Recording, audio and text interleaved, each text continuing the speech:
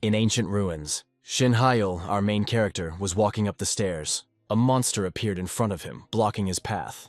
The monster opened its mouth and growled at Hyul. High in the sky, huge magic circles appeared one after another. Hyul began to read the spell. Hyul dropped to one knee, pouring his power into the magic circle beneath his feet. Hyul's cloak fluttered behind him from the power of the magic he was about to cast. Hyul continued to chant the spell, and a large snowflake of ice appeared on his palm. Hyul's spell, which involved ice magic, was finally finished. An image of a beautiful ice girl appeared, looking down on the world. Hyul stood at her feet, casting a permafrost spell. The ancient columns were covered in ice. The monster backed away, continuing to growl. The image of the ice girl released its breath towards the monster. Ice magic flowed from Hyul, who stood in the magic circle, freezing the monster. The magic circle under Hyul's feet began to gradually disappear. Sunbeams filtered through the broken ceiling of the ruins, illuminating Hyul among the small snowflakes, the remnants of magic. Hyul looked in front of him at the frozen monster. Hyul was born into a house of magicians in Korea, and even among skilled magicians he was considered a genius. Hyul's father stood near the large window, asking him if Hyul knew what awaited him. Hyul, the third son of a prestigious house of magicians, was confident in himself as he gave his father an affirmative answer. Hyul confidently told his father that he would achieve results worthy of the name of their esteemed house and lead the house to new heights. Hyul's father turned to the window, saying that Hyul's talent surpassed that of his brothers, and that no one could compare to him. Hyul's father said that he had high hopes for him and ordered him to reach the top in interactive magic and prove himself at the summit of magicians. Hyul promised his father that he would handle this task flawlessly. Hyul looked at his father's back, knowing that he had to surpass even his father to become the greatest mage in the world. 2 years later, at a prestigious educational institution, the Obelisk Academy of Magic, the teacher, holding a tablet in his hands, called on the second-year students to gather because they had a practical test. The teacher turned to the student Baek Sa-hyuk, telling him that there was nothing to worry about and that he should work as usual. But Sa-hyuk was not worried at all. Sa-hyuk pointed to the side, saying that the last seat on the exam would be taken anyway. Sa-hyuk spoke about Hyul, who stood among the students without mincing words, and wondering how he even moved from course to course without the basics of magic. Sa-hyuk looked at Hyul with arrogance, calling him a useless blockhead who couldn't use magic. Hyul didn't react to his words. Modern magicians were considered a rare and valuable asset. Sa-hyoku was told to begin the practical test when a system window appeared in front of him, and a little further on were the monsters created for the exam. Sa-hyuk used a fireball spell that came out from the system window towards the monsters. Sa-hyuk shrugged, claiming it was easy when he was given an excellent grade and told he had completed it within the time limit. Next was Hyul, who, unlike the other mages, was unable to master the implanted AI chip that accelerated spells. Hyul continued to cast spells the old-fashioned way, concentrating mana in his heart, forming an 8-step magic circle. But before he could finish casting his magic, the monsters he had created approached him and knocked him down. Sa-hyuk smirked as he looked at him, asking if Hyul really thought it was magic. Hyul couldn't hide the anger on his face. Hyul constantly heard that he was just an outdated magician who couldn't handle interactive magic, and advice to give up magic. Hyul was kneeling in front of the floor, broken by the explosion where the monsters were. The other students openly laughed, seeing the result of his efforts, and the teacher gave him a failing grade because of the elapsed time. Hyul clenched his fists, thinking that he had failed once again. But even this couldn't upset him completely, because Hyul was able to improve the speed of transformation a little, which made him happy. His father gave up all hope for Hyul when he was declared a loser, and even sent him a pill that would destroy the magic circle in his heart. But Hyul was not going to give up on his dream. He chose the path of traditional magic, which can only be learned from ancient books. Hyul stood in his room, littered with books, indignant that no one had thought to translate them into electronic form. Hyul's gaze was drawn to the book lying on the table. He wasn't sure if he had bought it. Hyul took the ancient book in his hands, examining the castle. Hyul opened the book, turning the pages, and noticed that it looked valuable, despite being a little worn. Hyul tried to decipher the handwritten text in the book. Hyul read the name Rybel Weitner with disbelief and a smile. He had not heard this name for a long time. Rybel Weitner was the first greatest magician, the first emperor of the Magic Empire, and the founder of magic. Hyul often came across his name in the memoirs he read as a child. Hyul was brought out of his thoughts by a book that began to glow in his hands. Hyul covered his eyes with his hands from the bright light coming from the pages. Hyul dropped the book, continuing to cover his eyes. But the book did not fall completely to the floor, continuing to illuminate his room with light. Hyul was shocked by what was happening. continuing to look at the light from the book through his hands. A voice came from the book, saying that only someone who possessed an identical nature could hear it. The voice introduced itself. Ribal Weitner said that he was bequeathing this book to Hyul, as he met the requirements. Hyul looked with wide eyes at the image of the great magician that appeared from the talking book. Hyul didn't yet realize that the fact that he had been a reject at the academy from the very beginning of his training turned out to be his greatest advantage. In the past, students stood on the academy grounds, and the professor said that those who failed the test would be sent to additional classes. Hyul remembered how he was the only one who failed the exam that time, and everyone was talking about him. Remembering that he was the only one who didn't get along with artificial intelligence, Hyul felt as if he had been born again. The opportunity that the talking book had opened up for him had dazzled his eyes and given him hope. The next day, within the walls of the Obelisk Academy of Magic, it was a bit noisy in the large dining room where the students were seated. Hyul sat by the window and picked at his food. A guy, Ji Suchin, approached Hyul with his tray, asking if he was sitting alone again.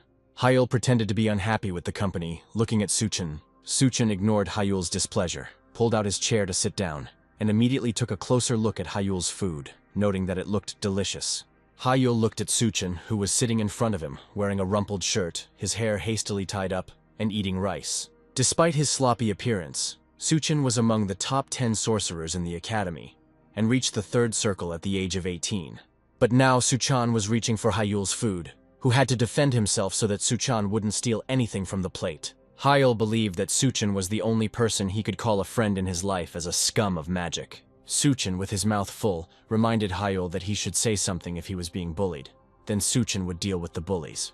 Hyul waved it off, saying that he had found a strange book, which piqued Suchin's interest, but not enough to stop him from chewing. Hyul remembered what the book looked like, noticing that all the pages after the 3rd were empty. Hyul told Suchin the details, and they began to discuss whether the book might be enchanted, and whether it might be someone playing a prank on Hyul. Hyul explained a little awkwardly what exactly the voice had said, remembering that no one who did not meet the requirements would be able to open the book. Suchin became interested and asked if he could try opening the book. Hyul became more serious when he got to the last thing he had to say about the book. Hyul remembered his shocked reaction when he read the words written on the last page, and Suchin urged him to find out the details. Hyul honestly told Suchin that the book said that he should create a magic circle not in his heart, but in his brain. Suchin reacted seriously. He said that this was not funny at all, and someone must want Hyul dead if they were suggesting such a thing. In the evening, in the dormitory of the Magic Academy, Obelisk Suchan came to Hyul's room. Hyul handed the hesitant Suchin a book that would not open unless he looked like Ribal Weitner. Suchin tried his best to open the book, but it wouldn't budge. Accepting his defeat, Suchin handed the book back to Hyul, guessing that there might be some kind of seal on the book. Suchin advised Hyul to fill his head with this dangerous nonsense, scratched the back of his head, and wished him good night, saying that he would go to his place. Hyul looked at the door that closed behind Suchin. The book opened easily in Hyul's hands, and he looked at the pages. Hyul's thoughts, having witnessed Suchin's useless efforts, revolved around the fact that nothing was stopping him from opening the book. Words began to appear on the page that had previously been blank, and Hyul was surprised. Ribal Weitner again addressed Hyul as his successor, noting that he was most likely creating a magic circle in his heart. Ribal didn't seem surprised by this fact, noting that this was a natural way for ordinary people. Hyul read the words that appeared with interest, wondering if Ribal was really saying that this method was wrong. The book soared out of Hyul's hands again, surprising him with its suddenness. The voice from the book told Hyul that if he accepts his will and wants to become his disciple, Hyul must destroy the magic circle in his heart. The voice penetrated Hyul's consciousness, saying that the next step after destruction would be the creation of a new circle in Hyul's head.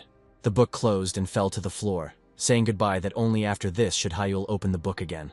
Hyul muttered under his breath, looking at the book, which was too serious to be a simple joke, insisting on what Hyul had to do. Hyul knew all his life that mana is destructive to the brain. If it ends up in the brain, the psyche can break down, or the brain can die altogether. Hyul clutched his head, thinking that the book's instructions were like a demand to commit suicide. Hyul continued to grumble that no one would sign up for something like that as he went to bed. The book remained lying on the floor. The next day, Hyul came to the professor in the educational building of the Magic Academy. Hyul handed him the book, asking him to take a look at it once. The professor studied the cover, examining the ancient manuscript. The professor looked at the book from different angles with a critical eye, realizing that the book emanated an aura of antiquity. The professor asked if Hyul wanted the book to be tested, but Hyul asked to at least try to open it. To explain his request, Hyul said that he wanted to know whether the book was sealed with magic or not, citing strange rumors. The professor pointed out to Hyul his academic performance, saying that it was better not to think about rumors, but agreed to check the book. The professor was busy checking the book, trying to catch traces of some kind of spell. He handed the book back to Hyul, saying that there was no magic in it, and telling him to stop being interested in fables and get down to studying. Hyul walked down the corridor, dissatisfied that the professor had not caught anything and he had not been able to get any information. Hyul looked at the book in his hands with a dreamy look, realizing that there was a chance that this was all real and not someone's prank. The book in his hands, which was open only for him, could be real. That same evening, Hyul sat in his room, looking at the book in front of him, lying on the floor. Hyul picked up the bag of pills from the table and looked at it. These pills were sent to Hyulu by his father. They were specially made to destroy the mana circle. Hyul remembered the stern image of his father, who told him to forget about practice and become at least an outstanding theorist in magic.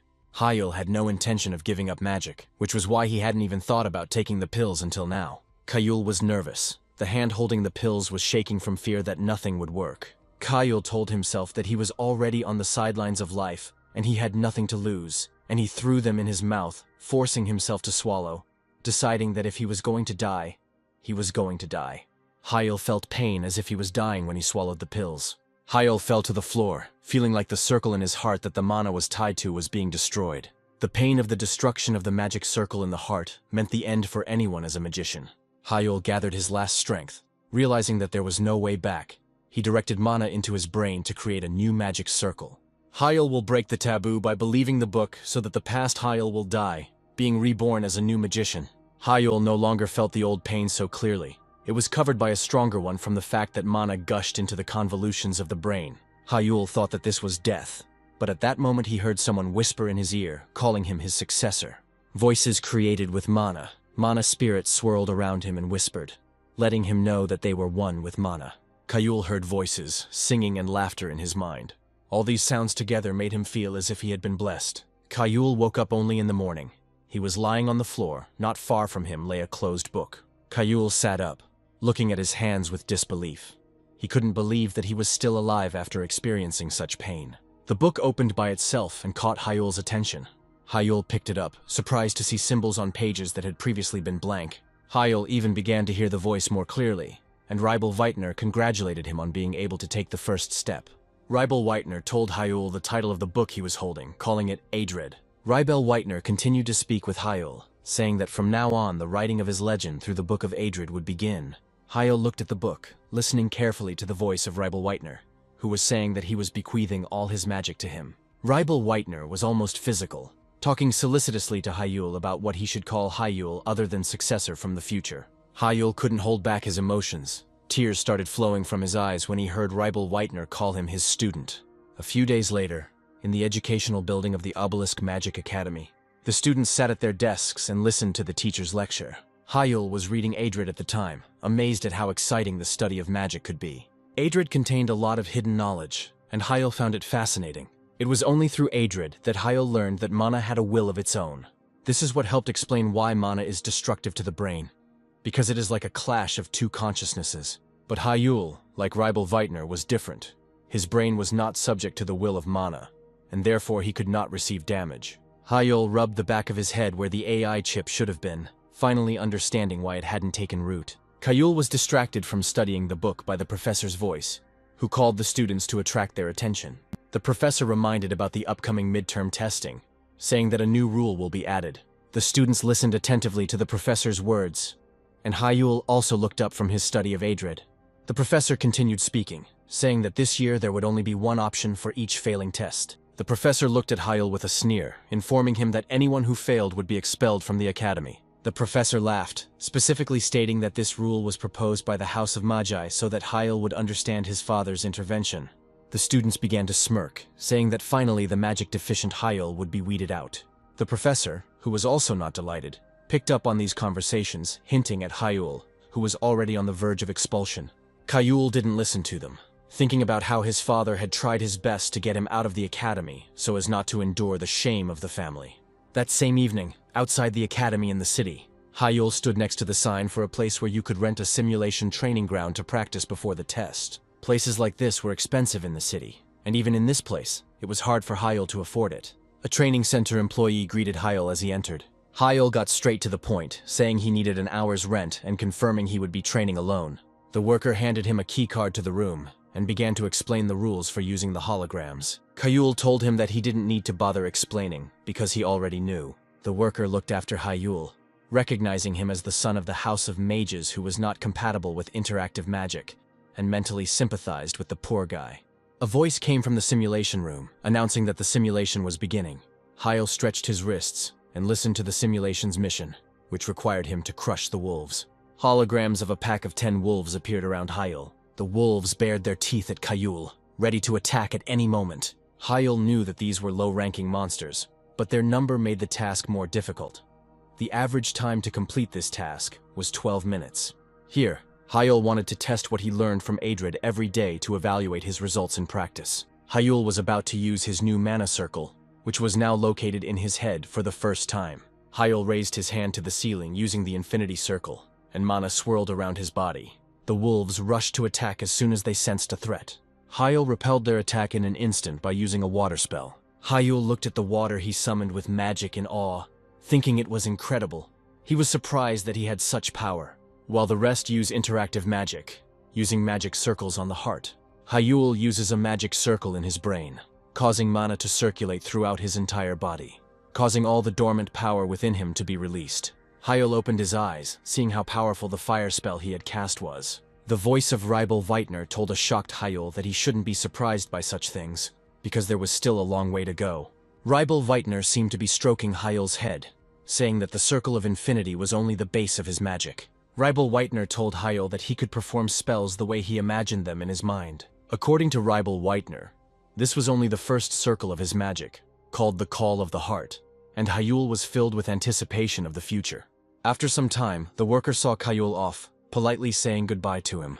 The worker sighed wearily, complaining that he wanted to go home now that he was alone, and went to clean up the training room after Hyel. The worker decided to entertain himself by watching the failed genius that everyone considered Hyel train.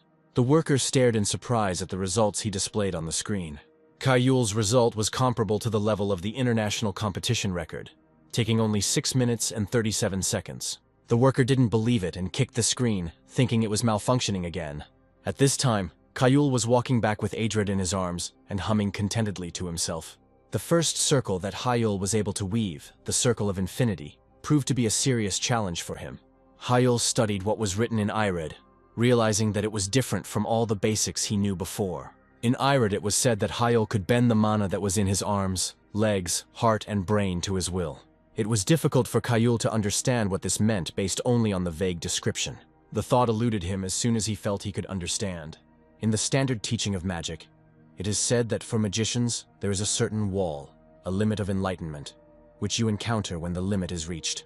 This fact was considered relevant for all eras, and Hyel decided to concentrate on pumping through the whole body, concentrating in the lotus position.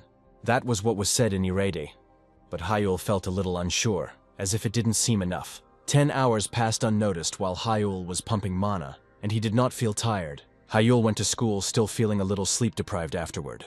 Suchin was walking towards him, waving happily at Hyel. Suchin noticed Hyel's sleepy appearance and patted him on the back, asking if he was okay, causing Hyel to yelp. Hyel's thoughts were occupied with the fact that he had to keep the mana circulating every day in order to adapt to the circle. Hyel remembered how, at the age of 12, he created the second circle of mana, and everyone began to call him a genius, and his father placed great hopes on him.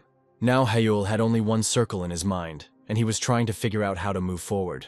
Hyel thought that in order to progress he needed to overcome the wall of enlightenment. He remembered his father when he still believed in Hyel. The words his father had said then came back to Hyel's mind. His father told Hyel that the ideal was more like shackles, and Hyel clearly remembered that moment. The realization hit Hyel that the ideal was an illusion, a lie created by human arrogance. When Hyel returned to his room, he sat in the lotus position again, beginning to concentrate mana in his body. Now he could feel it clearly. The mana in Hyel's hands and fingers was tangible. All the mana that was in Hyel moved according to his wishes. Hyel found the key in imperfection and freedom of expression, allowing him to cast spells without formulas. The interactive magic that the others used shortened the casting time, but created a monotonous pattern. But Ribel Whitener's method, as described in Ired, was as unbridled as thought itself. Hyul felt that he could freely change the form of magic at will, and a bird made of fire magic appeared above his hand. Hyul was delighted. His magic, the magic of Ribel Whitener, did not obey algorithms and formulas, did not need them. Hyul stopped, feeling how just the first circle had mercilessly drained his stamina, but he was still in awe of such magic. Hyul felt that, thanks to Ered, he would reach incredible heights when he crossed the wall of enlightenment. Sometime later, when Hyul was sitting in class, the professor came into the office, calling him because he had a guest. Hyul was distracted from his studies, not understanding who could have come to him. The professor and Hyul were walking down the corridor, and the professor told Hyul that by guest he meant his father. The professor led Hyul into the reception room, where Hyul's father stood looking out the window at the view. The professor attracted the attention of Hyul's father by saying that Hyul had arrived. Father Hyul turned over his shoulder to look at the people who entered. Hyul greeted his father, telling him that they had not seen each other for a long time.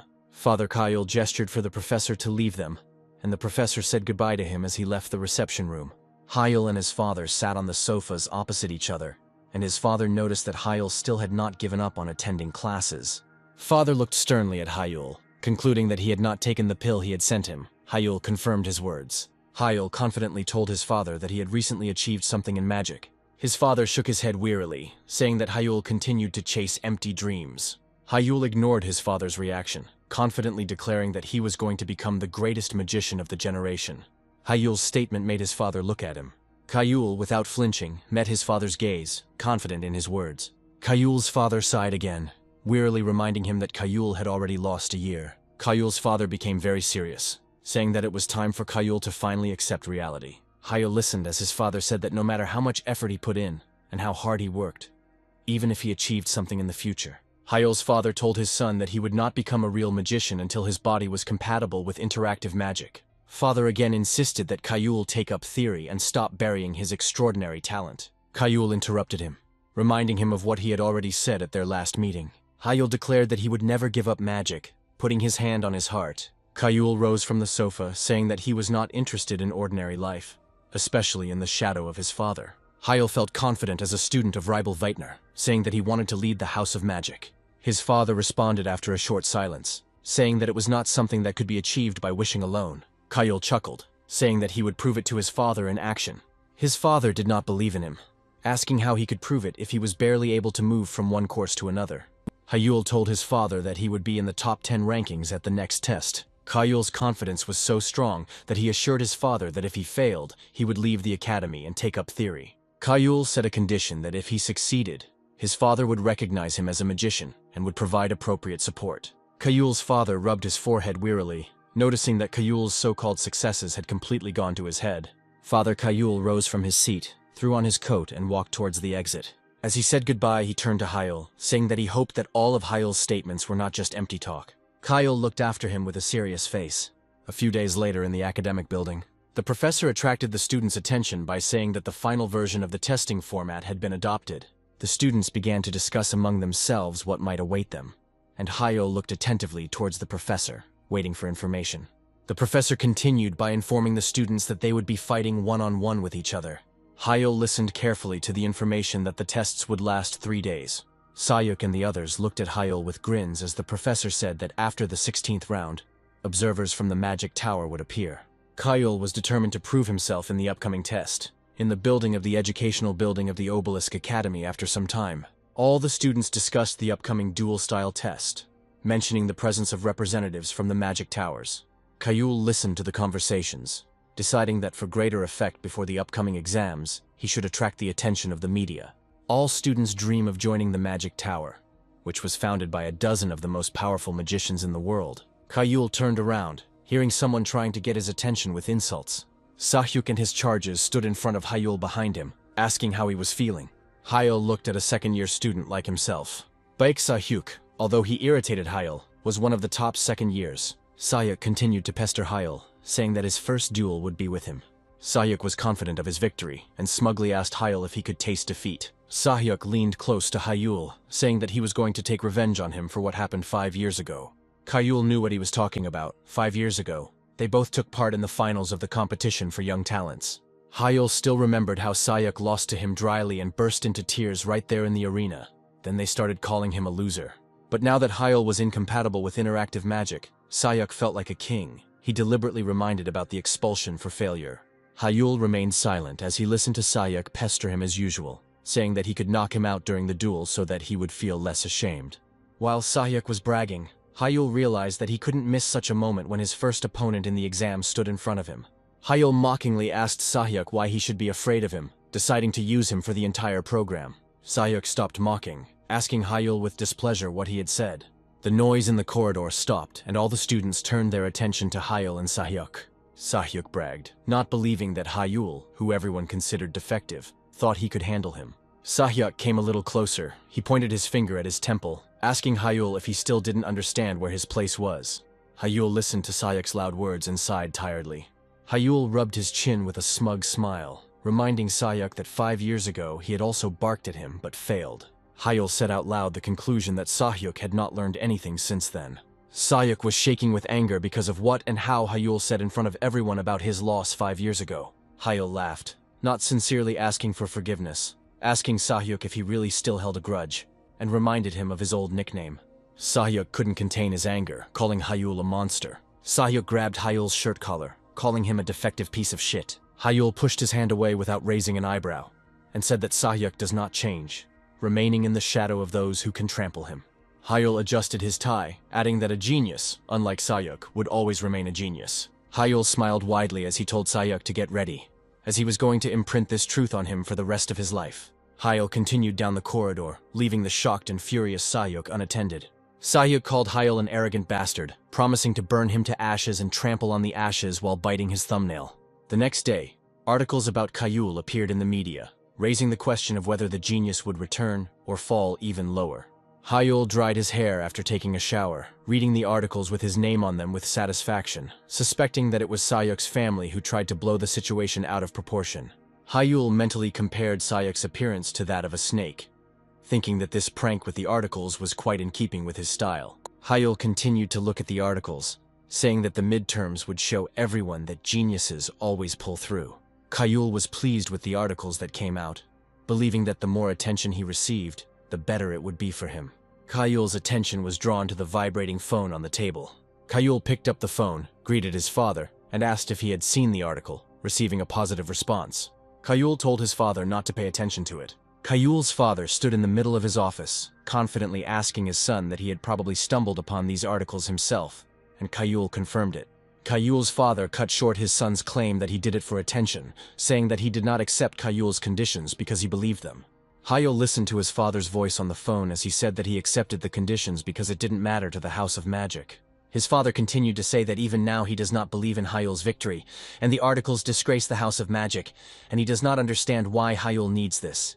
Hyul told his father that people had long ago written him down as excommunicated from the house, and he apologized, but such damage would mean little to the House of Magic. Hyul stroked Irid's spine, listening to his father say that just because the damage was minor didn't mean it wasn't there. Hyul spoke with all seriousness about his awareness when his father reminded him that the name of the House of Magic always followed him, no matter what he did. Hyul's father looked at the phone in surprise when his son said that all this was empty compared to the benefit, and asked him what he meant by benefit.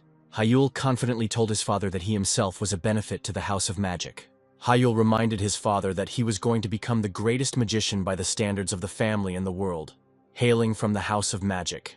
Hyul's father sighed wearily, noticing that his son's ambitions were comparable to those of the tower's leader. Hyul thanked his father after hearing from him that whatever would be, would be. Hyul's father warned his son that if he continued to defame the name of the House of Magic, he should prepare for the consequences. Hyul put the phone on the table, ending his conversation with his father. Hyul clutched the towel he was holding and told himself that the bets were off.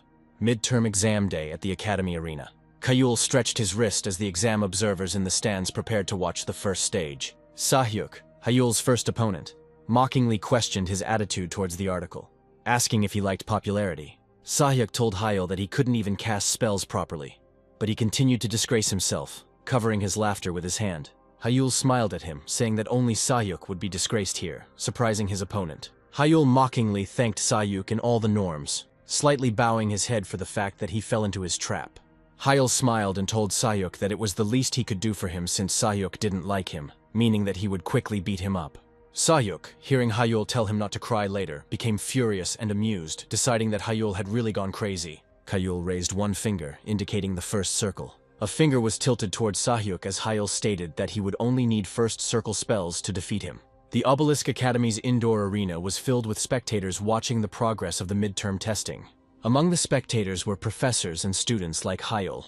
Sahyuk clicked his tongue in displeasure after hearing Hyul's confident statement. Sahyuk's bad habit of biting his nail when he was angry resurfaced, asking how Hyul, with his skills, dared to open his mouth. The referee blew his whistle, signaling that the first round of midterm exams for second years was about to begin.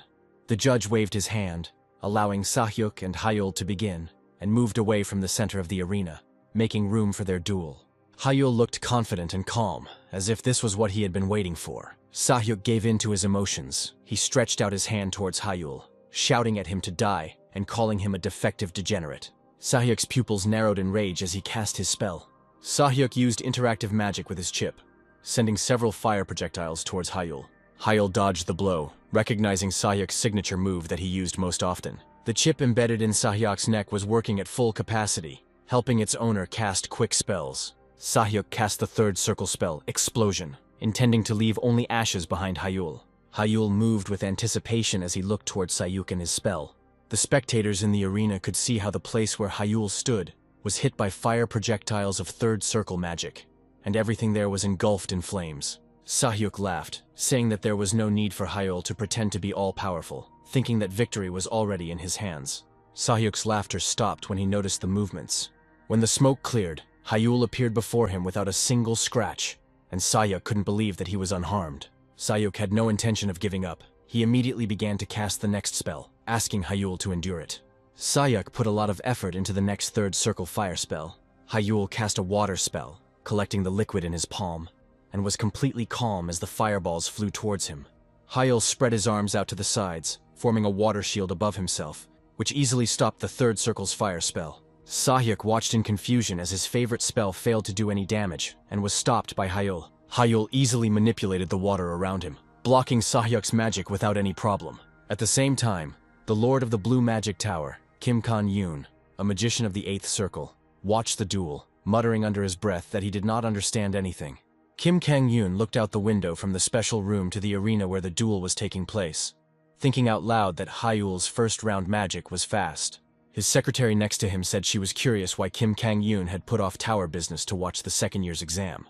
The secretary asked Kim Kang-eun if the Tower Lord knew about Hyul's magic, thinking that he came here for him, but he said no. Kim Kang-yoon did not take his eyes off Hyul, who was participating in the duel, saying that he simply saw an article about the genius's return and became curious. The secretary sighed, concluding that it was just a coincidence. The secretary reminded Kim Kang-yoon that if the world knew that he had come to watch the second-year students' exams, there would be a lot of gossip. Kim Kang-yoon laughed when he heard about her worries and said that he himself was well aware of it. Kim Kang-yoon noted that this is why he asked for a VIP room, to hide from prying eyes. The doors to the VIP room opened slightly, and a silhouette appeared behind them. Kim Kang-yoon turned around with interest. Looking a little surprised, he greeted the newcomer. Hyul, meanwhile, continued to enjoy participating in the duel with Sahyuk. Sahyuk began to get nervous. He bit his nail again, not understanding what kind of crazy thing was going on. Sahyuk didn't understand how the first circle magic could block the third circle magic so easily, remembering how Hyul did it. Sahyuk became increasingly nervous as he noticed that Hyul was currently having an abnormally high speed of casting spells. Hyul saw how nervous Sahyuk was, and mockingly asked him if he was interested in how he could cast spells so quickly. Sahyuk shouted at Hyul to shut up, losing his temper. Sahyuk was angry. He told Hyul to die silently, not intending to endure the humiliation of losing to Hyul a second time. Sahyuk once again cast the third circle of fire spells. This time, his spell was not blocked. Fireballs fell on the place where Hyul stood, and an explosion occurred. Sahyuk looked a little crazy, confident that he had succeeded this time. He said that the charms of the first circle were no match for him, but Sahyuk's words were cut off mid-sentence. Hyul stood in the middle of the explosion without a single scratch, invitingly waving his hand at Sahyuk. Sahyuk only had time to exclaim in confusion when Hyul created a wind spell, directing the wind spear at Sahyuk. Sahyuk barely managed to dodge the wind spear that threatened to pierce him. Sahyuk looked at Hyul with confusion, not even noticing when he managed to create a wind spear. Sahyuk looked at Hyul, who was dusting off his academy uniform after the explosion, and didn't understand why his attack didn't even scratch Hyul.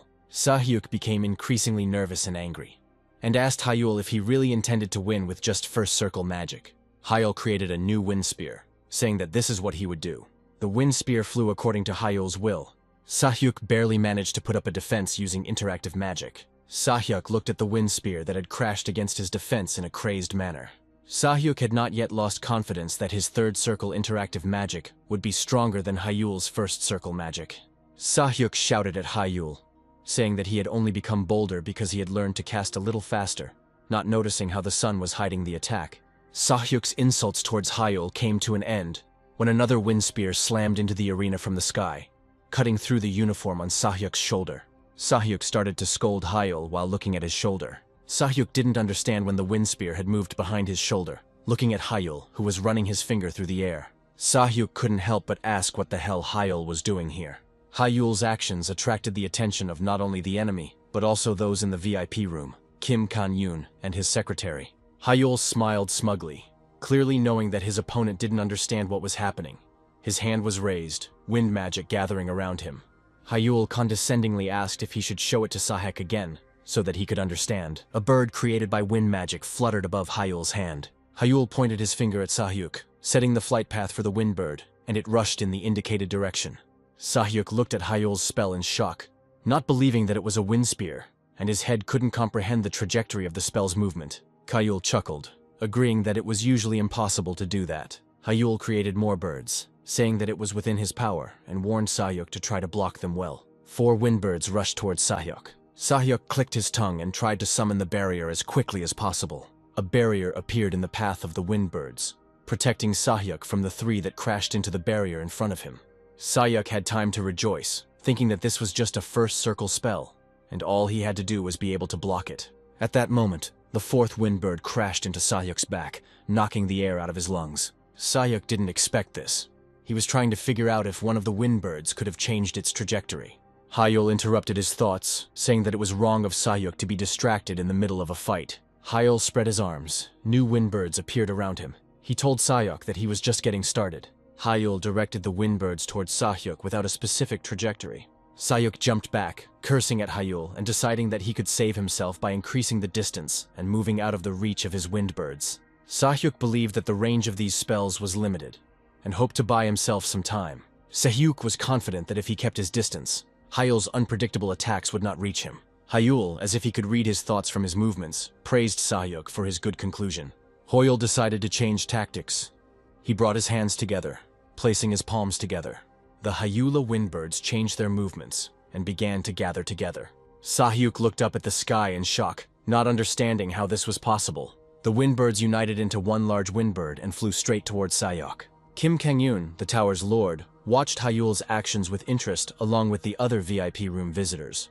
Kim Kang-yoon called Hyul's magic amazing, not understanding how he was able to combine spells and change the trajectory in an instant. Kim Kang-yoon's gaze fell on the man who had joined them to watch the duel as he asked what kind of magic this was. Kim Kang-yoon asked Hyul's father, Mr. Shin In-hyuk, thinking that he should definitely know the answer. Shin In-hyuk was the head of a highly respected family of magicians, and an 8th circle magician. Kim Kang-yoon could not help but know him.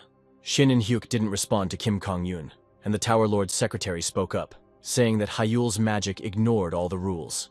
She meant the original spell code that underlies all enchantments, what creates the enchantment and places limitations on it. If the target for the spell is further away than the spell's code specifies, the spell will not reach the target and the trajectory cannot be changed. Everyone is used to the fact that spells only work if everything matches the source code.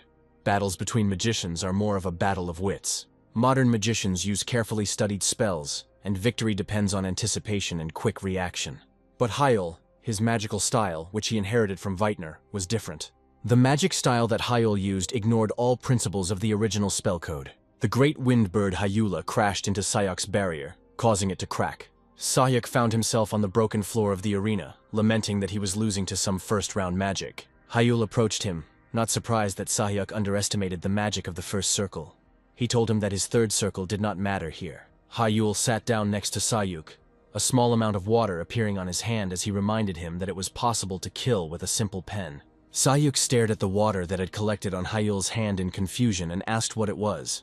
Hyul smiled at him, replying that it was still first circle magic, water magic.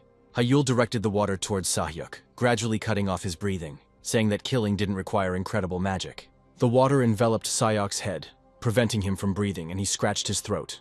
Hyul rose to his feet, brushing off his academy uniform, and began to talk about its safety zone properties that kept him from getting hurt. Hyul turned his gaze to Sahyuk, who was suffocating without access to air. Noticing that the magical barrier on his uniform was useless to him, Sahyuk rolled on the ground, his limbs twisting, Hyul calling him as useless as the uniform that couldn't protect him. The arena watches what is happening with bated breath. Hyul looked at the audience. Hyul turned towards the instructor, asking if the result was obvious to him.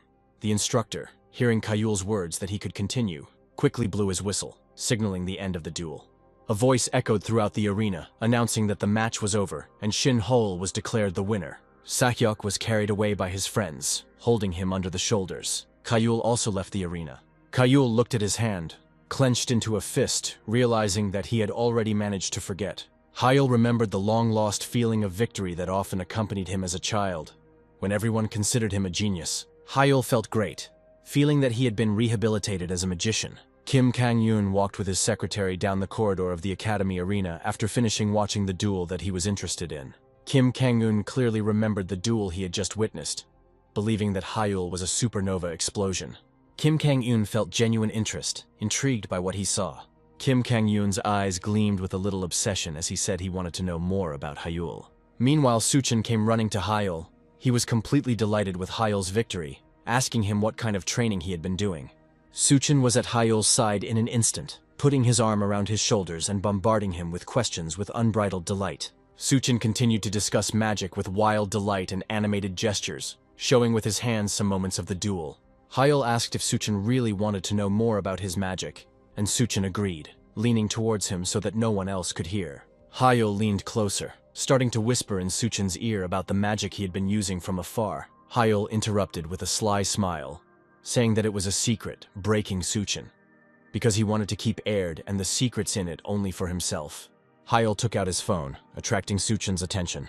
Hyul asked if Suchin had seen the interview he had been given after the match, saying that it contained an explanation of his magic. During the interview, Hyul stood in front of reporters who were curious as to how he instantly activated his charms. Hyul looked into the camera, listening to questions about how he changed the trajectory and shape in one use of the spell. As soon as Hyul was about to answer the question, someone approached the group of journalists and interrupted him, saying that he would answer for Hyul. Hyul was surprised when he looked in the direction from which he heard the voice. Kim Kang-yoon approached them with his secretary. He told Hyul that he watched the match he recently participated in. Kim Kang-yoon walked up to Hyul, put his arm around his shoulders, and began telling the reporters that Hyul had used the fourth circle memorization magic. Kim Kang-gi extended his hand, on which a small flame appeared, to demonstrate what he meant. The reporters looked at Kim Kang-yoon and Hyul in surprise. Kim Kang-yoon continued to explain Hyul's magic for him, saying that this spell can activate the spells that the magician knows the structure of. Kim Kang-yoon responded to a reporter's question about why such magic is not used everywhere by saying that the magic should be weaker by 3 circles. Kim Kang-yoon turned to Hyul, asking if he was right in his explanation, and Hyul confirmed everything. Hyul was mentally glad that Kim Kang-yoon came with his own explanation, and he didn't have to talk about Waitner's style. The reporter stepped forward a little, asking if it was true that Hyul was a 4th circle since he could use memorization magic. Kim Kang-yoon placed both his hands on Hyul's shoulders, confirming this information, and Hyul decided to just smile politely. The flashes of the cameras blinded their eyes, capturing Hyul with the Lord of the Blue Magic Tower. Everyone was sure that the tower's ruler could not make a mistake, and considered it exclusive, comparing his height with Kim Kang-yoon himself. Suchin, who was watching the interview, looked at Hyul in surprise, asking about the 4th round, but quickly declined the questions. Suchin returned to the interview, where a question was asked about bypassing the source code. Kim Kang-yoon thought about how to answer this question, and Hyul watched with interest to see what he could come up with. Hyul took the initiative to explain, saying that it was quite easy to bypass the rules of the source code. Hyul continued to say that they just needed to modify the formula itself, causing Kim Kang-yoon to be surprised. Kim Kang-yoon looked at Hyul with wide eyes, thinking that it was simply impossible to modify the magic formula. It was clear to Kim Kang-yoon that this could not be done easily. Kim Kang-yoon looked at Hyul, wondering what his future would be like if Hyul was compatible with artificial intelligence. Hyul meanwhile cast a magic modification spell, summoning a butterfly-shaped charm. Butterflies filled the space among the reporters when Hyul said he was calling this magic modified. Kim Kang-yoon looked at his charms with predatory awe, covering his mouth with his hand. Hyul and his magic looked like a revolution in the world of magic in Kim Kang-yoon's eyes, turning everything upside down. The interview ended, opening the main news page of the site. Suchin looked at Hyul suspiciously, asking him about the modified magic and whether he really wanted people to believe it. After receiving an affirmative answer from Hyul, Suchin congratulated him on his victory, but did not believe in the modified magic. Suchan told Hyul that it was time for him to go back to the dorm, surprising him by leaving so quickly. Suchin said, as he left, that he needed to prepare well for the difficult opponent that awaited him tomorrow. Hyul watched him go, curious about what kind of difficult opponent awaited Suchin. The next day, at the Obelisk Academy arena, where the midterm exam was taking place, spectators from the stands watched the duel in which Suchan took part. Suchin was on one knee, wiping his face, and did not take his eyes off his opponent. Hyul watched the duel from the stands, wondering who exactly Suchin had called a difficult opponent. There was a girl standing in the arena opposite Suchin. Adela Steward was preparing the Moon Bullet spell. Adela belonged to the French Steward family, a house of divine guardians of Korea, created from the fusion of two magical families. Hyul watched the duel, wondering how unique Adela's magic was. Adela stood on the magic circle she had created while Hyul recalled that the stewards had modified their magic, adding a lunar attribute. Suchin put up a barrier in front of himself, trying to block Adela's attack. Adela directed her spell at Suchin. Suchin's barrier shattered into pieces and he himself flew back. The instructor, who was monitoring the progress of the duel, whistled into a scroll, announcing that the match was over. The victory went to Adele, who at that moment was letting her hair out of its ponytail. Hyul was still looking at the arena with interest, thinking about his own things, while everyone around him was rejoicing.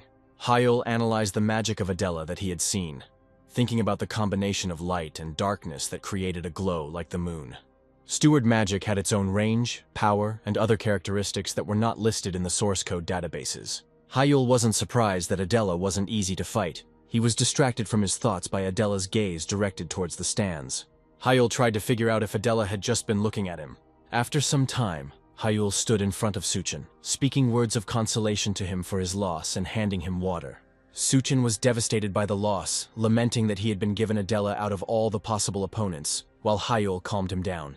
Suchin asked if Hyul had won his second fight, and upon receiving an affirmative answer, began to think about Hyul's next opponent. His words were interrupted by Adela, who came up to them, telling Suchin that he did well and they had a good fight. Suchin thanked her a little awkwardly, saying that he had learned a lot.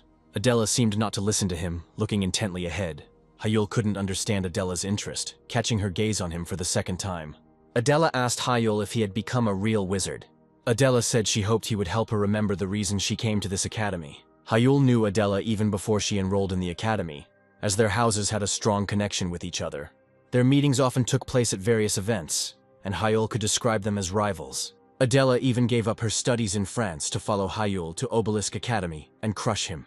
However, ever since Hyul proved unsuitable for interactive magic, she hadn't even spoken a word to him. Hyul was branded a scumbag, and Adela lost the opponent she had been dying to defeat. Hyul scratched his neck awkwardly, telling Adele that he was unlikely to be able to compete with her for now. Adela turned around and, as she left, said that they would have to find out in battle. Suchin looked at Hyul, asking if everything would be okay, but Hyul did not understand the essence of his question. Suchin was shocked that Hyul was asking him about this seriously. Suchin told Hyul that his next opponent would be Adela Steward. Hyul didn't expect this. His eyes widened in surprise. He asked Suchin again. The arena was already empty by that time. It was getting dark. Hyul did not believe what he heard from Suchin, realizing that he had little time. The next day at the Obelisk Academy arena, Adela flexed her wrists while the instructor looked at his watch. In the stands, the academy students were whispering that Hyul had not yet come because he was scared. Adela waited calmly in the arena while the students went psyched about Hyul, saying that he didn't stand a chance against her. The judge shook his head, getting Adela's attention, and a voice in the arena announced that the waiting time was up and the victory went to Adela. Hyul ran into the arena, pulling on his sweater, asking to stop. Hyul smiled, apologizing for being late. The instructor started scolding him, asking where he had been. The instructor quickly interrupted himself, saying that he would require an explanation later. There would be no time for a break, and it was time to get started. A voice in the arena called for Hyul and Adela to take positions. Adela asked Hyul why he was late. Hyul said that nothing special happened. Hyul formed an infinity circle around himself, saying that he was just making some preparations. Adela asked again, trying to understand what preparations he meant. Hyul smiled, saying that he had to prepare for their fight, because Adela was quite strong, and promised her an interesting fight. Adela asked Hyul if he really could change anything in a day, but Adela already felt it. Hyul in front of her was different from how he was yesterday. Adela hoped that she would be able to see his true gift. Hyul prepared to cast his spell, warning Adela in advance to give it her all from the start. At the start of the match, Adela began casting a spell, and a circle of magical energy appeared above her.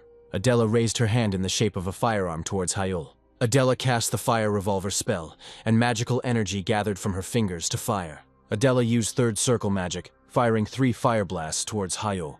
Hyul raised his hand, controlling wind magic. Wind currents blocked the shots that did not manage to reach Hyul. Adela immediately began to cast the following spells, summoning earthen needles, and a small staff-like object appeared in her hands. The arena floor began to crack, and something was breaking through from under the ground. Hyul had to jump back to protect himself from the earth needles that jumped out at him from under the arena. Adela watched as Hyul dodged the earthen needles in a jump.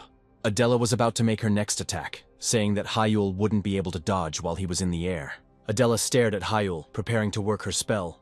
A large magic circle appeared behind Adela as she began to prepare an airstrike against Hyul. Hyul noticed Adela preparing an attack against him while he was in the air current. Hyul knew that most people couldn't avoid it even if they knew about it. But a grin appeared on his face. Hyul landed on the barrier he had created in the air. The students watching the duel were confused as to how he had created a protective barrier in mid-air. Adela was also amazed. Adela looked at Hyul, who was using the reversing barrier as a support as if nothing had happened. Adela felt that Hyul was exactly the same as he always was. He still had an incredible magical sense. Hyul looked at Adela with a smile, thinking that he would have to use everything he had to counter the moon attribute. Hyul was determined, ready to use the sun itself in this battle to be able to resist Adela. Adela couldn't look at Hyul directly. The sun was blinding her. Adele had to close her eyes so she could focus on her opponent even a little. Hyul was preparing an attack at this time, hiding behind the sunlight, and Adela realized that she could only defend herself. Adela created a barrier in front of herself to protect herself from Hyul's attacks. Hyul jumped down from the reversible barrier he was using as a support. Hyul used an air spell to create a sword out of thin air in his hands.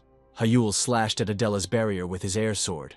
Hyul was well aware of how careful Adela was, using a third circle spell as a countermeasure when he used the first. Hyul was pushed away from Adela's barrier, which was stronger than his spell. Hyul landed on his feet, using his hand to keep his balance. Adela was ready to move forward, deciding it was now her turn to attack. Before Adela could cast the spell, she noticed something was holding her leg and preventing her from moving. Adela was surprised to see that Hyul had already managed to block her movements. Adela didn't understand when Hyul managed to use Earthbind on him. Adela realized with shock that Hyul had used it as soon as he landed. Adela was amazed at the speed of the spell, realizing that she could not keep up with his movements at all. Hyul had already changed his position, attracting Adela's attention. Hyul began to cast new spells, changing his position. Water appeared on Hyul's palm as he cast the magic charge spell.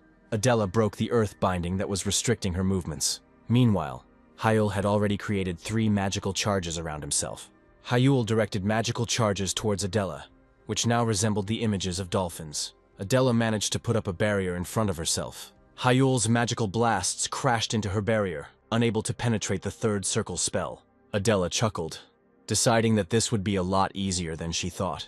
Adela recalled a moment from the interview where Kim Kang-yoon explained that Hyul uses the magic of memorizing the 4th circle. Adela knew perfectly well that this allowed the use of magic 3 circles below the current one, and Hyul only had access to the 1st circle. Adela was confident that Hyulu would not be able to defeat her with only 1st circle spells. Another spell flew from the direction of the sun towards Adela. Adela, who couldn't notice the spell from behind, didn't have time to dodge the modified wind spear. Adela didn't understand when Hyul could have managed to activate this spell. Adela remembered Hyul using such a spell in the match against Sahyuk. Adela guessed that Hyul might have hidden it in her sun-blind spot.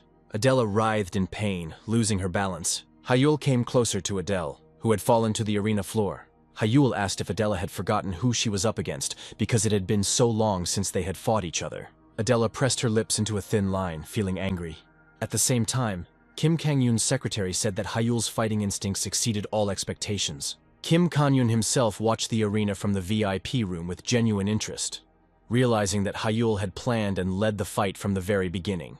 Kim Kang-yoon recalled every moment of the fight between Hyul and Adela, where he forced her to attack. Kim Kang-eun could see how every move Hyul made was planned to give him more advantages. This amazed and interested Kim Kang-eun, who was still trying to understand Hyul's magic. Kim Kang-eun continued to speak while standing next to Hyul's father, who was sitting in a chair and looking out at the arena. Kim Kang-eun noted how Hyul distracted Adela by creating small traps that were unnoticeable to her. Kim Kang-eun analyzed the entire match from start to finish with great interest, especially amazed at how good Hyul was at strategy. Kim Kang-eun looked at Hyul's father, calling his son the most skilled magician of the first circle. Hyul's father did not show much emotion when Kim Kang-eun said that this was the nickname given to Hyul by the media. Hyul's father did not share his joy about the magic of the first circle. Hyul's father told Kim Kang-eun to just look at the arena where Hyul was standing opposite Adela. Adela was already on her feet and looking at her opponent. Hyul also looked at her, expecting their fight to develop more seriously. Hyul's father noticed that despite his advantages, Hyul could not deliver the decisive blow. Hyul's father said that Hyul could not complete the task. He looked at his son, who kept his fists clenched at his sides. Father Hyul continued, looking at his son's serious face, saying that Adela hadn't even used her trump card yet. Adela put her hand on her heart, telling Hyul that it was truly impressive. Their fight reminded her of the past. Adela said that now she too will fight with all seriousness. Hyul knew perfectly well what this meant. He was expecting it. Adela used her family's lunar attribute. Hyul covered himself with his hands, preparing for a more serious fight, not taking his eyes off his opponent. Adela was ready to use the special magic of the greatest house of divine guardians. A halo of the moon appeared behind her. A huge magic circle with the phases of the waxing moon appeared above Adela. Hyul continued to shield his eyes from the light emanating from around him as the arena crumbled around him.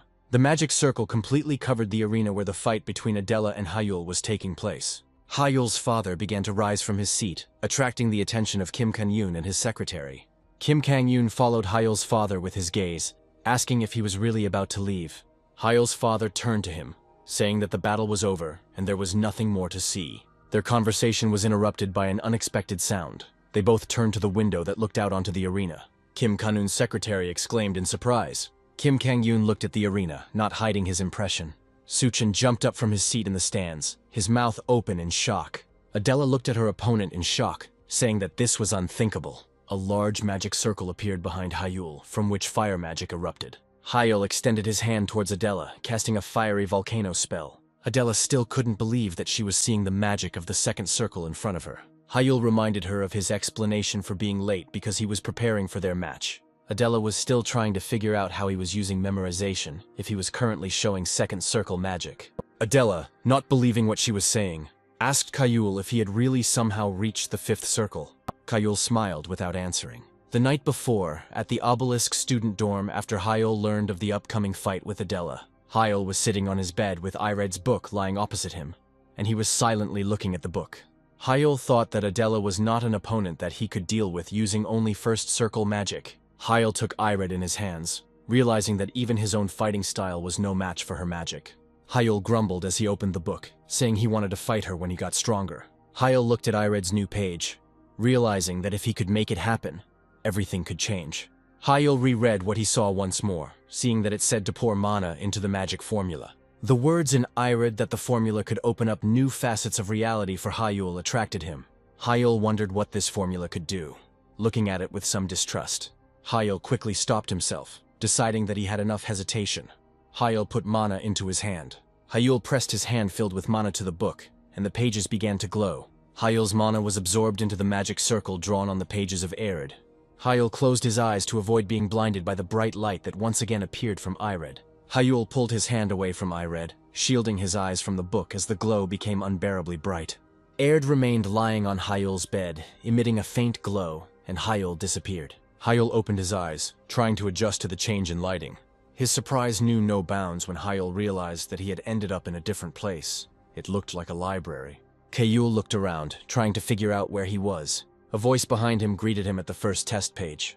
The girl, who appeared out of nowhere, introduced herself as Alpha, the guide responsible for the first trial page. Hyul turned to Alpha, asking again, still surprised by her appearance. Alpha opened her arms, saying that this was the first test on the pages of Ired. Hyul remembered the magic circle he had poured mana into, surprised by what was inside the book. Hyul looked around again, surprised that this was not a teleport to somewhere, but an entrance to a spatial dimension inside the book. Hyul was amazed. He considered it something incredible. Alpha continued to explain, saying that this test would test the successor's intentions. Alpha said it would reveal details of the test at launch. Hyul listened carefully to Alpha's words about how, after successfully completing the test, new pages of Ered would open up for him. Hyul thought about it, realizing that he needed to pass the tests in order to receive the instructions to advance to the second circle. Alpha asked Hyul if he wanted to begin the test. Hyul answered without hesitation, saying that he already wanted to start. Alpha bowed, accepting his consent. Alpha began to slowly disappear, hovering above Hyul, saying that his test was beginning. Alpha completely dissolved after the words that the test was beginning. Hyul looked at the vanished Alpha above him, shocked by what was happening. Hyul was amazed that Alpha was a magical entity that looked so much like a human. Weitner's voice caught Hyul's attention, and he said that he would now explain the details of the test to him. Hyul immediately recognized the voice of his teacher, which he had already heard from Ered. A gem appeared in front of Hyul, and a voice explained that it was called an elemental. Hyul listened to the voice explaining that the gem contained an indefinite amount of mixed elements of nature. Hearing the task of setting the final order of the mana in the stone, Hyul looked at the gem in front of him. Hyul knew that one had to be very careful when interacting with the mana of wild elemental stones, as it was a very delicate material. Hyul looked closely at the chaos of their elements of nature, realizing that there were only 4 types within them. Hyul tried to figure out how to organize the mana, comparing it to a mixture of different loose ingredients that needed to be separated. Hyul knew that only a skilled master of the mind technique could handle it, and he took the task very seriously. But more than the excitement of a difficult task, Hyul felt intrigued as to whether he could handle it when he began working with the gem. Hyul channeled mana into his eyes, using a mind technique to be able to see all the particles inside the gem. The chaos of the 4 elements inside the gem appeared before Hyul in all its glory. Hyul began to use the mind technique, carefully separating each type into its own sections so that they would not mix with each other. Infinity rings moved around Hyul as he concentrated on working on the task with the gem. Hyul strained all his strength, channeling it into concentration to cope with the mind technique. Hyul opened his eyes, looking at the gem, where each facet had particles of its own type. He grunted, putting in effort. Hyul was thrown away from the gem and crashed back into a bookshelf. Hyul realized that any extra fluctuation in mana could cause a shockwave, and he would have to act even more carefully. Hyul took off the book that fell on his head, thinking that he was trying to divide the mana, but there was so much mixed up inside that it was difficult to do. But Hyul refused to give up. He had a great idea, and he was going to continue no matter how long it took. Hyul completely forgot about time as he continued his attempts to organize the mana flows within the gem. The slightest mental slip-up would cause a shockwave, throw Hyul back, and force him to start all over again. After many attempts, Hyul finally succeeded, and he looked at the divided mana inside the elemental stone with delight. Weitner's voice congratulated Hyul on passing the test, and Hyul felt warmth as he addressed him as his successor. Weitner's voice informed Hyul that the second circle, the circle of resonance and new recordings in Ered, would now open to him. Hyul opened his eyes in his room. He was lying on his bed. The sun's rays were shining through the window. It took him a few moments to realize that he had returned from passing Ered's test. Ered, still open, lay nearby, and text was beginning to appear on its blank pages. Hyul took Ered in his hands with a smile, happy that he would finally be able to form a second magic circle. Hyul looked at his watch, deciding to figure out how much time was left before the start of the competition. Hyul was confident in himself, deciding that before the competition began, he would learn the second circle spells. In the present day, at the Obelisk Academy Arena, a match is taking place between Adela and Hyul. Adela used a halo spell based on the lunar attribute of the Steward family magic. The arena beneath Hyul broke apart due to Adela's magic circle hanging over it. Adela waved her hand, directing magic to the place where Hyul was. Adela watched as her magic broke the arena where Hyul stood. Suchin watched their fight, worried about Hyul, for whom this should have been the limit. Adela fixed her hair, saying that this could be considered the end of the match. Adele was curious about how Hyul had progressed in such a short period of time, but the genius she had been chasing all this time was no longer there, because Adela believed that she had won the long-awaited victory. Adela was about to leave the arena when a noise made her stop. Adela turned around at the noise, not understanding what the sound was. Hyul activated the second circle, the circle of resonance. A large magic circle appeared behind Hyul's back, and in each hand was an element. He cast a spell of darkness blindness. Hyul completed the merging of the 2 circles of infinity. Huge hands appeared from the magic circle behind Hyul. Hyul controlled them as if they were his own. They repeated his movements. Hyul called them to become his hands and feet. Hyul's father and Kim Kang-yoon were amazed by what they saw from the window of the VIP room at the arena. Suchin and the other students opened their mouths in shock. Adela froze in place, trying to understand what was happening before her eyes. The hands summoned by Hyul destroyed the pillars of her magic, preventing them from moving further. Hyul began to cast the next spell, casting the Fire Volcano spell. Adela tried to react, preparing to call upon protective spells. Hyul used the first version of Resonance. A fire weapon appeared next to him, aimed at the enemy. Adela stared ahead with wide eyes, not believing that this was possible. Adela saw the attack flying towards her and knew she was powerless to block it. Adela still cast the barrier spell. Adela looked at Hyul with a warm smile, glad that he was back and now he would be her target again. Hyul's fire cannon fired a burst at Hyul's command. The instructor jumped to the side, covering his face from the rising dust. Hyul looked ahead as the dust settled. Hyul's father and Kim Kang-yoon looked at the arena without looking away. Adela lost her balance, falling backwards after Hyul's attack. Hyul looked at Adela, who had lost consciousness after the powerful attack. Hyul sat down, feeling tired after the fight with Adela. An announcement was heard throughout the arena that the fight was over, and Hyul was declared the winner. Kim Kang-yoon looked again at Hyul's father, who was heading out of the VIP room, asking him where he was going. Hyul's father informed him that he had to fulfill his obligations. Kim Kang-yoon chuckled, understanding what he was talking about. Kim Kang-yoon looked down at the arena again where Hyul was. Kim Kang-yoon looked at Hyul smiling at the audience, concluding that his father really was a man of his word. After the fight, there was a crowd in the corridors. Everyone was whispering among themselves. Hyul took off his jacket, feeling exhausted as hell. The second circle of infinity synchronized with the first circle in his head and strengthened his magic. The moon attribute magic that Adela used is a hybrid. This magic combines the range of light magic and the power of dark magic. In other words, if you overdo it with dark magic, the range of the strong will decrease. Hyul was only able to deal with the halo with the help of his more advanced dark magic. Hyul only needed to glance at the magic formula thanks to his perfect mana control, and the resonance circle allowed him to understand the magic formula with incredible accuracy.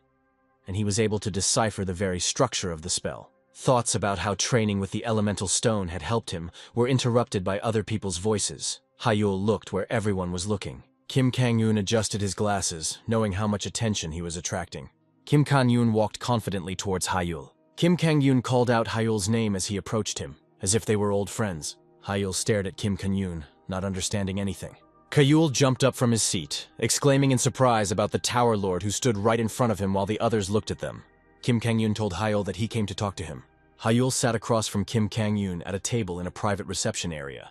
Kim Kang-yoon appeared friendly as he apologized to a tired Hyul and said he was watching the match. Hyul thanked him. Kim Kang-yoon adjusted his glasses and said he would get straight to the point. Kim Kang-yoon asked Hyul if he really reached the fifth circle. Hyul looked at Kim Kang-yoon in surprise, not knowing what to answer. Hyul understood why Kim Kang-eun was asking him about this after using the second circle spells, as Kim Kang-eun thought by memorization. Hyul understood that according to the logic of memorization, if he used the spells of the second circle, then he should be, at least, a magician of the fifth circle. Hyul raised his hands, saying that he had not reached the fifth circle. Kim Kang-yoon still acted friendly, saying that he knew it, and asked how he used the second circle back then. Hyul hesitantly asked if Kim Kang-yoon would believe him if Hyul said he used a modification to the charm. Kim Kang-yoon thought about it, asking Hyul if he meant what he showed in the interview back then. Kim Kang-yoon recalled how Hyul released butterflies among the reporters. Hyul agreed, deciding that it would be easier this way, and said that it was just another modification. Hyul thought that the fifth round at his age would be a worldwide sensation, and he realized that it was better not to use the third round in front of everyone. Hyul thought that it should be hidden for now. But Kim Kang-yoon tried to find out how the modification related to the second round. Kim Kang-yoon watched Hyul closely, waiting for his answer. Hyul placed his hand on his chest, saying that he had perfected the spell itself. Kim Kang-yoon became interested in his words, asking Hyul again as if he didn't believe it. Kim Kang-yoon stood up from his seat, laughing and thinking out loud that it was possible while Hyul was nervous. Kim Kang-yoon stood right next to Hyul, lamenting that this was simply amazing. Kim Kang-yoon reached out to Hyul, his eyes turning red. Hyul turned to Kim Kang-yoon with gratitude, who praised him for overcoming the shortcomings of those charms. Hyul froze when he saw Kim Kang-yoon's red eyes. Kim Kang-yoon looked at Hyul carefully, holding his hand on his shoulder. Kim Kang-yoon looked like he wanted to get into Hyul's head. Hyul froze in place, amazed by the sensations. The moments that Kim Kang-eun looked at Hyul seemed endless. Kim Kang-eun smiled at Hyul after finishing and removed his hand from his shoulder. Hyul listened to Kim Kang-eun's words, who said that Hyul really didn't have the mana formation characteristic of the fifth circle inside him. Kim Kang-eun smiled and told Hyul that it seemed that Hyul was not lying to him and that he really had not reached the fifth round. Kim Kang-eun straightened his tie with a smile and said that he would go and explain everything to the reporters. Kim Kang-eun pointed to his eyes, saying that they would serve as proof. Hyul stood up from his seat, still shocked from the inspection, and thanked Kim Kang-eun, wishing him a safe journey. Hyul continued to bow in farewell until the door closed behind the Tower Lord. Hyul exhaled, still a little nervous about the situation. Hyul ran his hand through his hair, thinking that he couldn't have predicted that he would use his red eyes to confirm his words. Red eyes were the characteristic of the Blue Tower Lord Kim Kang-eun. They say that thanks to them, he is able to discern the essence of mana itself, and these are the best magic detectors in the world. Hyul wondered if he had really passed their test, and the Tower Lord said nothing about it. Hyul remembered about Ered, which contained the magical style of Veitner, the greatest secret, and he was not going to share it with the world. The next match on the territory of the Obelisk Academy Arena also ended with a victory for Hyul. Hyul looked at his unconscious opponent and clenched his fist, determined to move on. In the hallway immediately after the match, Adela ran at Kyulum, trying to stop him. Kyul turned around, surprised to see Adela. Adela, covered in bandages, approached Hyul, who was surprised that she had regained consciousness and was already on her feet. Hyul asked what she wanted, and Adela suggested discussing the battle they had just had in detail, a little nervously. Adela tugged at her hair with a dull look, saying that it could be done not now if Hyul was tired before the final. Hyul interrupted her, saying that they could do it right now and pointed towards the waiting room. Adela's eyes lit up when Hyul said he could use some analysis too. Hyul went forward while Adela thought that analyzing their match would allow her to learn a lot. Adela was burning with the idea that she too wanted to become like Hyul, who felt her determined gaze even behind his back. At the same time, in a skyscraper on which was the coat of arms of the House of Magic, in the sunlit penthouse, a television was on, showing an interview with Hyul. The girl from the House of Magic was shocked by what she saw, because she thought that he was finished with a long time ago. This place was a subsidiary office of the Magic Tower. Shin-sia, the eldest daughter of the magician's house, looked at the big TV screen where Hyul was shown, cursing. Sia was sure that the battle was already decided, she muttered under her breath, getting her brother's attention. Sia turned to her older brother, Shin Jihan, asking if Hyul would get away with this. Jihan looked at her, asking what she wanted him to do. Sia couldn't control her emotions as she asked Jihan what would happen if Hyul returned to the house, reminding him of the atmosphere that was there a year ago. Sia gestured vigorously, saying that she couldn't stand this kind of treatment any longer. But Jihan stopped her, telling her not to worry.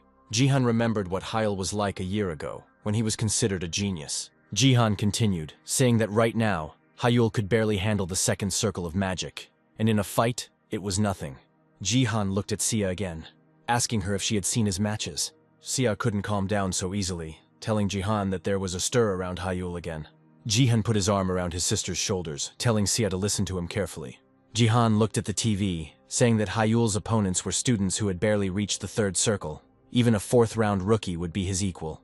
Jihan continued by saying that Hyul had a critical flaw: his unsuitability for interactive magic. Jihan was sure that Hyul was inferior to an ordinary fourth-circle mage, despite the fact that he managed to compensate for the difference with AI chips. Si agreed with her brother, still a little worried, deciding that Jihan was right and Hyul could only flounder in the mud. Seiya started biting her nail, wondering if Hyul would somehow be able to compensate for it while Jihan drank coffee. When Seiya said that Hyul could somehow threaten her position as the family heir, Jihan looked at his sister. Jihan poured mana into the mug, breaking it, and said that that was when he and Hyul would sort things out. That same day, closer to sunset, in the arena of the Obelisk Academy, the final of this midterm exam was taking place in the arena. One of the opponents fell unconscious on the arena floor. The instructor blew his whistle, letting everyone know that the match was over. A voice echoed throughout the arena, informing everyone that the winner of the midterm exams was Hyul. The students applauded him from the stands, welcoming the return of a genius. Hyul listened to their joyful cries, enjoying the moment. Many were amazed that Hyul was able to surpass the AI with just ancient magic, calling it a genius as Hyul waved it around. Suchin shouted to Hyul from the stands that Hyul was the best. Suchin appeared in front of Hyul in an instant and began shaking his shoulders, happily telling him that everyone now recognized his skills. But not everyone was happy with his victory, believing that Hyul was nothing without his ancient tricks. The class teacher approached Hyul with Suchan, congratulating his student and saying that he was proud of him. Suchan immediately suggested throwing a small party to celebrate Hyul's victory, and the teacher said that he had wanted to suggest it himself. Suchan started shouting at all the students to get ready, not hearing Hyul asking him to stop for just a second. Hyul raised his hand, so Suchan finally noticed him and said that he wanted to go, but he had an important meeting today. Suchan asked Hyul in shock, who had already managed to wriggle out of his embrace, asking how they could celebrate without the culprit. Hyul waved goodbye to him, apologizing and saying that it was very important. The class teacher patted Suchan on the shoulder while Hyul shouted an apology at him. After some time, Hyul walked outside the academy grounds, thinking that this was too important a meeting for him to miss. Something immediately caught Hyul's attention when he stepped outside. There was a representative car parked next to the academy, and the driver greeted young Mr. Hyul, saying that he had been waiting for him. Hyul looked at the old man, accepting his greeting. The driver opened the door for Hyul, informing him that the head of the family was already waiting for him, and he would escort him to the mansion. The car arrived at the mansion when the sun had already set behind the horizon, and the moon was shining high in the sky. Hyul approached the door of a familiar mansion. Hyul looked at the doors, thinking that a whole year had passed since he had been here. After being labeled as a scumbag, Hyul rebelled against his father and entered the academy anyway, choosing to live in the dorms. He was forbidden to enter the family mansion. And here he is, a year later, standing inside the mansion. Hyul looked around in front of him, noticing that nothing had changed during his absence. Hyul walked forward, knowing full well where his father was waiting for him. Hyul approached the large oak doors behind which his father's office was hidden. Hyul pulled himself together, remembering the last time he saw his father. Hyul was determined. He finally returned after a long absence. Hyul knocked his knuckles on his father's office door. His father sat at the table in his office, with an empty chair in front of him. Hearing a knock on the door, Father Hyul looked up at the door. Hyul opened the door, hearing his father's voice telling him to go inside. Hyul entered his father's office and bowed to him, saying that they had not seen each other for a long time. Hyul raised his head, turning to his father. His father closed the book he was reading, telling Hyul to sit down. Hyul sat down on a chair opposite the table, and his father said he was almost ready to accept his son's failure. His father stood up, walking around his son who was sitting on the chair, criticizing his abilities in magic in the past compared to interactive magic. Hyul listened to his father, who told him directly that Hyul could only successfully prove himself as a talentless and unsuitable candidate. His father placed his hand on the back of the chair behind Hyul, saying that he wanted to channel his undeniable talent into theory to somehow improve the situation. His father was serious, saying that this time too he had no expectations from Hyul. He considered it a cry of despair. Hyul told his father that he understood his reaction. Hyul's father reminded him of the article that was published about him with the help of Suhyuk's family, saying that he thought it was a good opportunity.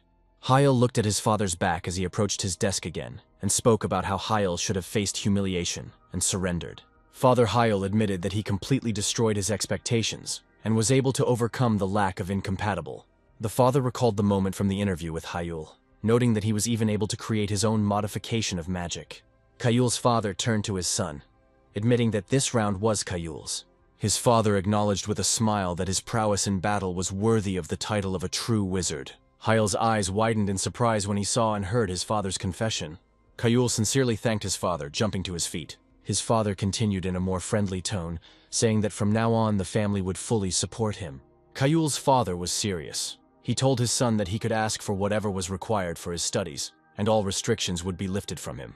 Hyul's father pointed to his son, telling him to use his powers for the glory of the family as a rightful heir. Hyul was happy to hear these words from his father again. Hyul's father raised his finger, warning his son one last time. Hyul's father stepped as close to him as possible, telling him what awaited him if he rolled down again or stood in one place for too long. Hyul's father placed his hand on his son's head, saying that he would personally destroy his magic circle using the power in his voice. Hyul clenched his fist, feeling the pressure of the 8th circle sorcerer from his father, which terrified him. But Hyul knew perfectly well that this was his last chance, so he agreed with his words without hesitation.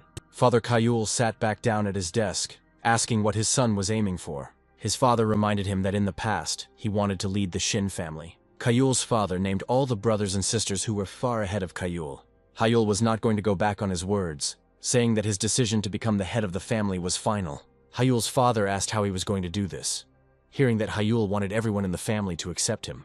Hyul put a newspaper on the table, saying that the event would happen in 2 months. Hyel was referring to the World Magic Olympiad, which brings together the most outstanding personalities from all over the world. Kayul confidently told his father that he would bring him a gold medal from the Olympics. The Magic Olympiad is open only to students under 20 each year, and is an arena for those who want to attract the attention of the world. Kayul's father was not so confident in his son's words. He reminded Kayul that the country's best result was the silver medal won by the tower's ruler. Kayul's father asked if his son understood how impossible his promise of a gold medal was to fulfill. Kayul understood his father's concerns perfectly well, and said that this was why he would have a request for him. Hyel asked his father to prevent his brothers and sisters from interfering with him for the next 2 months, until the competition was over. Father thought, looking at Hyel, that he was a desperate guy who used for immediate protection what he might not yet receive.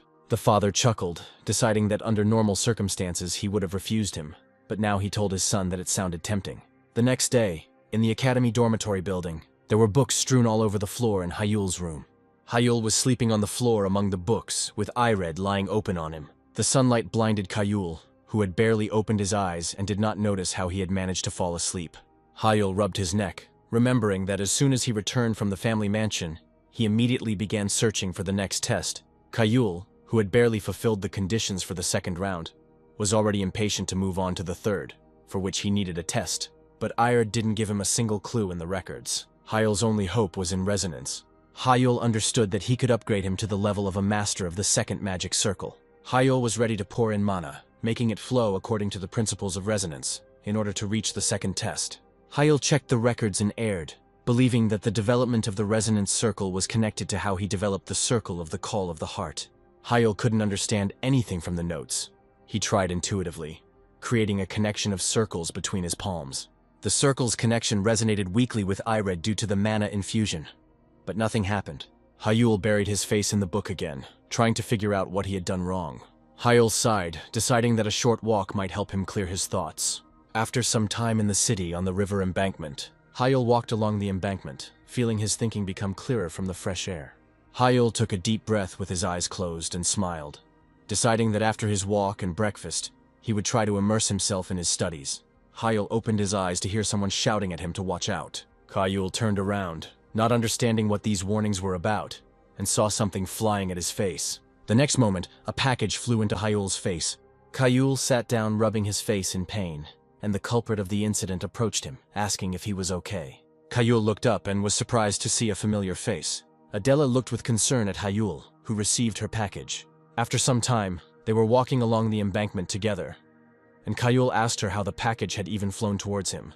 Adela told how she was spinning around with the bag in happiness, anticipating how she would drink banana milk, and according to her, the package simply flew out of her hands, flying towards Kayul. Kayul accepted her awkward explanation, and Adela apologized again, bowing to him.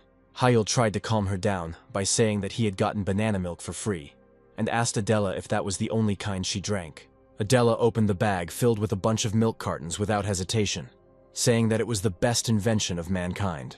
Adela and Hyel were drinking banana milk while walking, and the girl asked if Hyel had really gone home the other day. Kayul answered honestly that yesterday he was officially given back all his rights as a family member. Adela was happy for him, asking if he still dreamed of taking the place of the head of the family. Kayul was surprised by her question, asking if he had said that before. Adela remembered the moment from her childhood when she heard those words from Hyel. With a smile, Adela said that Hyel often mentioned this. Hyel looked thoughtfully at the sky, replying that this was no longer his dream. Adela was surprised by his answer, asking if Hyel had really accepted reality. Adela said thoughtfully that the House of Magicians had many worthy candidates, and it was not easy to become the head, but Hyel did not understand why she said this. Hyel looked at her, confidently saying that his dream was not only to get the House of Magicians. Hyel's eyes gleamed with confidence as he added that he was going to become the head of the magic tower. Adela listened in shock to his words that Hyel wanted to stand at the top of the entire world of magic. And this was his new goal. Adela said thoughtfully that it sounded like some kind of unattainable goal. Adela smiled at Hyel, saying that for someone who had come as far as Hyel, this was clearly not an easy goal. That same evening, in the family mansion of the House of Magicians, Sia bit her nails nervously. Saya suddenly stood up from her seat. Turning to Jihan, who was standing next to her, she asked why he wasn't worried at all. Jihan stood with his arms crossed over his chest, saying that their father must have had his reasons. Jihan thought, putting his hand to his chin, not believing that his father had set such conditions during their meeting. Some time ago they came to their father's office, who called them. Their father said that he knew Jihan and Seiya well, so he would have to give them a direct order not to touch Hyul for the next few months. Seiya's mouth dropped open in surprise as she stood behind Jihan, who frowned slightly. Seiya began to ask her father in a raised voice why he was doing this, but Jihan stopped her questions with a wave of his hand. Jihan remained calm, asking his father if he was saying this for any special reason. Their father kept his eyes on them, saying that he was sure that they already knew that Hyul had been reinstated in his rights in the House of Magicians. Their father continued to say that Hyul's value was not great because he had not participated in the family business for a whole year. The older brother and sister listened to their father's words about how Hyul would need time to adapt again. Their father, in the form of a question, pointed out that his children standing in front of him could hinder his adaptation so that Hyul could not become the head of the family. Jihan remained silent and had a calm expression on his face, but inside he was seething with discontent. Jihan smiled at his father, saying that he understood his request, and asked if his father wanted to tell them anything else. Their father rose from his seat and turned to the window, saying that he was not going to tell them anything more, and sent them off to rest. At the moment, Seiya was trying to find out from Jihan why he didn't even argue. Seiya fell silent, stopping to torture her older brother with questions, as if she had seen something. Jihan's face was twisted with anger as he said that it wouldn't have changed anything anyway. The other siblings, Minhyuk and Minji, weren't interested in competing for the position of head of the family, and Jihan understood why they weren't invited. Jihan didn't understand why his father wanted them to leave Hyul alone because he missed a year. Jihan understood perfectly well that his father had ordered Hyul to somehow make up for lost time, but such protection was only available to the younger ones without a chip. Hyul was already 17, and Jihan wondered why his father had demanded this of them. Seiya began to bite her nails again, fearfully assuming that her father might have already made his choice. Jihan interrupted her thoughts, saying that this definitely couldn't be the case, because Hyul had demonstrated too little. Jihan understood that his father most likely saw potential in his youngest son again. Jihan exhaled, assuming that his father might simply be interested in Hyul's magic, or that he had forced him to do so by promising something in return. Si listened to Jihan's words, asking what Hyul could possibly promise. Seiya grabbed her head with her hands, lamenting that under normal circumstances, her father would never do such a thing, and cursed Hyun. Seiya asked Jihan if the people assigned to Hyun should be removed, and Jihan confirmed, unless she wanted them to be gutted by the Shadows. The Shadows were the father's personal spies who secretly worked for the family. They were good at everything from infiltration to protection. Jihan moved closer to the door, preparing to leave, and told Seiya that he had already called off his observers. Seiya jumped up again, asking Jihan what he intended to do next. Jihan didn't answer her, saying that he would go first. He knew very well that Si rarely took direct part in anything. Jihan didn't like the idea of doing nothing, and acknowledged the danger from Hyul, deciding that he needed the help of the Black Magic Tower. The next day at the Obelisk Academy, class teacher Kayula congratulated everyone on successfully passing the midterm exams, telling them about his pride. Hyul stood listening to the class teacher say that he was proud of Hyul for winning first place. Kayul approached his class teacher, having received a certificate, and heard the words that he had the best result among children of the same age in the country. His class teacher suggested that he maintain this result for a couple of months in order to take part in the World Olympiad. Kayul answered with confidence that this is exactly what he would strive for. While Hyul was returning to his seat, the other students whispered among themselves, thinking that Hyul was acting like something out of character. Nobody believed that Kayul would last the next 2 months, and they bet that he would deflate within a week. Kayul did not comment on the students' whispers in any way, but simply sat down at his desk. Hyul grinned, looking forward to the future. After some time, Suchin was stretching in the academy's corridor, happy that it was finally over. Suchin grumbled tiredly about having to endure 8 theory classes in a row, but Hyul reminded him that from now on, it was just practice. Suchin replied that it would be no less stressful, and Hyul gave him a friendly punch in the chest, telling him that he could use some physical activity. Suchin dropped to his knees, making a timeout gesture with his hands, while Hyul looked at him, saying that he was clearly out of shape. Suchin glared at Hyul with displeasure after surviving his friendly blow. Suchin rose to his feet and ran after Hyul, remembering that now he couldn't beat him in magic, and Hyul told him to work on his weaknesses. Hyul smiled when he heard Suchin grumble about getting pumped up and giving him a pumpkin. Hyul chuckled, suggesting that they grab some food and head to the gym. Suchin looked at him silently with a long face, and Hyul wondered what this meant. Suchin tried to hide his feelings by saying that he wasn't feeling well, and that he wanted to give up not because he didn't want to train. Hyul crossed his arms over his chest, telling Suchan to tell it like it is. Suchin placed both his hands on Hyul's shoulders, admitting that he didn't hate training, but simply didn't like training with Hyul. Hearing Hyul's question, who couldn't understand why he was bothering him during training, Suchin honestly admitted that Hyul was scary. And not only him. In the training hall of the Obelisk Academy, a crowd of students looked towards Hyul, who was doing squats with a huge weight. Hyul thought about talking to Suchin as he continued training, while those around him looked at him with fear because of his workload. The students in the room recognized Hyul because of his recent achievements. Hyul finally lowered the barbell with a large weight, finishing the set. Hyul wiped the sweat from his face with a towel, thinking about how he had neglected his training while learning Veitner's magic. Hyul took a sip of water from his sports bottle, remembering what he had read about it in iRead. It said that physical exercise can improve the circle because it circulates throughout the body, and they are interconnected. Hyul continued training, knowing that he needed to train both magic and physics. Hyul took a determined approach to training, determined to achieve the body of his dreams. The next day, within the walls of the Obelisk Academy, a monster resembling a panther with 3 eyes growled. Hyul stood in the arena surrounded by 3 monsters. Monsters with huge claws rushed to attack Hyul. Hyul jumped to the side to avoid their attack. Hyul watched the monsters' movements carefully as he activated his circle. Hyul attacked the monsters with windy spears. One of the monsters disappeared after being attacked by Hyul, but the other 2 continued to attack. Hyul ducked, avoiding the attack, and the monsters collided heads. Hyul activated the Flame Volcano spell, and a fiery charge gathered in his palm. A firebolt hit one of the monsters. The last monster continued to attack Hyul. As the last monster fell to the fire spell, a voice echoed throughout the arena, announcing that Hyul had finished his practical training. The class teacher looked at his tablet to announce the result. Hyul smiled and thanked his homeroom teacher when he heard that he had received the highest score. After some time, Hyul sat on a bench while other students were preparing to take the exam and looked at his hand. Hyul felt that thanks to the circles of infinity, his physical indicators increased almost 1.5 times. Hyul was eager to push the laps as much as he could, looking forward to the improvements he would achieve on the 3rd lap. Hyul closed his eyes to concentrate and sense the mana. Hyul concentrated all his attention on the resonance circle, the 2 streams of mana inside him that spread throughout his entire body. Thanks to his training with the elemental gem, Hyul could sense every tiny detail. Hyul tried to reduce the vibration and deviations of the mana flows, and align their flows, feeling how they slowly become one. Hyul exhaled tiredly, relaxed, and looked at the ceiling. Hyul had achieved 99% synchronization, but the last one was elusive no matter how hard he tried. But Hyul did not lose his determination. He had to bring the 2nd round to perfection, and he knew that he would definitely succeed.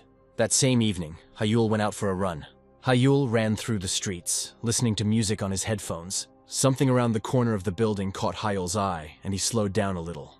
A dark silhouette around the corner of the building began to move.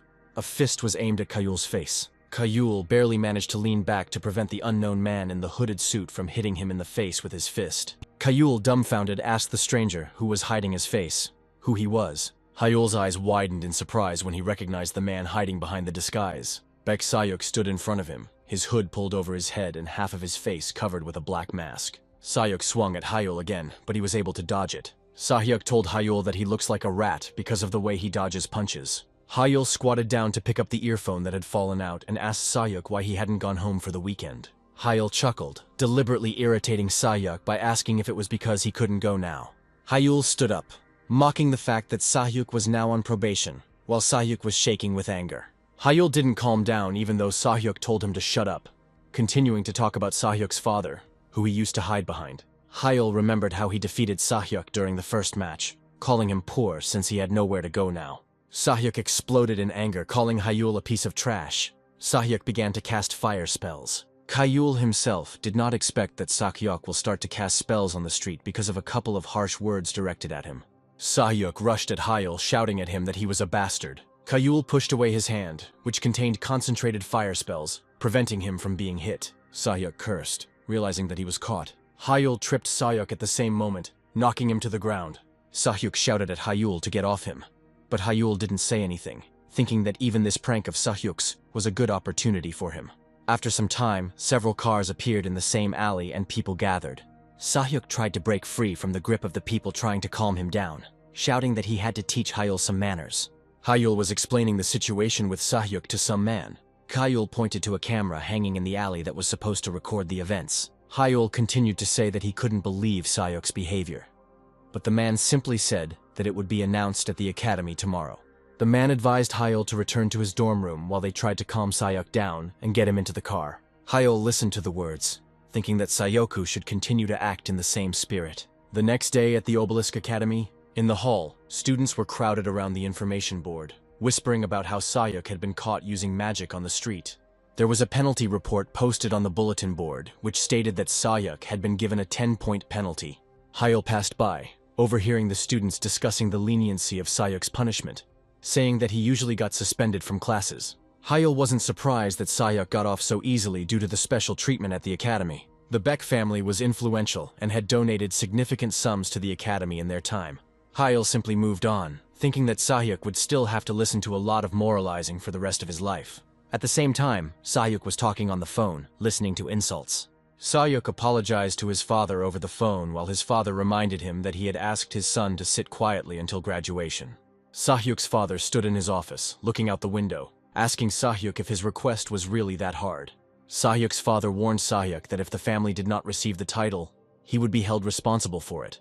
And Sahyuk repeated once again that he was sorry. The call ended and Sahyuk looked at the screen where instead of his father's name, a money bag was written. Sahyuk cursed while looking at the screen. Sahyuk threw the phone to the side and it flew off the column. Sahyuk ground his teeth as he said Hyul's name. Sahyuk was filled with anger and malice as he remembered his sworn enemy. Sahyuk screamed that Hyul was an unbearable scumbag and started stomping on his phone. The phone shattered under Sahyuk's foot while he was shouting curses at Hyul. Sahyuk flinched as he heard the instructor's voice behind him, saying that Sahyuk's heart was full of envy. Sahyuk turned around, recognizing Instructor Smith, and asked if he wasn't allowed to react like that. Instructor Smith told Sahyuk that he could choose between love and hate. Instructor Smith came closer, asking Sahyuk if he really didn't want revenge. Sahyuk felt a little confused when he heard Instructor Smith say that he had to take revenge on Hyul. That same evening, in the dormitory of the Obelisk Academy, Hyul was sitting at the table in his room.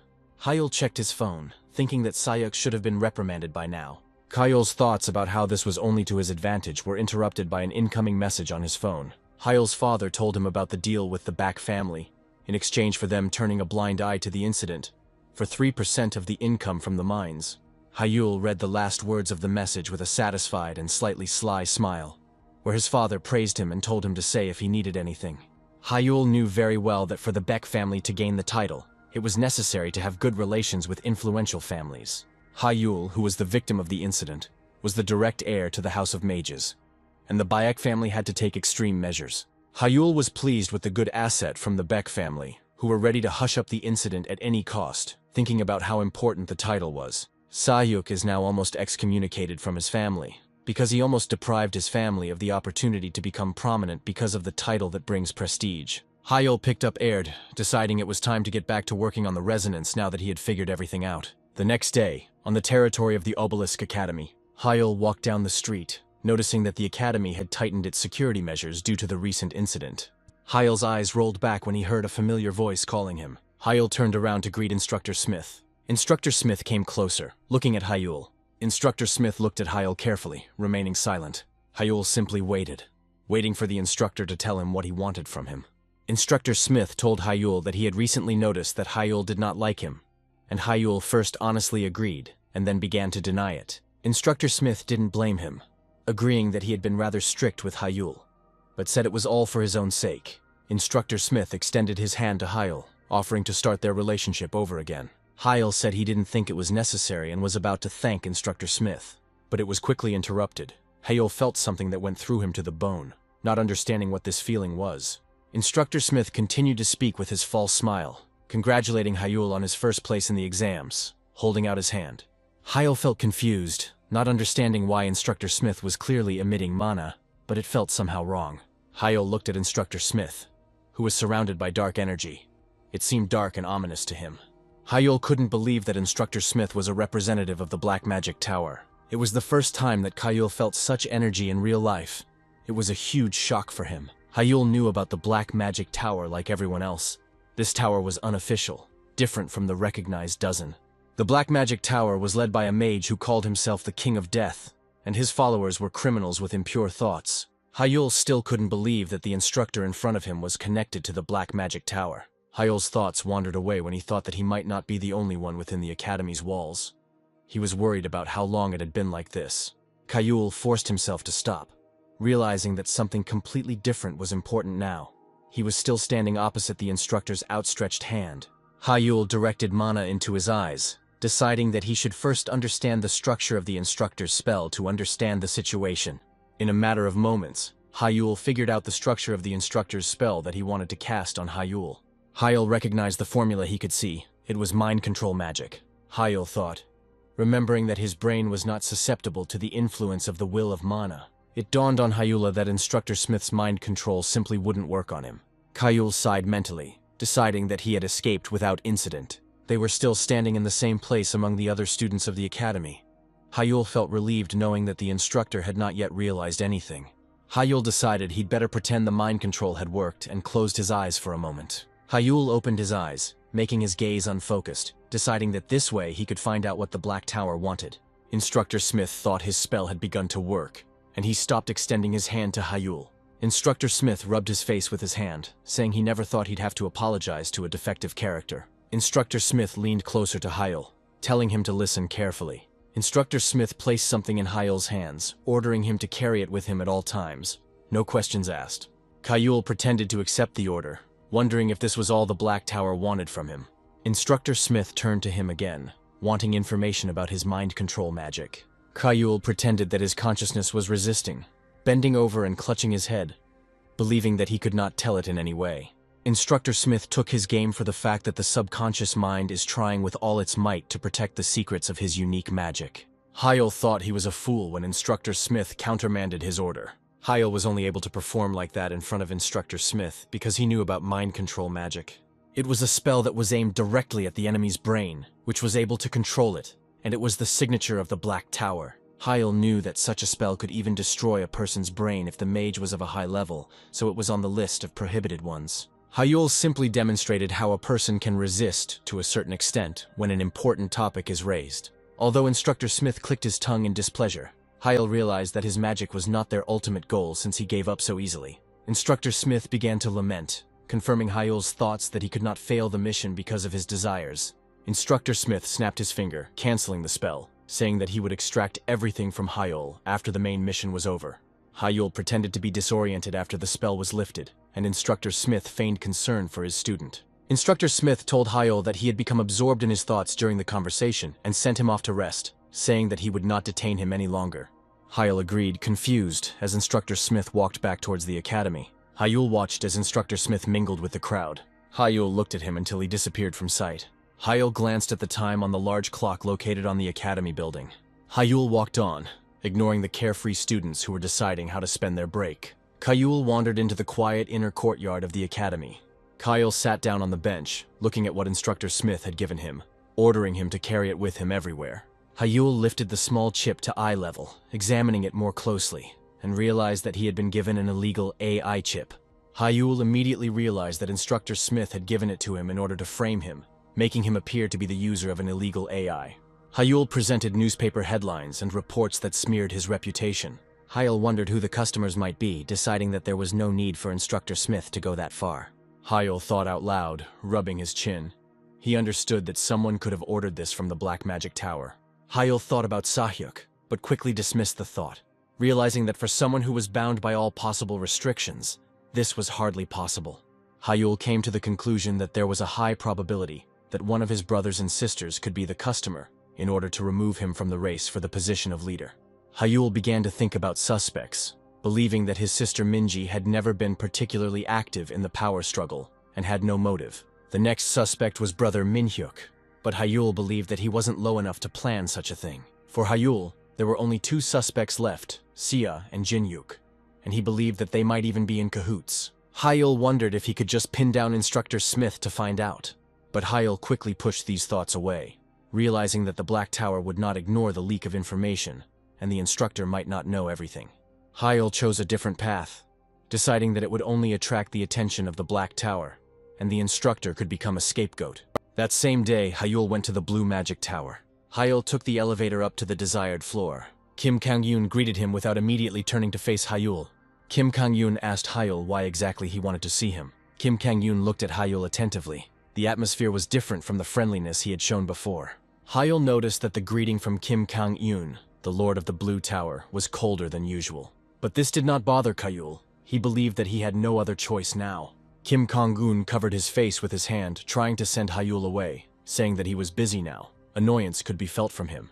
Hyul looked at the irritated Lord of the Blue Tower, thinking that he had no choice. Hyul approached Kim Kang-yoon, asking if he had interrupted his research, and Kim Kang-yoon honestly said that he was researching a certain mana stone. Kim Kang-yoon was still deep in thought, and Hyul looked at his desk, curious about what kind of mana stone he was referring to. Hyul saw on the table of the Lord of the Blue Tower an elemental stone, which was connected with the test of the first stanitsa of Arid. Hyul smiled, considering this a good opportunity, and looked at Kim Kang-yoon. Kim Kang-yoon invited him to sit down anyway, telling Hyul to get straight to the point so they could get everything sorted out quickly. Kim Kang-yoon still looked irritated as he asked what was so important about Hyul that he asked for an immediate face-to-face meeting.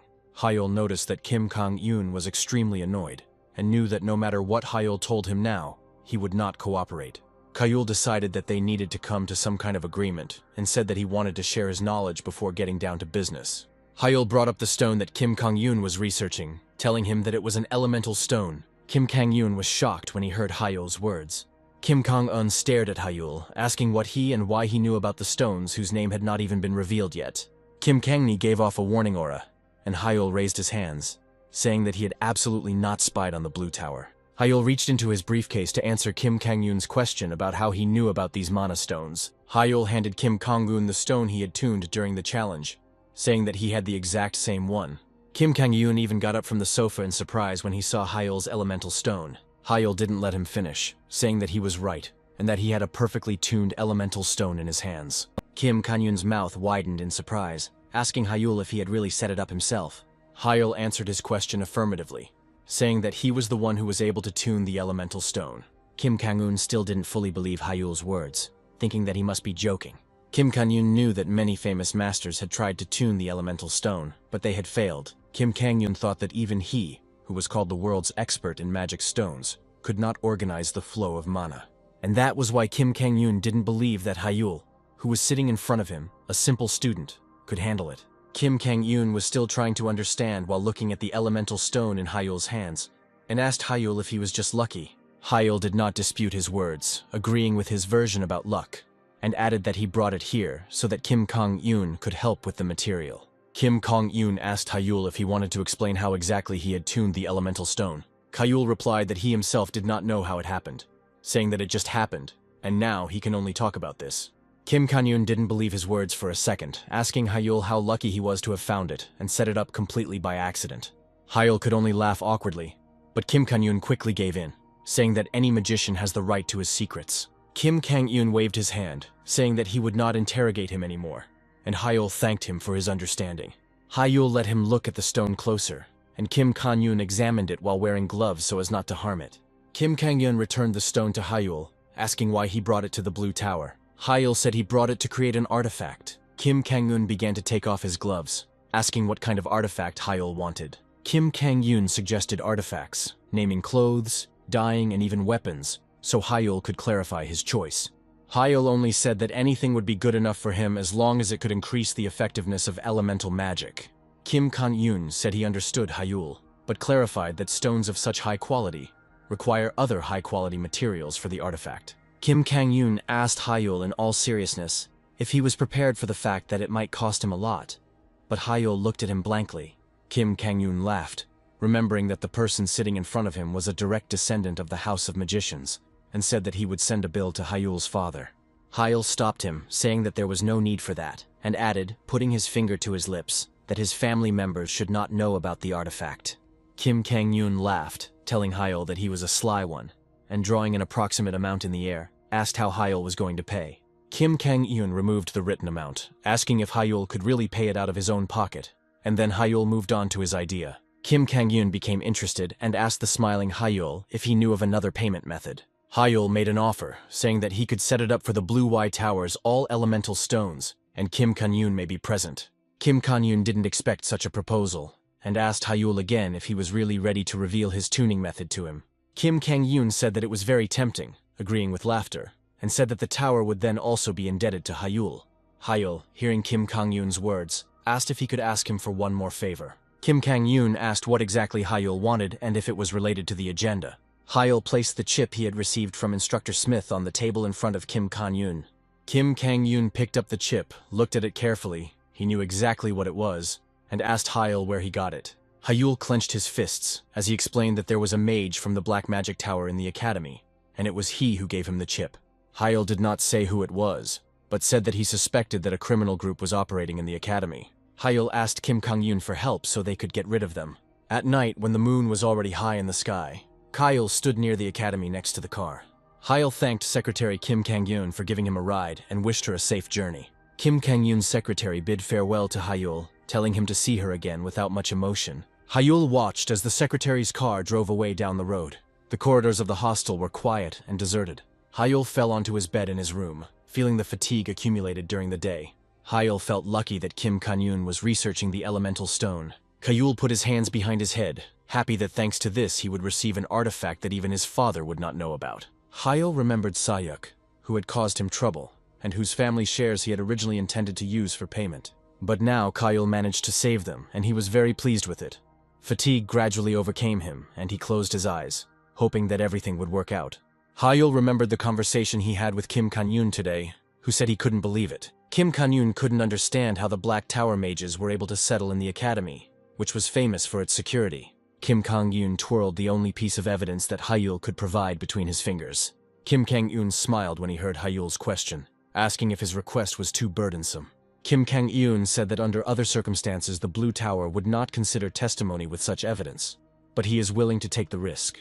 The next day, Hyul walked down the hall, announcing on the phone that he was already there, and leaving the rest of the worries to the person he spoke to.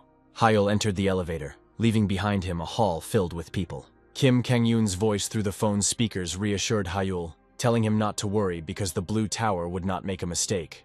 Hyul went up the elevator, telling Kim Kang-yoon that he understood everything and trusted him, suggesting that they call each other later. Hyul climbed out of the elevator and went into the hall where the worker led him. A smile blossomed on Hyul's face as he announced his arrival. Hyul addressed his brothers and sisters, who were already sitting at the set table and awaiting his arrival. Minji, the second daughter of the House of Mages, greeted Hyul happily, saying that they hadn't seen each other for a long time. Hyul told Minji that she hadn't changed at all when she came up to greet him, meaning it as a compliment. Minji reached her hand up to the top of Hyul's head, noting how much he had grown in that time, comparing his height to Minhyuk. Minhyuk, the second son of the House of Magicians, told Minji not to jinx it as he happily walked up to Hyul. Minhyuk placed his hand on Hyul's shoulder, admitting that he was glad he was back, even though it was stupid of him. Hyul thanked his brother, thinking that Minhyuk was still as honest as always. Hyul looked at the remaining brother and sister, greeting them more reservedly, saying that they hadn't seen each other for a long time. Jihan and Sia looked at Hyul without getting up from the table. Jihan, the first son of the House of Magicians, noted that Hyul had matured, and now his face was not as childish as before. Sia, the first daughter of the House of Magicians, greeted him, calling him her youngest. Hyul accepted their greetings, thinking that Sia, despite her smiling appearance, was ready to eat him alive. Jihan raised his glass, inviting Hyul to sit at the table so they could enjoy the food and chat. Jihan, as if by chance, asked Hyul why he had gathered them all here. Hyul sat down next to Minji and said that there was no special reason. He just wanted to see his brothers and sisters after a long separation. Sia interrupted their conversation, asking if he really called them for this stupid reason, even though they were all so damn busy. Hyul smiled, saying that he was sure that Jihan or Si would have arranged the meeting themselves if he had not managed to gather them. Sia snapped, standing up from her seat, asking Hyul how he dared to speak to his elders like that. Sia pointed her hand at Hyul, demanding that he tell her frankly what he had in mind by calling him a booger. Hyul pretended not to understand her question, but Sia did not give up, continuing to ask him in a raised voice if he would fight for the position of head. Hyul asked Sia if she would believe him if he said he wasn't going to do it. Si laughed, saying she wouldn't believe it, and Hyul asked why she was asking him about it then. Jihan interrupted Sia, who continued to scold Hyul, saying that she shouldn't have asked, because in such a matter actions are more important than words. Jihan took the initiative to ask Hyul about his new magic he had invented, asking him to share the details with his family. Hyul mentally assessed Jihan's move, who decided to check with one question whether Hyul was a contender for the position of leader. Sia agreed with Jihan, saying that it was a wonderful idea. Hyul wasn't going to let his older brother and sister push him into a corner. Hyul made a pitiful and vulnerable face, turning to Jihan and Sia, saying that this secret was his only hope. Hyul managed to squeeze out tears, looking more pitiful, saying that he could not share his only lifeline. Minji, moved to tears by Hyul's words, said that in that case nothing was needed, while Jihan in the background tried to understand what he had just seen. Si looked just like Jihan. Even Mihyuk was amazed by Hyul's acting talent. Hyul continued to play while Minji gently wiped the tears from his cheeks and thanked Minji for being so understanding. Mihyuk raised his glass, happily saying that these questions were unnecessary, changing the subject to have Hyul tell him how he had been doing all this time. Minji said that she also wanted to listen to her brother's story, but Jihan remained silent, realizing that the moment for testing had been missed. Dessert was already served on the tables in front of everyone. Jihan was chatting animatedly with Sia. Hyul happily chatted with Minji and Mihyuk. The time on the grandfather clock showed 10 o'clock in the evening. Hyul, who was watching the clock, noticed that enough time had already passed and decided that it was time to act discreetly. It triggered urgent alerts to be sent to the phones of everyone present. Everyone picked up their phones to check what had happened. Minji looked at her phone in confusion, asking what it was. Mihyuk shouted, saying that this was an emergency. Sia was no less surprised, asking how this could happen now and at such a time. Jihan curled his lips in displeasure, holding the phone in his hands. Jihan frowned, not hiding his disappointment and displeasure after reading the urgent notification. Breaking news alert that Obelisk Academy has caught Instructor Smith in contact with the Black Tower, and the witness is Kim Kang-yoon's secretary. Hyul noticed how quickly Jihan made a calm face again, putting the phone in his pocket. Hyul chuckled quietly, realizing from Jihan's reaction that he was the one connected to the Black Magic Tower. Hyul's eyes flashed back to Jihan's reaction when he read the news. Now Jihan's face was a calm mask, and Hyul believed that his older brother had been caught, having given away his connection. Late at night, when the moon was already high in the sky, Hyul walked down the street, listening through his headphones to Kim Kang-yoon, who said that everything was exactly as Hyul said. Hyul was simultaneously reading a more complete version of the news that had been sent to everyone earlier. Kim Kang-yoon couldn't help but ask how Hyul could have known about Instructor Smith's actions in interfering with the preparation of the test. Hyul adjusted his earpiece, saying that it was simply a logical conclusion based on the information he had. Hyul knew that Instructor Smith couldn't just infiltrate the academy. He had to have a specific goal. Hyul took into account the time frame that Instructor Smith was trying to put him under mind control, which included the day of the exam. It was this Friday that the survival test was scheduled to take place, and it could be sabotaged.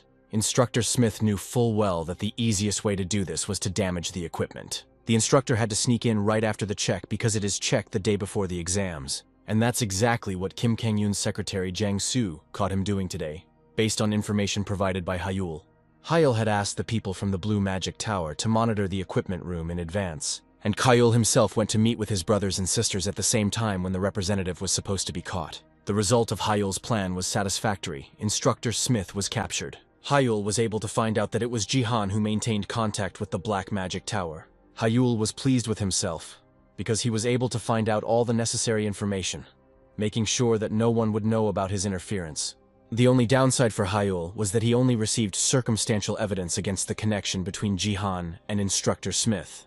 Kim Kang-yoon, who spoke to him on the phone from his office, said that in the end, helping Hyul turned out to be only a plus for them. Hyul laughed when he heard Kim Kang-yoon say that he would repay him somehow, and honestly said that he would not refuse. Kim Kang-yoon laughed in response, saying that he liked Hyul's honesty, and said goodbye. Hyul took out his earphone from his ear, thanking Kim Kang-yoon and the Blue Tower for their work.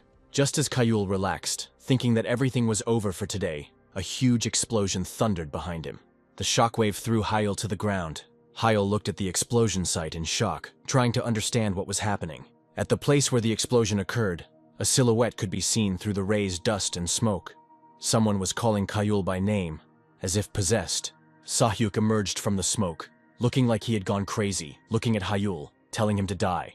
Hyul was still on the ground where he had been thrown by the shockwave, looking at Sahyuk, who was shouting curses and wishes for him to die. Hyul tried to understand what just happened, and why Sahyuk looked like that. But Sahyuk didn't give him the time he needed. He immediately cast a spell, sending a fire blast at Hyul.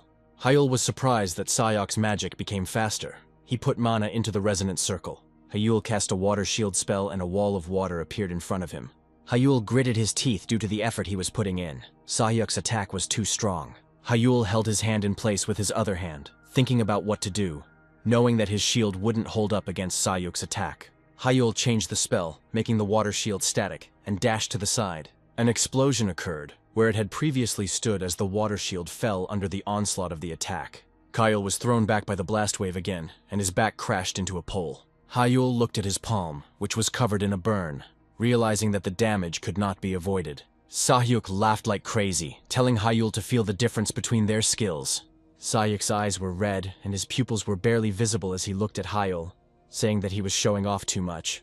Hyul, who was sitting with his back against the pillar, said Sahyuk's name. Hyul looked at Sahyuk, who looked crazy, realizing that something was wrong with him.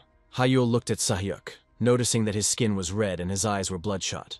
Hyul thought that this reaction was similar to him taking the illegal drug Berserk. The Berserker forcibly disperses the magic circle, but the blood vessels begin to burst, and the one who used the campaign against the real Berserker. Sahyuk, who took the drug, would be ready to fight until the end until he fell dead, and while Hyul was shouting at him that he had gone crazy, Sahyuk went on the attack. Hyul looked at the approaching Sahyuk, realizing from the scarlet flashes of mana that he would use the flame infection spell. Sahyuk threw it straight at Hyul, grabbing his wrists, the AI chip system window showing a danger warning. Hyul called him a crazy psycho again, looking at Sahyuk almost point blank. Sahyuk, spitting saliva, told Hyul again that he was fine, and now everything was finally back to normal. Sahyuk laughed, saying that Hyul was going to die.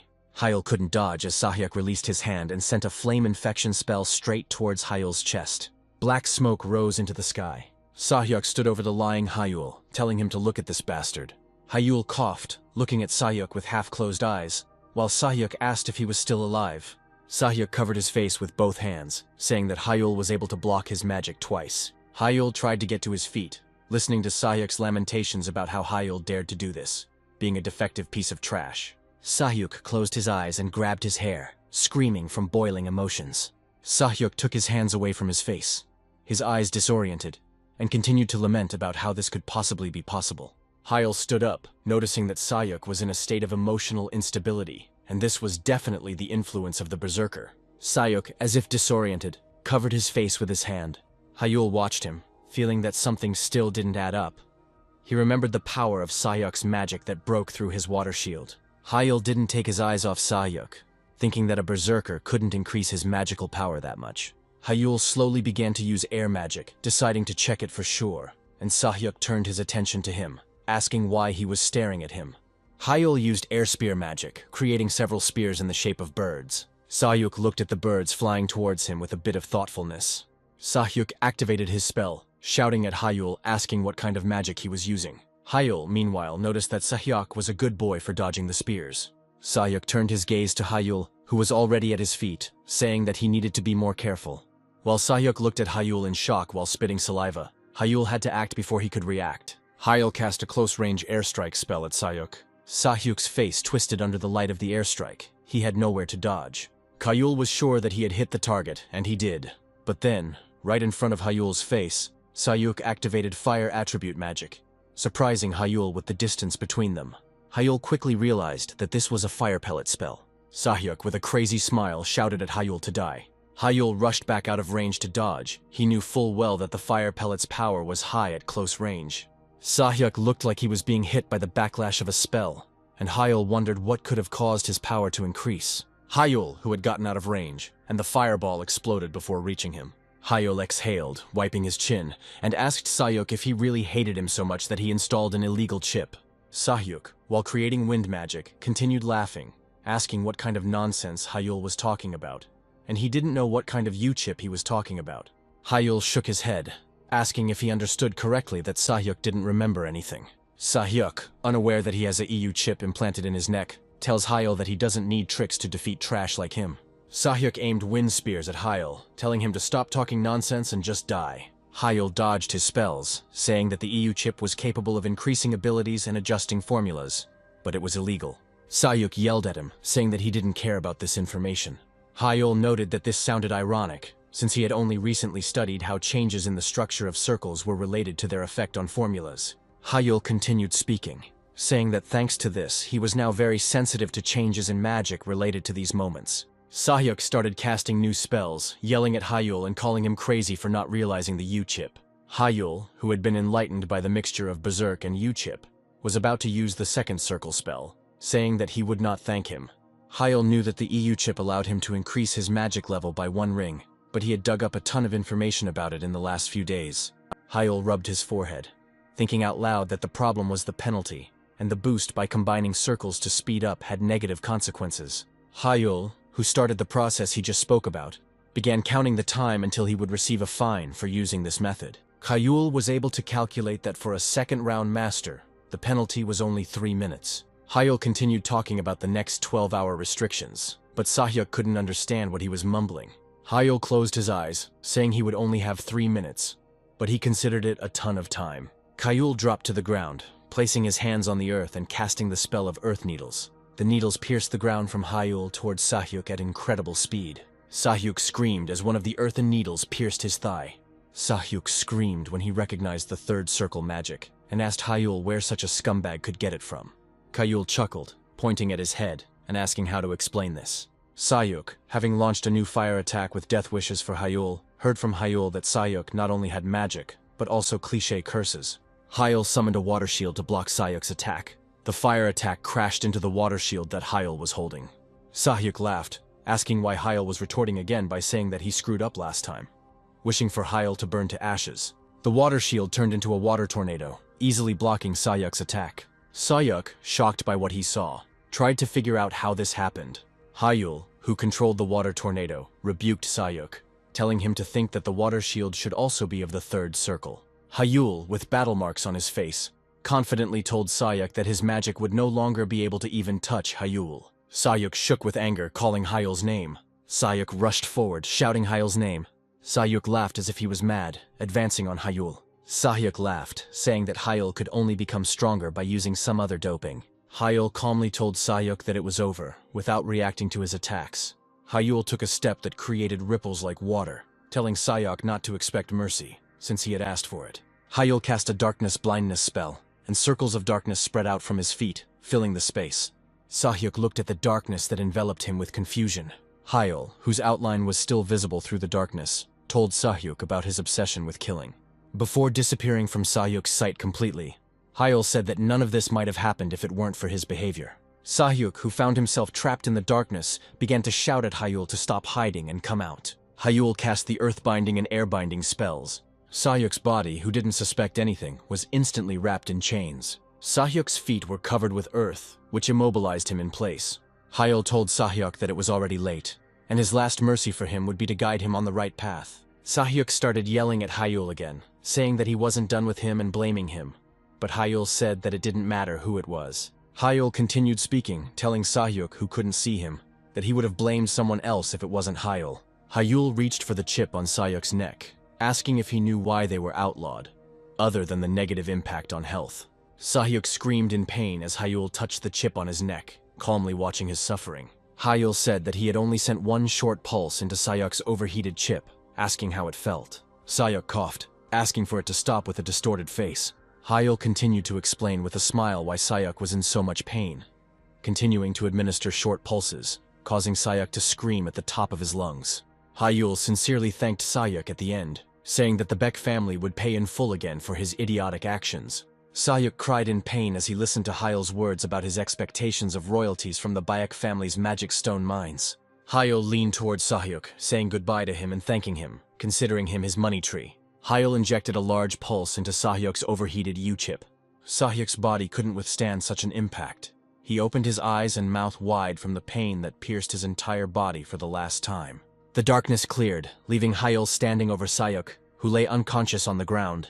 Hyul picked up his phone, which had fallen at the beginning of the battle. Hyul dialed the required number, waiting for the subscriber on the other side to answer. Hyul called his father, who asked why he was calling him at this hour. Hyul didn't beat around the bush, telling his father that he had seen everything and that he didn't need to pretend by looking away. Hyul's gaze was directed towards the bushes where red eyes were visible as he told his father about the absence of students and police. Father Hyul suggested that the students might have simply been hiding, and the fact that he could stop the police didn't mean it was him.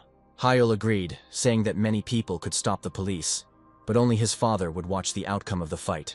Hyul added, remembering Sia and Jihyun, that they couldn't watch him, and someone else would have helped or stabbed him in the back. Kayul's father laughed as he listened to his son's reasoning and said that he was right. Kayul heard movement in the bushes where he had recently seen red eyes, and movement began from that direction. A man dressed in dark clothes and a mask that covered his entire face. He knelt down in front of Hyul, and his father said that he had assigned Sakyok to him. People in the same black uniform as Sakyok stood over Sakyok's motionless body, and Hyul stepped aside, continuing his conversation with his father. Kayul's father asked his son why he was calling if he already knew about the surveillance. Hyul nonchalantly told his father that he just wanted to show off his third circle. Kayul's father replied that he did not remember any particular achievements on his son's account, and asked whether Kayul had hidden the third circle from the very beginning. Hyul agreed without hesitation with what his father said, even though it was a lie and he was only using the acceleration of the resonance circle. Hyul only added to his father that he still lacked strength. He hinted at the consequences if Jihan and Sia found out about the third circle. Kayul, without a drop of shame, hinted to his father that the pressure from his brother and sister would increase if this was not hidden. Hyul looked at Sakyok, telling his father that he used a soundproof barrier and illusion magic during the fight. Kayul's father noted that these were good measures on his part and said that he would send a car for Kayul to spend the night at home.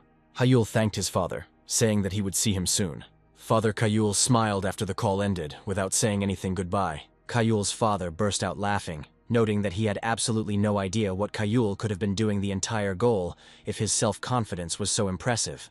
Hyul put his phone away and turned to Sakyok, calling him uncle, and saying that they hadn't seen each other for a long time. Seokyuk began to remove the mask from his face. Seokyuk, who looked very much like Hyul's father, greeted the young master and asked for forgiveness. Seokyuk stood up from his kneeling position and applied healing magic to Hyul's cheek and neck, saying that the wound was not small. Seokhyuk said that he would provide first aid and leave the rest to the family doctors, and Hyul thanked him warmly. Hyul walked to the car that had arrived on his father's orders and told Seokhyuk to handle the rest. Seokhyuk put his mask back on, saying that this matter was unlikely to go beyond the barrier, with his subordinates from the Shadow Squad behind him. At the same time, in one of the city's skyscrapers, Jihan cursed, loosening the tie around his neck. He had just returned to his home. Jihan entered the living room, lamenting out loud because he couldn't understand how this could have happened. Jihan froze when he saw the stranger, who was hiding his face on his sofa, asking him if he had just finished work. The stranger said he thought he would have to wait all night, but noted the comfort of the sofa. Jihyun asked him if he had come to the Black Tower. The stranger from the Black Tower, whose face was not visible, tugged at the piercing on his lip, saying that he could not believe the failure because of the Blue Tower. Jihan did not appreciate the stranger's cheerful attitude, raising his voice when asking if there was any reason to laugh in this situation. Jihan's face expressed anger and displeasure when he spoke about the Black Tower not fulfilling its promise, and asked if they wanted to destroy him. The stranger from the Black Tower asked for forgiveness in the same cheerful tone, attributing it to his nature, and promised to return the money. The stranger from the Black Tower rose from the sofa, saying that for the sake of the VIP client, all evidence would be eliminated and there would be no information leakage. The stranger from the Black Tower promised Jihan that Instructor Smith, who was caught by the Blue Tower, would not see the dawn. Jihan stated that he didn't care about Smith's life at all. He was more worried about the U-chips they gave to Sahyuk along with the Berserker. The stranger from the Black Tower adjusted his hood with a smile, saying that he didn't need to worry about such things, and Sahyuk was incapacitated. Jihan asked again, not understanding what incapacitated meant. The stranger from the Black Tower said that it seemed like Sahyuk had attacked Hyul. The stranger from the Black Tower said that Sahyuk is now barely different from a walking corpse due to the side effects. Jihan covered his face with his palm, looking at the man through his fingers, and repeated that he didn't care about nonsense. He was interested in Hyul's condition. The stranger from the Black Tower tried on the appearance with his fingers, while casually reporting that Hyul might only be slightly injured, ignoring Jihan's displeasure. Jihan tensed his jaw, clarifying that Hyul could somehow defeat Sahyuk, who was Berserk and had a EU chip. The stranger from the Black Tower confirmed his words with enthusiasm, saying that this was not all. The stranger from the Black Tower reported his observations of the situation when Sahyuk attacked Hyul. He told Jihan that Mr. Sakyok was there, and immediately cast a barrier and illusion, and called him prudent.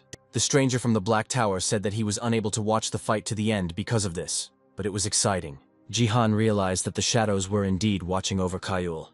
He asked if his interlocutor knew since when they had been accompanying him. The stranger from the Black Tower said thoughtfully that he first noticed them when Jihan and Hyul's paths crossed, but he wasn't 100% sure. Jihan remembered about the Shadow Squad, knowing full well that Sakyok worked directly for his father. Jihan was burning with discontent, not understanding why the power of shadows was used for Hyul. Jihan understood perfectly well that if the shadows had entered, they would now have to be extremely careful and abandon the idea of getting Hyul for a while. Jihan remembered something else, and asked the stranger from the Black Tower what to do with the U chip that they had given to Hyul. The stranger from the tower assured that there was no need to worry about this, since the chip itself had a self-destruction program built into it. The stranger from the Black Tower assumed that the chip had already been deactivated and scattered to dust. Jihan answered negatively when the stranger from the Black Tower asked if he had any questions left. The stranger from the Black Tower came out onto the balcony, saying that he had to go then, because he still had to deal with Instructor Smith. The stranger from the Black Tower jumped down from the balcony, still hiding his face, and said goodbye to Jihan, calling him a dear client. Jihan silently looked at the now empty balcony where the stranger from the Black Tower had disappeared.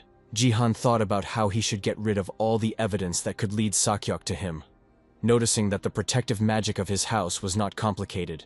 The stranger from the Black Tower hovered over the city while Jihan thought about the need to hurry. Sometime later, in the dormitory of the Obelisk Academy, Hyul closed the book he was reading. Hyul stretched in his chair, flexing his muscles. Hyulu had already been informed by the Lord of the Blue Tower that today Instructor Smith had suddenly clutched his heart and died before help arrived.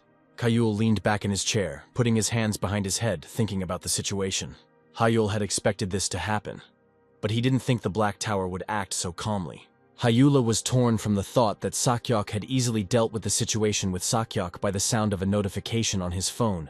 Hyul read his father's long message about how the Beck family had given up 43% of their mine income as a bribe. Hyul smiled, realizing that his father was pleased with the outcome due to the length of the message, and, as always, the offer to receive something in return. Hyul looked out the window at the blue sky with white clouds, thinking that he was glad that everything had turned out well. Hyul looked at the phone screen, deciding what he would do next. Hyul looked at the information that the academic Olympiad would be held in 53 days. And he had to prepare. Hyul felt his ability to use the circle return. Hyul clenched his fist, realizing that the penalty time was up, and knew what he needed to do next. Hyul wanted to reach the third circle. Irid's pages lit up as they sensed Hyul's mana. Hyul poured mana into the page that had the magic circle drawn on it, deciding that he was ready to take on the next challenge. Hyul moved inside Irid, just like the first time, and the book fell to the floor, emitting a faint glow. Hyul closed his eyes from the bright light after moving. Hyul turned around, trying to understand what kind of dull, empty space he found himself in, realizing that this was another dimension inside the book. A bright light appeared behind Hyul, and he turned around, looking at that place in surprise. A magical creature in the form of a girl greeted him on the second page of the tests. The magical being introduced herself as Beta, and said that she was the conductor of the second page's test. Hyul listened carefully, wondering what the second test would be like and whether it would be like the first. Hyul remembered Alpha, which Beta resembled. Hyul also remembered the test itself with the elemental stone, which required establishing the final order. Beta, meanwhile, continued to talk about how the second trial tests one's mastery of the current mana circles. Beta said that the details would be revealed during the test itself, and that for passing it, Hyul would gain access to almost 50 pages. Hyul was surprised to hear the number of pages about the third circle that would be revealed to him. Hyul was delighted, comparing it to how he was given 15 pages after the first test. Hyul understood perfectly well that this meant that the third circle was on a completely different level, judging by the amount of information. While Hyul waited impatiently for the beginning, Beta informed him that his test was beginning. Hyul looked ahead where Beta had disappeared. Veitner's voice was heard in space, telling Hyul that he would now tell him about the second test. Veitner's voice said that magic circles would now appear in front of Hyul, 100 of them in a row, and he needed to activate them all. Hyul, without wasting any time, began to pour mana into the magic circle that appeared in front of him. The magic circle absorbed his mana, gradually activating. Veitner's voice stated that after passing this test, Hyul would be able to activate them naturally. Hyul was surprised to see that the magic circle in front of him had suddenly changed. Veitner's voice said that the magic circle would be updated every 3 seconds. If Hyul couldn't cope, then it would be necessary to start over. Hyul thought about it, thinking that he could simply memorize the sequence of magic circles. Veitner's voice, as if hearing his thoughts, said that the sequence would be random, and that memorization would not help Hyul in any way. Hyul, as if not surprised, said that it really couldn't have been such an easy task, and closed his eyes, mentally preparing himself to begin the test. Hyul extended his hand to pour mana into the magic circle, determined to try and pass the test. After some time, in the dormitory building of the Obelisk Academy, Ired lay on the table, a shadow hanging over her.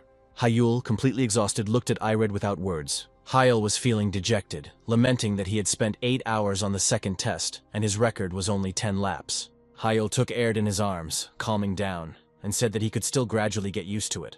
Hyul began reading Ired with the thought that he needed to find some kind of pattern to make it easier. Hyul was reading Ired while taking notes in his notebook and noticed something interesting.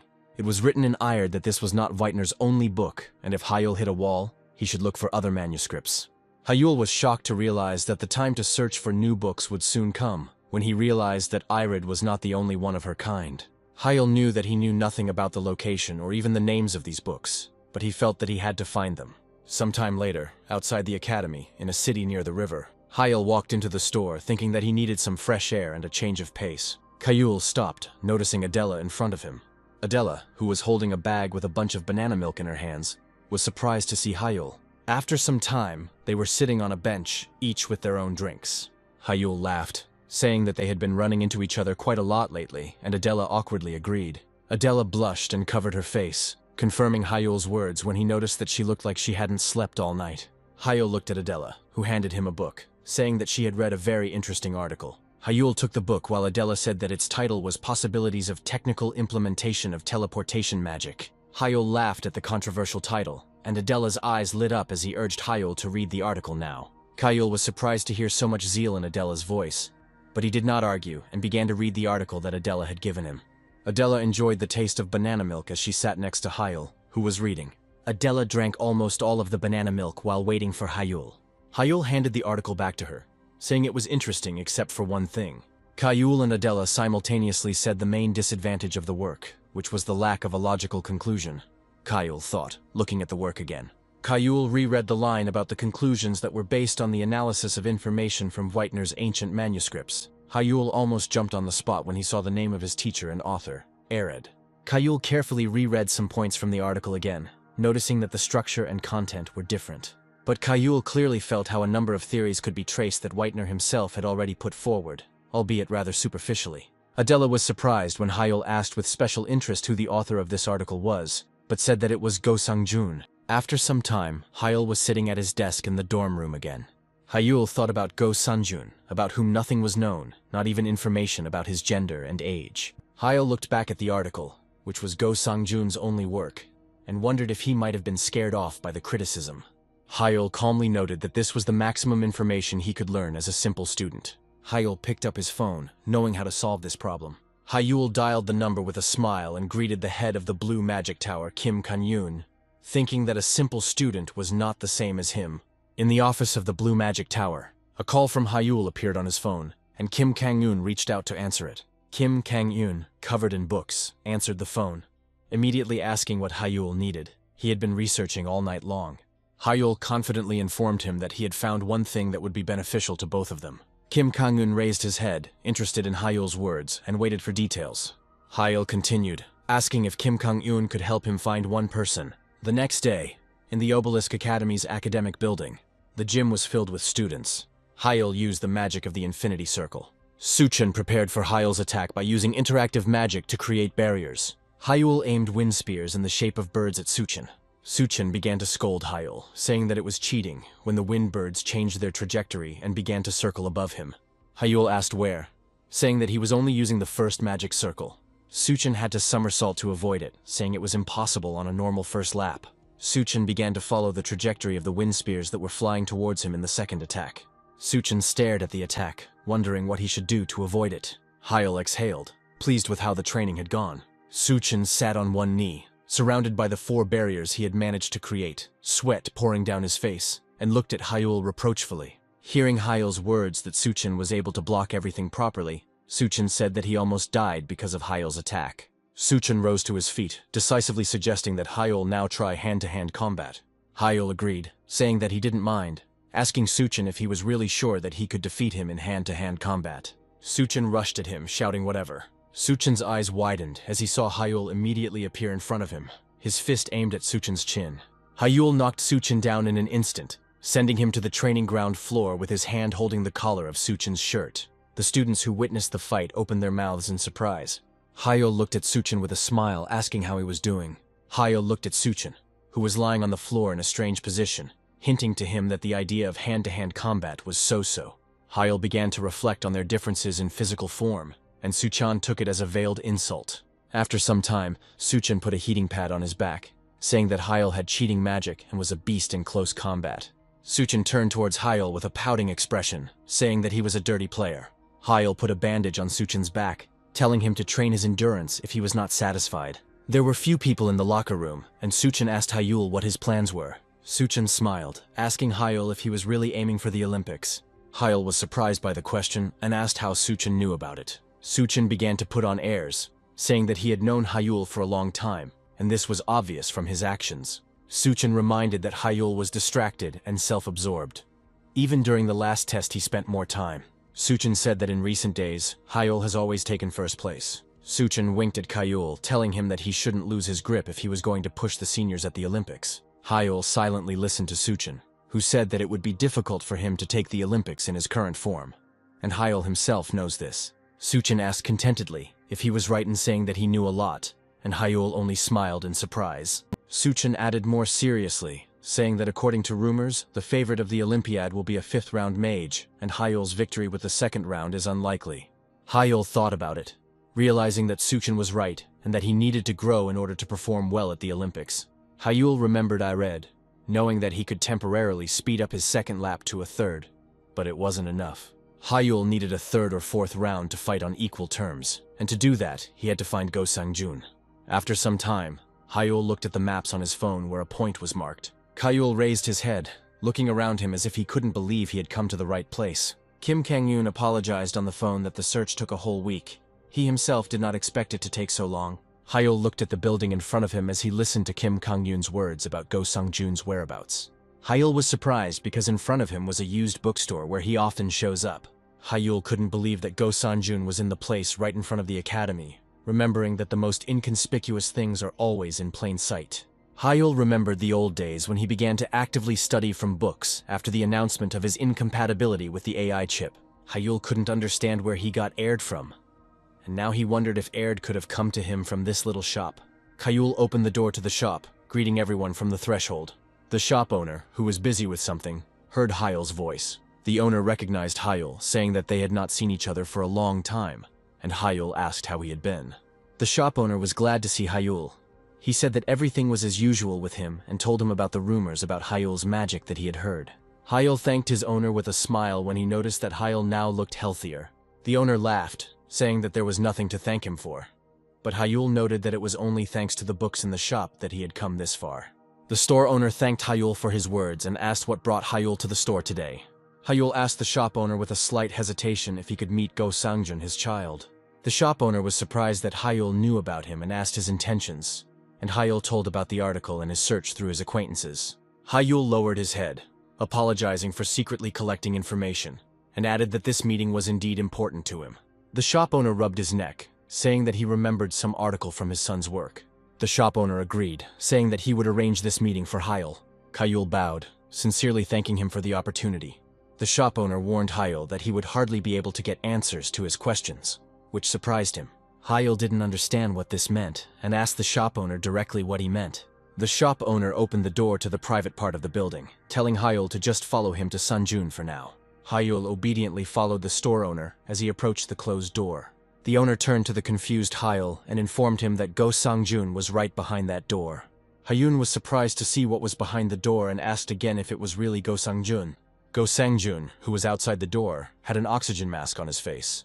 A catheter was attached to Gosang Jun's arm. The beeping sound of medical equipment filled the room, and a guy with disheveled hair lay on the bed.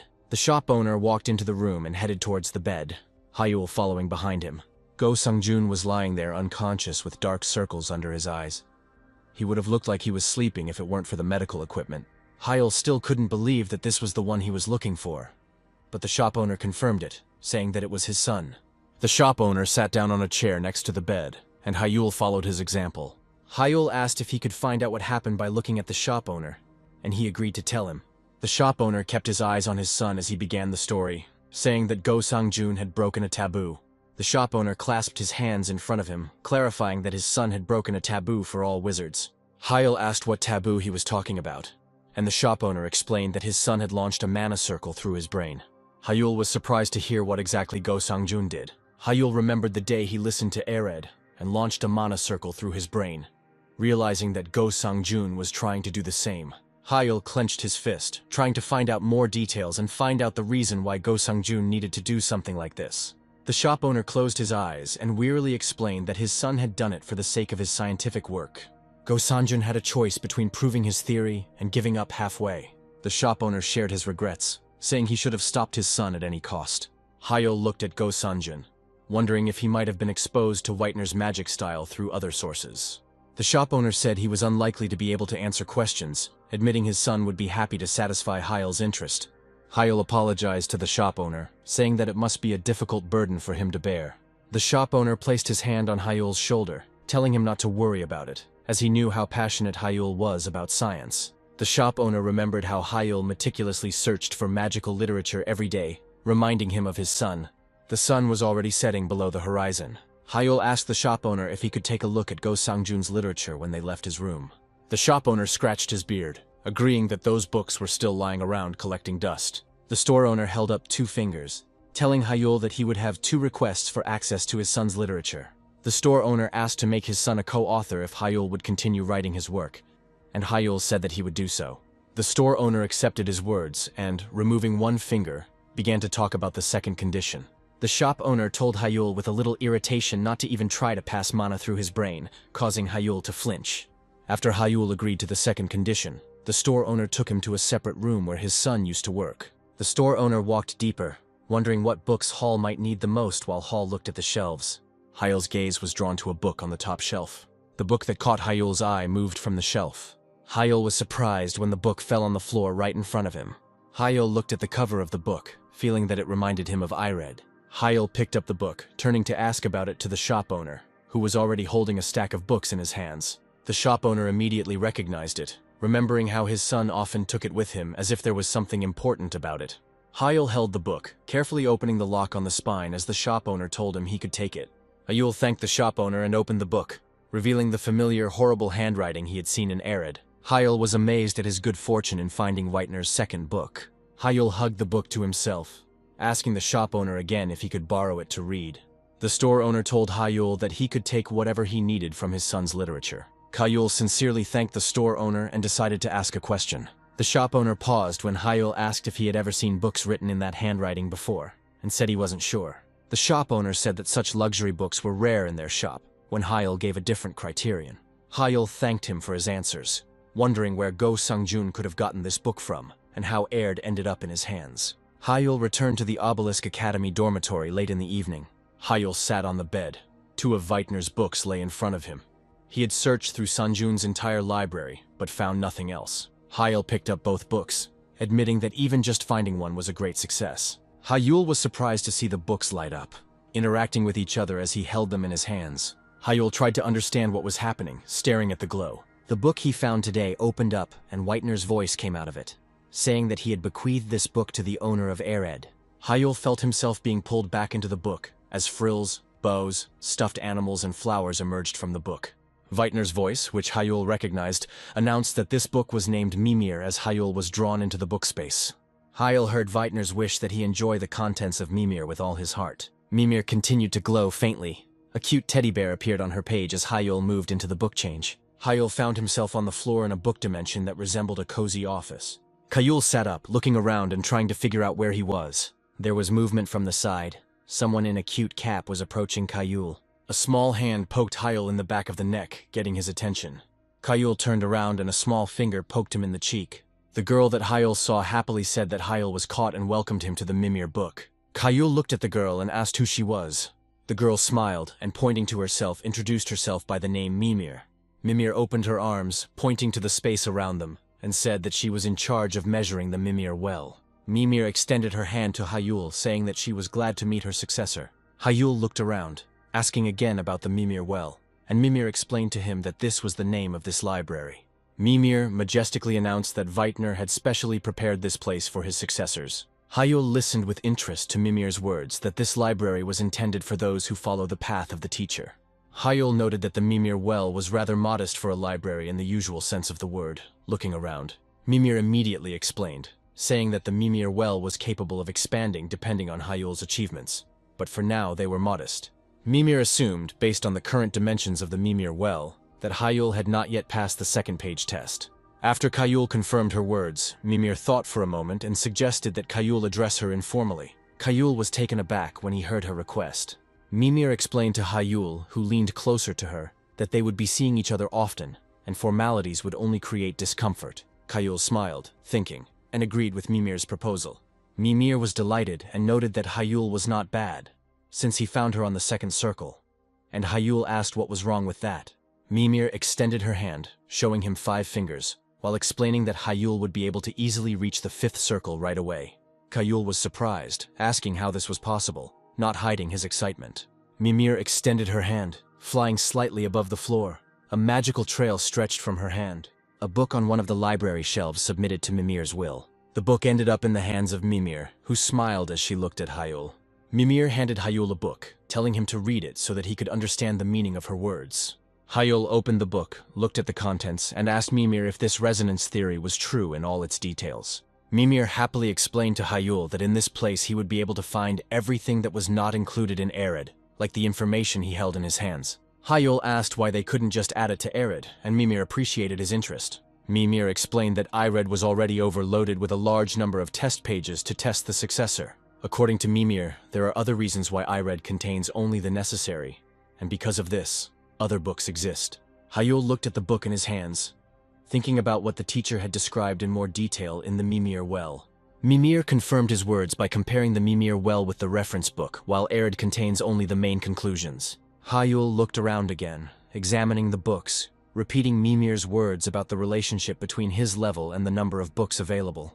Mimir praised him for understanding, and asked if Hyul would figure out how to reach the 5th circle with this. Hyul agreed without hesitation, realizing that thanks to Mimir it would be easier for him to deal with the second test. After some time on the page of the second test in Ered, Hyul was in a dim, empty space, a dimension inside the book specially created for the second test. Hyul looked tired, thinking about the fact that he had already managed to activate 79 circles. The first time Hyul began the second trial, he was only able to activate 10 circles out of 100, taking 8 hours. After Hyul visited the Mimir well, he increased his score, managing to activate 79 circles at once. Hyul sat down, thinking that it had been too hard before. Hyul was ready to push himself and complete the entire 100 in one night, and if he was unlucky, then do it the next night. Hyul thought about Mimir, realizing that the fact that he had managed to get her before the Olympics was pure luck. Sometime later, in the Shin family mansion, Hyul followed the maid through the corridors. Hyul thought about the reason why his father had called him, thinking that it was most likely due to compensation for the incident with Sahyuk. Hyul remembered how he defeated Sahyuk, who had infused himself with Berserk and used an illegal U-chip. Hyul followed the maid, thinking that his plans to study with Mimir had gone to waste, but talking to his father was also important. When his father allowed him to enter the office, the maid bowed before leaving while Hyul greeted his father. Hyul's father supported his head with his hand, leaning on the table, and told his son to sit down, for he would be brief. When Hyul sat down, his father began to talk about how this time it was not entirely Hyul's fault, and his contribution was estimated at a little more than half. Hyul's father informed his son that he would receive a total of 26% of the shares in the Magic Stone mines. Hyul agreed, and his father said that he deserved to be rewarded accordingly for the benefit he had brought. Hyul's father remembered his promise and asked his son if he had thought about what he wanted. Hyul looked straight at his father, confirming that he had already chosen what he wanted to ask for. Hyul said that he wanted to obtain an ancient relic that was kept deep in the family treasury. Father Hyul asked again, saying that it was just an antique, which rarely contained any incredible secrets. Hyul disagreed with him, saying that he believed in the truth of the legends about ancient relics and myths about events. Hyul's father sighed wearily, saying that Hyul was still young, but noted that believing in this nonsense was rather stupid. Hyul's father looked at his son again, saying that he respected his choice, and raised his finger, indicating that Hyul could only take one item. Hyul was delighted and thanked his father for his consent. Hyul's father asked his son what relic he wanted. Hyul, who had long ago made his choice, said that he wanted the ancient relic that was kept under the treasury. Hyul told his father that he wanted to get Ribel Whitener's cloak. Hyul and his father came to the underground treasury of the Shin family, which was located on the territory of their mansion. Hyul's father accepted the box with the crest of the House of Mages from the hands of the treasury worker, while Hyul stood nearby. Hyul's father placed the box on the stand, telling Hyul that he hoped his son would not regret his choice. Hyul took the box containing the relic and thanked his father. Hyul's father grumbled again, saying that he couldn't believe that Hyul had bought into such silly stories, but he chalked it up to his youth. When Hyul's father parted, he advised Hyul to focus on training so that he would not regret anything in the future, and Hyul agreed without arguing. After some time, Hyul was riding in a car with a driver, returning to his dorm. Hyul sat in the back seat, thinking that most of the heirlooms his family owned were genuine.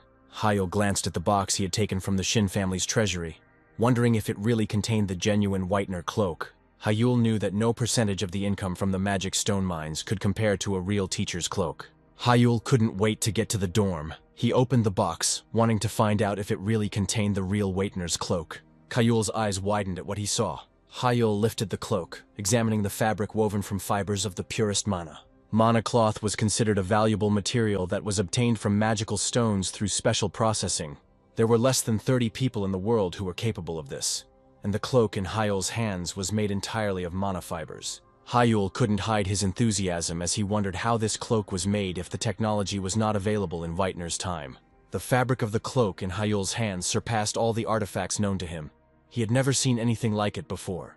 Hyul returned to the Obelisk Academy dormitory. Hyul sat on the bed in his room, looking at Whitener's cloak. The authenticity was evidenced by the signature in a terrible handwriting that was familiar to Hyul. Hyul stretched his hands up to examine the cloak, trying to understand the structure of the fabric. It seemed to Hyul that the outer and inner layers were mixed up.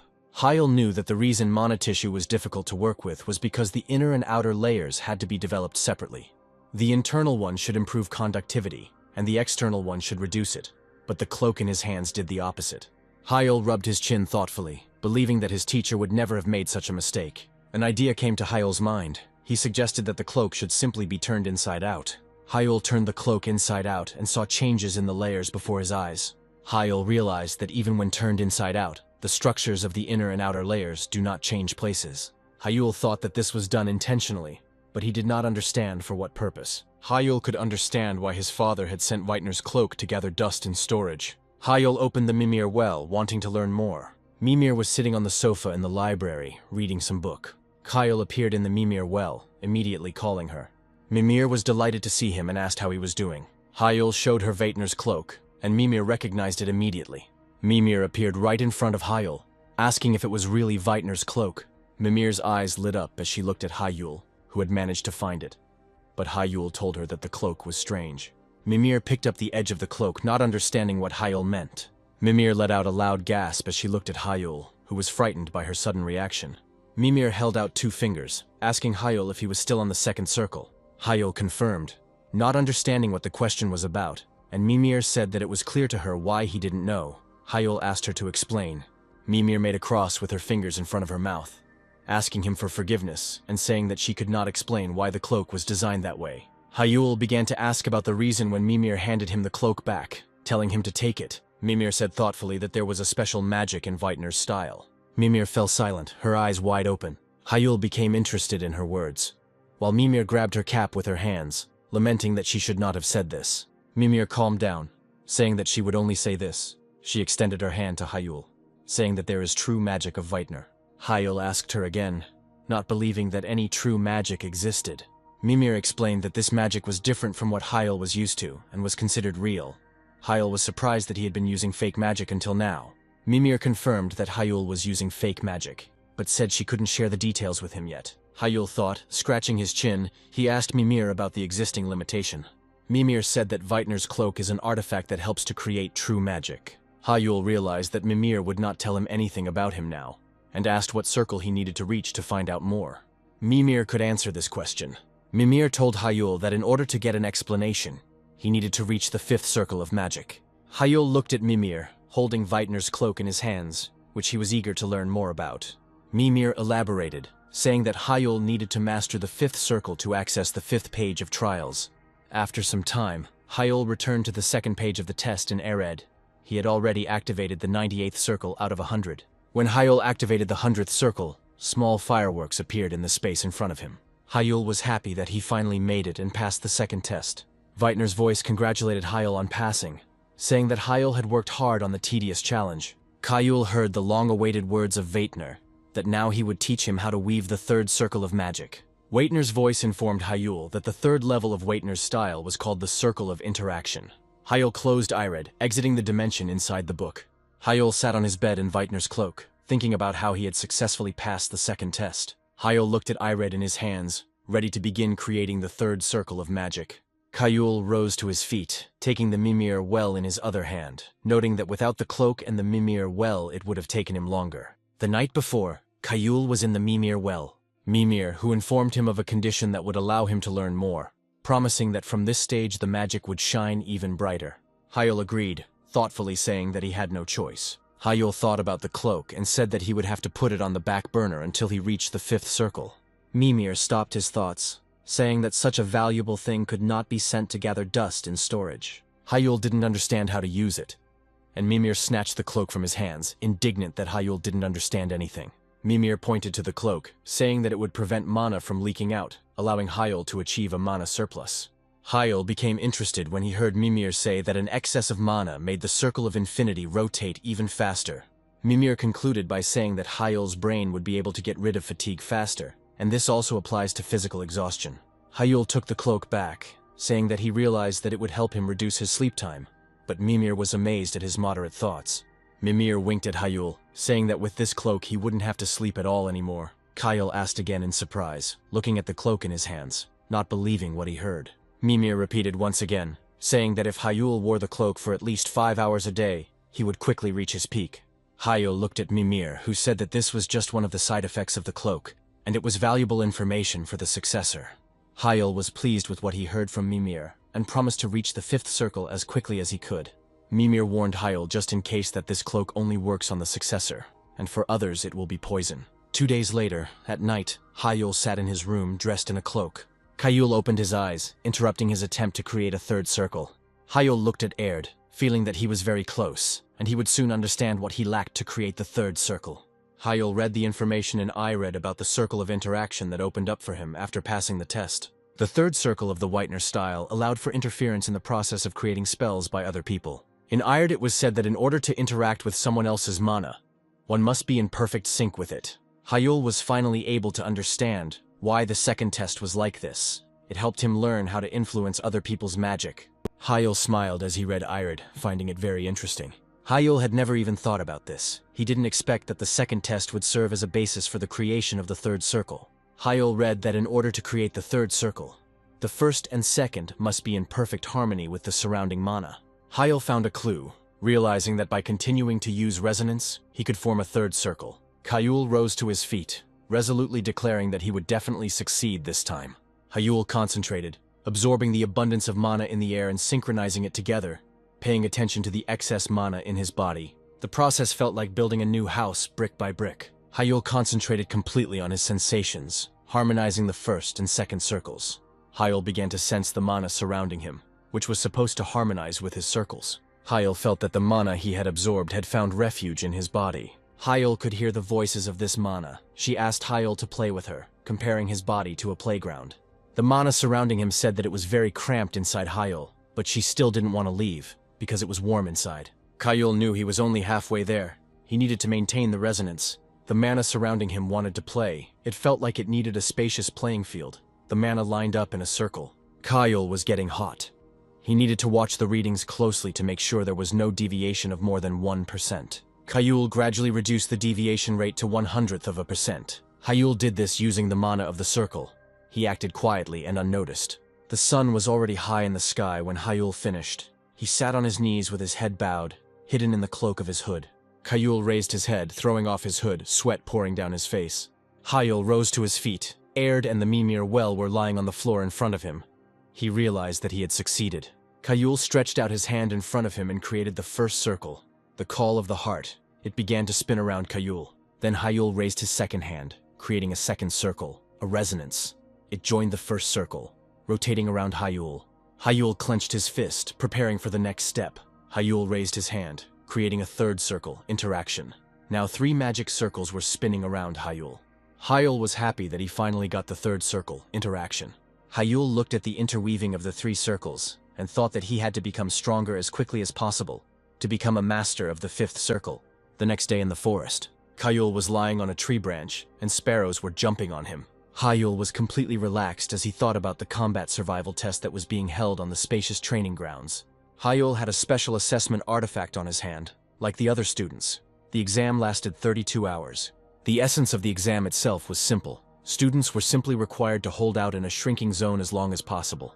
Hyul looked at the screen of the evaluation artifact, where a congratulation on the awarding of 1,000 points appeared, and decided to move on. The main catch of the exam was that it required you to survive not only the attacks of monsters, but also other students, earning points. The birds that were resting peacefully on Hyul took off into the sky. A student appeared on the ground, shouting at Hyul, whom he could find, to die along with the fireball attack.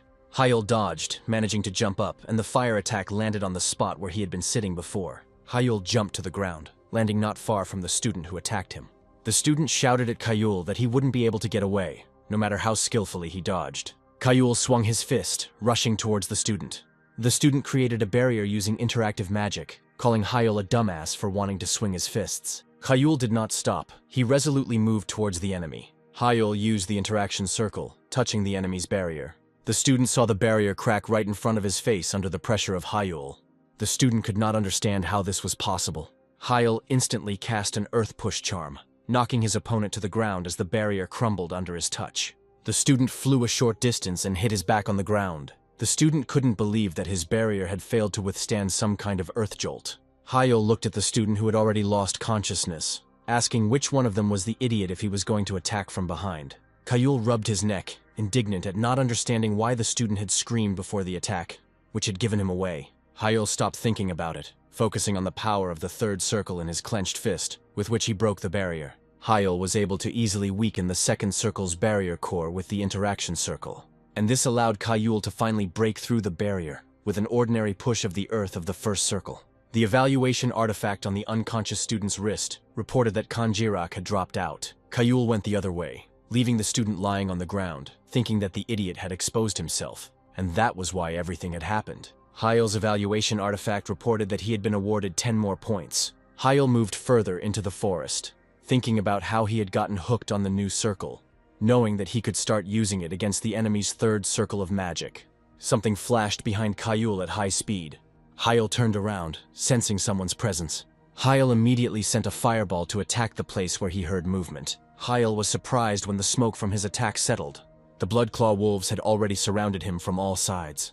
Hyul watched the monsters closely, realizing that they might have been lured by the sounds of the recent battle. Hyul stretched his shoulders, saying that he could start whining about the unfairness of the fights that followed one after another, while the wolves bared their teeth.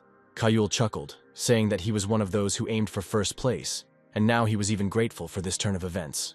One of the Bloodclaw wolves howled. The wolves, following the signal, rushed to attack Hyul, who was just waiting for this moment. At the same time, Hyul's fight was watched through monitor screens.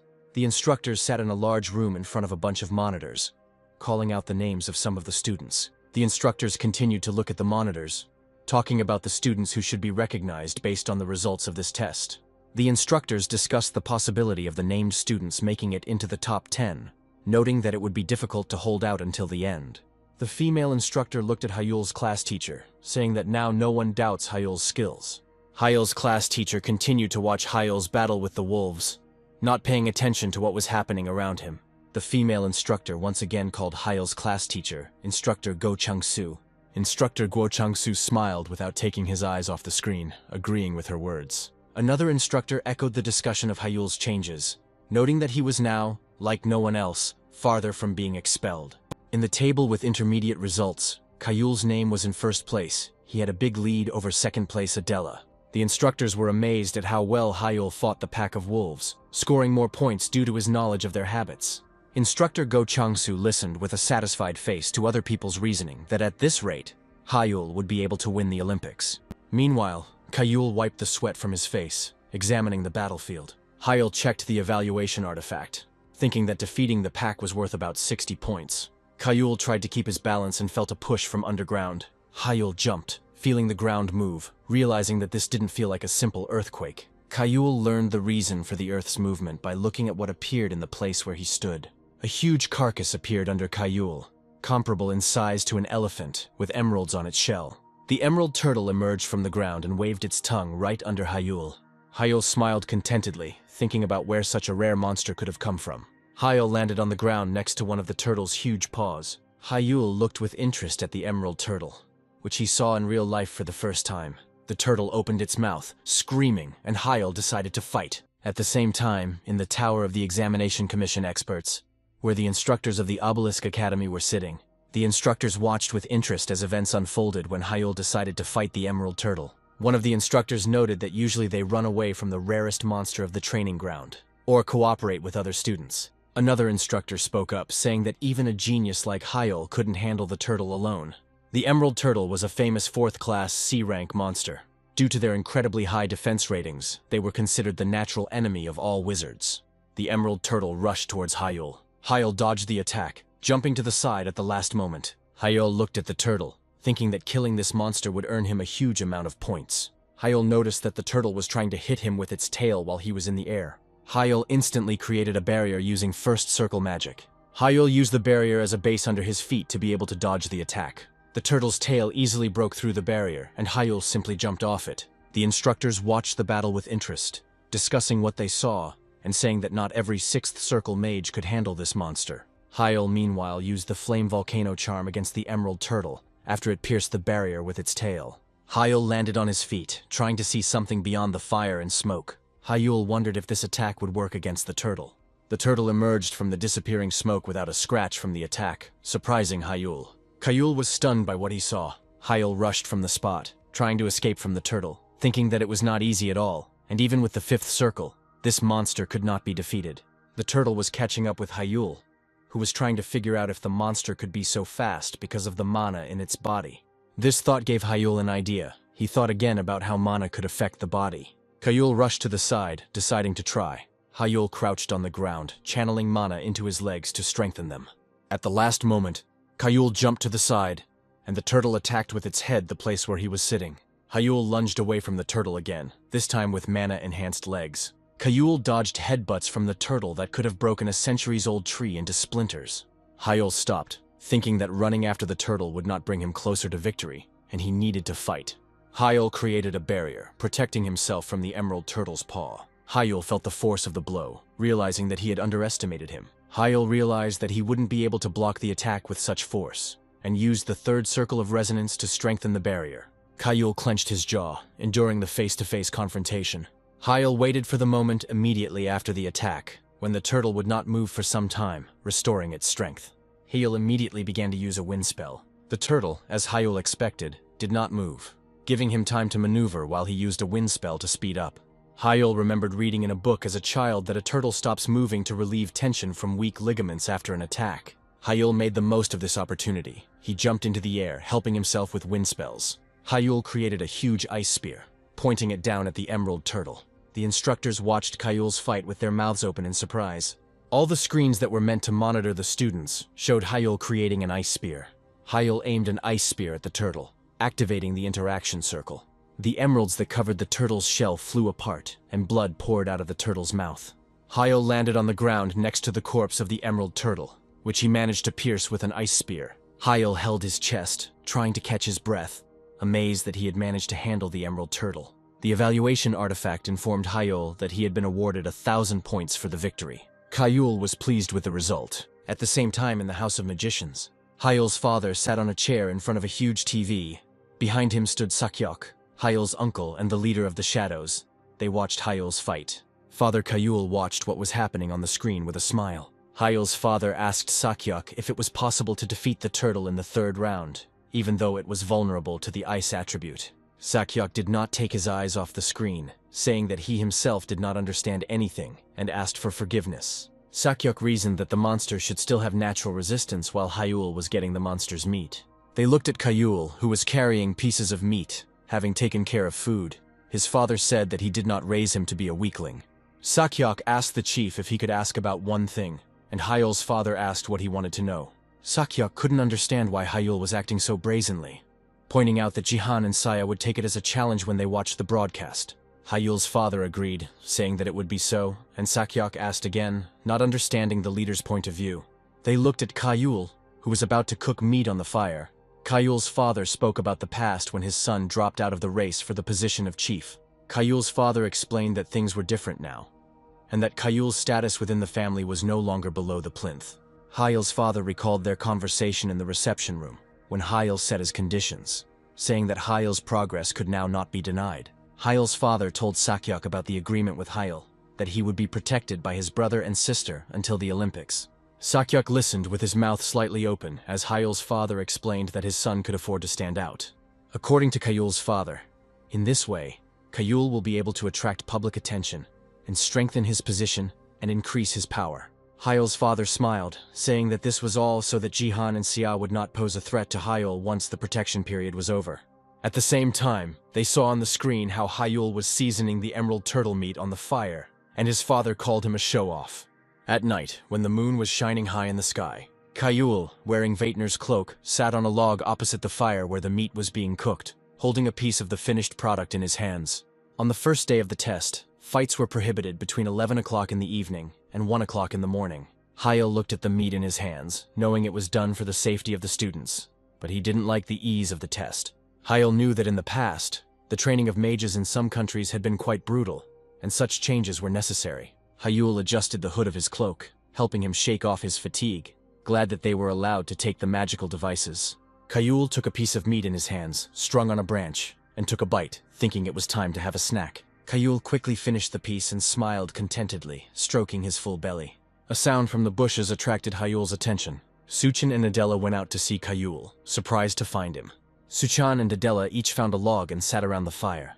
Hyul asked why they were wandering through the forest together. Adela said they bumped into each other before the break and had a minor argument, but Suchin corrected her by saying she had beaten him up badly.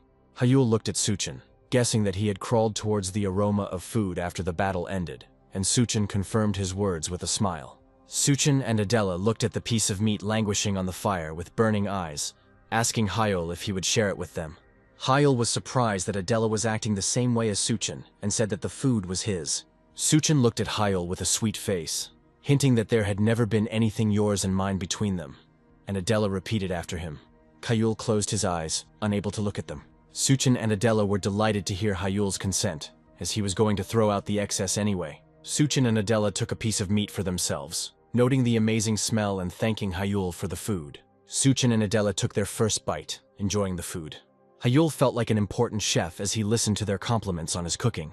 Adela asked Hyul whose meat it was, suggesting that it might be Honey Bear. The Honey Bear was a bear-like monster that lived in the forest, and its meat became very tender when cooked over a fire. Hyul said it wasn't him, and Adela continued to reason that there were only 2 monsters here whose meat was fit for food. Adela continued speaking, naming only the Honey Bear and Emerald Turtle as edible. The rest were either poisonous or tasteless. Adela looked at Hyul and asked in disbelief if he really had finished off the Emerald Turtle. Suchin continued eating, waiting for an answer. Hyul admitted that this was indeed the case, pointing to the west and saying that he had done this during the day. Suchin, with his mouth full, began asking questions, saying that he had only seen the turtle briefly once, and was curious how Hyul had managed. Hyul reminded him not to talk with his mouth full, but Suchan didn't stop chewing, saying that Hyul was cool. Adela thought about it. After a short silence, Adela said that this was unheard of. Adela continued to say that it was unheard of for a wizard below the 5th circle to be able to defeat the turtle while looking directly at Hyul. Hyul saw her mood and decided to explain. Hyul raised his hand to the sky, casting a fiery volcano spell. A huge column of fire shot up into the sky. It seemed to have no end. Suchin and Adela looked at Hyul's spell in shock, recognizing it as 3rd circle magic. Hyul continued to demonstrate his abilities to them.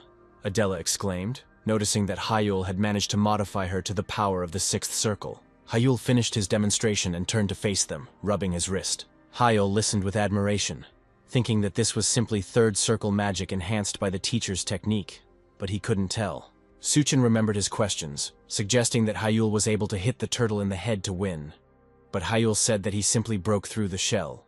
Suchin came closer, telling Hyul not to rush, but Hyul only said with a smile that that was how it was. Hyul suggested looking at the recording from the Academy's drones after the end of the test, confident that it had been preserved.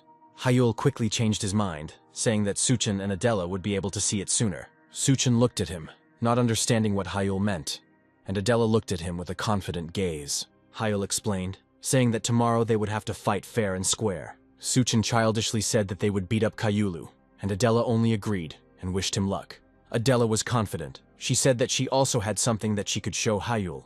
On the second day of testing, the barrier separating the training area in the forest was reduced. The instructors monitoring the test discussed the fact that there were only 4 left and tried to figure out who would emerge victorious. The next day, Hyul was walking in the forest. Not far from Hyul, there was movement. Someone directed a magical wind cutter spell at him. Hyul turned around, feeling the fluctuation of mana. Hyul instantly created spears of wind in the shape of birds, directing them towards the direction where he sensed movement. Hyul looked in the direction where smoke rose from the impact of the wind spears on the magical wind cutter. Ji Sangwok moved towards Hyul, saying that everything he heard was not just rumors, but a real supernova explosion. Sangwok jumped down from the tree towards Hyul, who was looking at him. Hyul barely managed to dodge as Sangwok punched that spot. Hyul noted Sangwok's speed, barely keeping up with his movements. Sangwok jumped and kicked Hyul, who dodged it at the last moment, tilting his body back. Hyul jumped back into the distance, realizing that close combat with Sangwok was dangerous. His kick whistled past Hyul by a millimeter. Sangwok smiled and greeted his opponent, telling Hyul that he was unlucky to run into him. Hyul disagreed, saying that he was, on the contrary, lucky to have recognized a wizard who specialized in close combat. In the memories of Hyul from the Obelisk Magic Academy, Hyul witnessed Sangwok's training fights at the academy. Hyul knew that Sangwok was a master at enchanting his body. Sangwok was in the top 2 among second years in martial arts. Hyulu took a fighting stance, preparing to fight the body enchantment expert. Hyul looked at Sangwok, knowing full well that he was not someone the interaction circle could be used against. Hyul decided that he would also use body enchantment and directed mana into his fist. Hyul began to move using his body enchantment and his combat skills. Sangwok appreciated Hyul's willingness to engage in honest, direct confrontation. At the same time, in the tower of the examination committee, the instructors were discussing the students' decision to choose the combat magic of body enchantment. One of the instructors suggested that in this case, Sangwok would emerge victorious from the duel. The instructor watched the events on the screen, listing Sangwok's merits, due to which he would be able to win. Instructor Go Chang-soo chimed in, saying that Hyul's potential was immeasurable given his fight with the turtle. Meanwhile, Hyul dodged Sangwok's fist. Hyul used the Demon Eye spell to see Sangwok's mana flows. Hyul saw that the mana was concentrating right in Sangwok's fist. Right before Hyul's eyes, the mana from Sangwok's fist was transferred straight to Sangwok's knee. Hyul put up a barrier in front of himself, realizing that Sangwok was going to deliver a knee kick. Hyul felt how heavy the blow was from Sangwok. Cracks appeared on the barrier, and Hyul decided to press him with it. Hyul finally broke the barrier, sending the fragments towards Sangwok, who didn't expect this. Sangwok watched with interest as Hyul completely destroyed his barrier, waiting for further action. Sangwok looked at Hyul's magic, realizing that he had never seen anything like it before, not believing that the genius magician had actually returned. Sangwok finally admitted that all the rumors about Hyul did not just appear out of nowhere. Hyul went on the attack against Sangwok, who was thinking that the fight was getting more and more interesting. Sangwok was confident that he would not lose in close combat. Hyul thought he had a chance after seeing Sangwok's slight confusion and was about to throw a punch. Hyul's fist was enchanted with mana. Sangwok blocked Hyul's strike, crossing his arms over his chest. Hyul was surprised at how quickly he reacted. The instructors, who were watching the fight through screens, watched the fight attentively, rising from their seats in excitement. Hyul did a backflip, avoiding a kick from Sangwok. Hyul thought about Sangwok's combat sense that allowed him to react in time, but he noticed that he lacked common sense. Hyul thought that if he had disguised the flame throw in the strike, Sangwok would not have had time to put up a barrier. Then both of Sangwok's arms would have been seriously damaged. Hyul charged again, causing Sangwok to be amazed by his speed. Sangwok crossed his arms over his chest, expecting Hyul to repeat his previous attack. Hyul chuckled, asking if Sangwok really continued to defend himself like this. Hyul at the last moment kneed Sangwok in the ribs that were open, saying that this place was open. Sangwok gritted his teeth in pain, realizing too late that Hyul had used a feint with his hand's enchantment that distracted him from the real blow. Sangwok tried to figure out when Hyul had managed to enchant his legs to hit him with his knee. Sangwok felt pain in his side and, checking it with his hand, assumed that he had a broken rib. Sangwok considered himself a true fighter and was going to endure this pain using only willpower. Sangwok rushed to attack Hyul, Believing that attack is the most important thing for a fighter, Hyul increased the distance between them to calculate the attack. Hyul told him that if Sanwok relied too much on his strength, his body would quickly break down. Sanwok was about to jump kick Hyul. Hyul asked if Sanwok had overheated while diving down to avoid his attack. Sanwok tried to minimize the damage from the failed attack, enduring the pain in his side. Sanwok landed on the ground and barely managed to regain his balance before he noticed Hyul's attack. Sanwok didn't have time to dodge, and Hyul hit Sanwok with his fist from below, up on the jaw. Sanwok was thrown to the ground by the force of Hyul's blow. Sanwok lay on the ground unconscious from the blow, and Hyul shook his hand. Hyul noticed that Sanwok concentrated mana into his lower jaw at one point before his strike to reduce the damage. A bright mark from the blow was visible on Sanwok's lower jaw. Hyul wiped his face with his shirt, smiling as he noticed that Sanwok's fighting sense was incredible, not only in attack but also in defense. A notification was received on the evaluation artifact on Hyul's hand that 100 points had been awarded for the victory. At night, the radius of the training ground in the forest decreased again. Hyul walked through the forest, checking the information that there were only 2 survivors of the test. Hyul looked ahead, thinking that there was only one enemy. Adela appeared before his eyes under the moonlight. She greeted him and said with a smile that it was a wonderful time for a battle. Hyul and Adela looked at each other.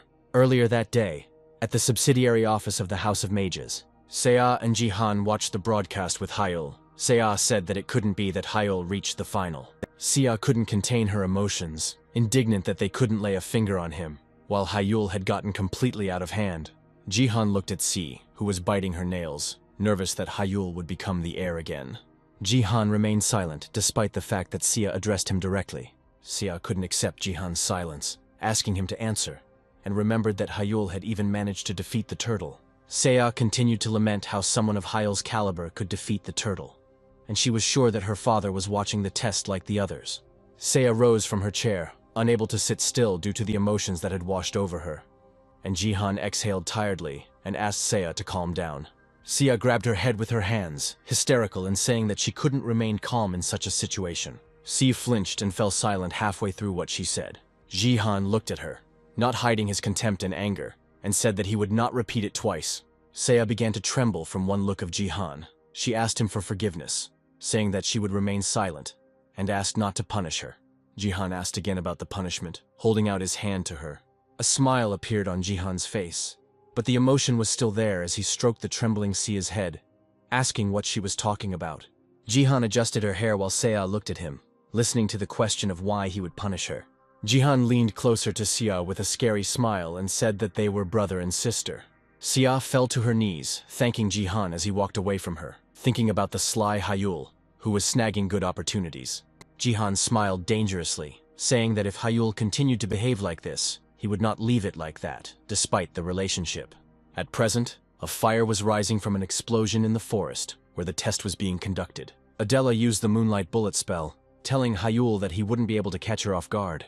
Adela watched the videos of his battles many times, and even took into account how he used the sun in the last fight. Now Adela came on purpose at night, confident that everything would be different. Adela wasn't going to give Hyul a chance to counterattack. Adela moved, casting spells without stopping. Hyul found himself under a hail of moonlight bullets and tried to dodge them. One of the moonlight bullets grazed Hyul's shoulder, drawing blood, making it impossible for him to dodge all of them at once. Hyul noticed that Adela was creating many more magic missiles than she had during the midterms. Adela said that a mage capable of single techniques is vulnerable to dense magical fire. Adela watched Hyul's movements, continuing to cast her spell. Adela told Hyul that this was his weakness, and that she was superior to him in strength and efficiency in everything. The place where Adela's magic projectiles hit was covered in fire. Hyul exhaled, feeling tired. Hyul held up a barrier as the shells hit, shouting at Adele to think as she wanted. Hyul was thinking about Adela's strategy to try to overcome him with the advantage of the magic circle. Hyul didn't believe that this was the entire result of the analysis of his battles, which Adela was pleased with, judging by her face. Hyul held the barriers, fully understanding that not everyone could spam magic like that, which was expected from the Divine Guardians. Hyul smiled, noticing something. He asked Adela a question. Hyul looked at Adela, who continued to perform magic, and asked since when she had mastered the 4th magic circle. Hyul held the barrier with one hand, and with the other behind his back, carefully cast a spell of ice needles. Adela stopped attacking Hyul with magic projectiles, admitting that she thought he would notice right away. Hyul took advantage of the smoke that had not yet cleared from Adela's attacks to cover his attack with ice needles. Adela told Hyul that she had mastered the 4th circle about 4 days ago, and there was more to come. Adela closed her eyes. Behind Adela, who stood with her eyes closed, an icy needle of Hyul was flying from the direction of the moon. Adela told Hyul that he would no longer be able to impress her with such obvious tricks. Adela waved her hand, still keeping her eyes closed. At the last moment, Adela turned to the side, and at the same moment, she broke Hyul's ice needle with her eyes closed. Adela opened her eyes. Her pupils were cross-shaped. Hyul immediately recognized this magic, and asked if Adele was too fat for the 4th circle and vision with the heart at the same time. Seeing with the heart was the secret magic of the noble French steward family, to which Adela belonged. This detection magic was similar to the red eyes that Kim Kangan, the Lord of the Blue Tower, had. The current Adela was a combination of the strengths of the Divine Guardian magic, and detection magic made her a formidable opponent. Hyul wiped his face with the back of his hand, thinking that in front of him was simply a monster in human form. Hyul looked at Adela, who was about to cast her spell again, knowing full well that he would have to give her everything he had. Adela said that she was no longer so naive as to give him breaks. Adela attacked Hyul again, asking when he would show her the magic he used to defeat the Emerald Turtle. Hyul watched as Adela's magical projectiles approached him. Hyul smiled, telling Adela that he was just about to do so. Hyul activated his demonic eye as he looked at the approaching attack. Hyul was able to disassemble the entire structure of the Moonlight Bullet Charm using the Demon Eyes and activated the Interaction Circle. All the magic projectiles that Adela sent at Hyul went off course and didn't even hit Hyul. Adela couldn't believe that her bullets had veered off course just before hitting their target and asked what trick Hyul had pulled. Hyul smiled, asking Adela her thoughts on how he did it, and wondered if even seeing with her heart hadn't helped her. At the same time, in the estate of the House of Magicians, Hyul's father, Inhyuk, looked at the one who called his name and asked what kind of magic this was. Wee Sangkol, the head of the Divine Guardian House, held a glass of wine in his hand, not understanding. Vi Sangchol was curious about what kind of spell could change the trajectory of magic projectiles in such an unprecedented way. In Hyuk said that he himself didn't understand it, watching the broadcast from the tests, and Sangchol asked if Hyul really didn't say anything. In Hyuk sighed tiredly, saying that it was nothing, and Sangchol looked at his friend, saying that it was unexpected that Hyul was hiding something from his father. In Hyuk propped his head up with his hand, saying that Hyul had grown into a real brat over the past year. They continued watching the broadcast of Hyul's fight with Adela, and In Hyuk admitted that Hyul has more secrets than revelations now. Sancheol understood his friend, saying that Hyul had changed a lot in a year away from home. In Hyuk agreed with his words, and Sangchul added, saying that a man only grows up when he leaves his home.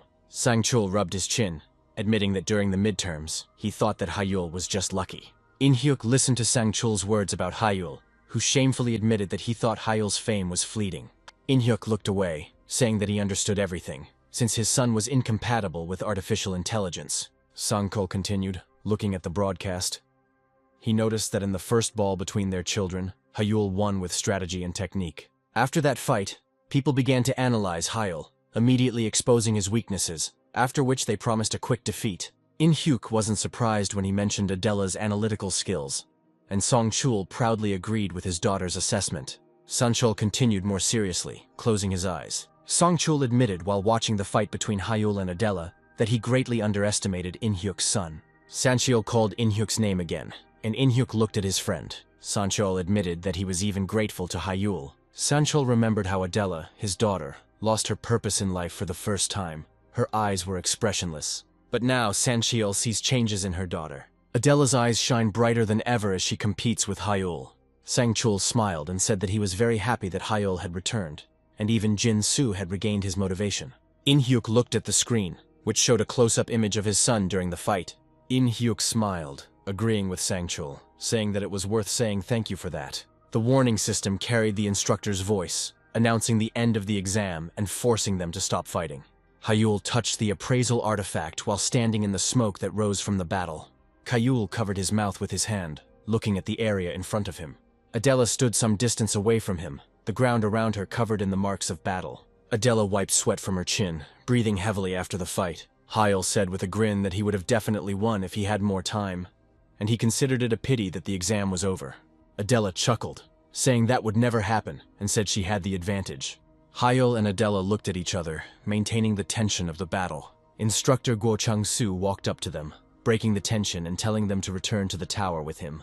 The next day, at the Obelisk Academy dormitory, Adela argued, saying that she would have won yesterday's fight. Hyul, with his arms crossed over his chest, said that Adele shouldn't even dream about it, because Hyul would have won. Suchin listened silently as Adela and Hyul argued among themselves, proving to each other who would win and why. Suchin told them to go to another room if they were going to discuss this all evening, because he didn't need fights in his room. Adela and Hyul simultaneously yelled at Suchin, telling him to shut up and calling him Mr. 26th Eliminator. Suchin said, crying, that this was his room, and he called them to review the recording of the fight, and not all this. Suchin pointed to the table, saying that he even bought pizza and drinks for them. Adela was happy to see banana milk. Suchin continued to whine, saying that he did everything for them, and they behaved like this. Suchin saw that Hyul and Adela were already sitting on the sofa, telling him that he was blocking their view. Hyul hurried him by saying that they wanted to watch it all over again, and Suchin began to complain about the long recording. When the recording ended 14 hours later, it was already deep into the night. Hyul and Adela were sitting on the sofa, and Suchan was lying on the floor with a pillow under his head. Suchin whined tiredly, calling the guys monsters of analysis. Adela laughed softly, and Hyul asked her why. Adela said she was just having fun while covering Suchin, who was lying on the floor, with a blanket. Adela sat back down on the couch next to Hyul and said that she thought they would abandon the idea halfway through, pointing at Suchan.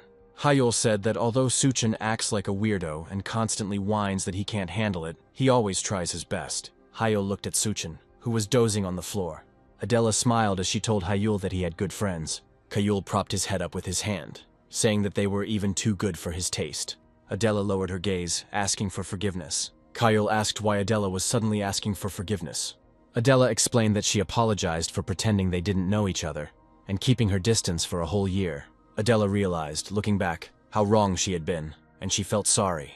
Hyul asked Adela what there was to apologize for, saying that he himself had rejected all her signals for communication.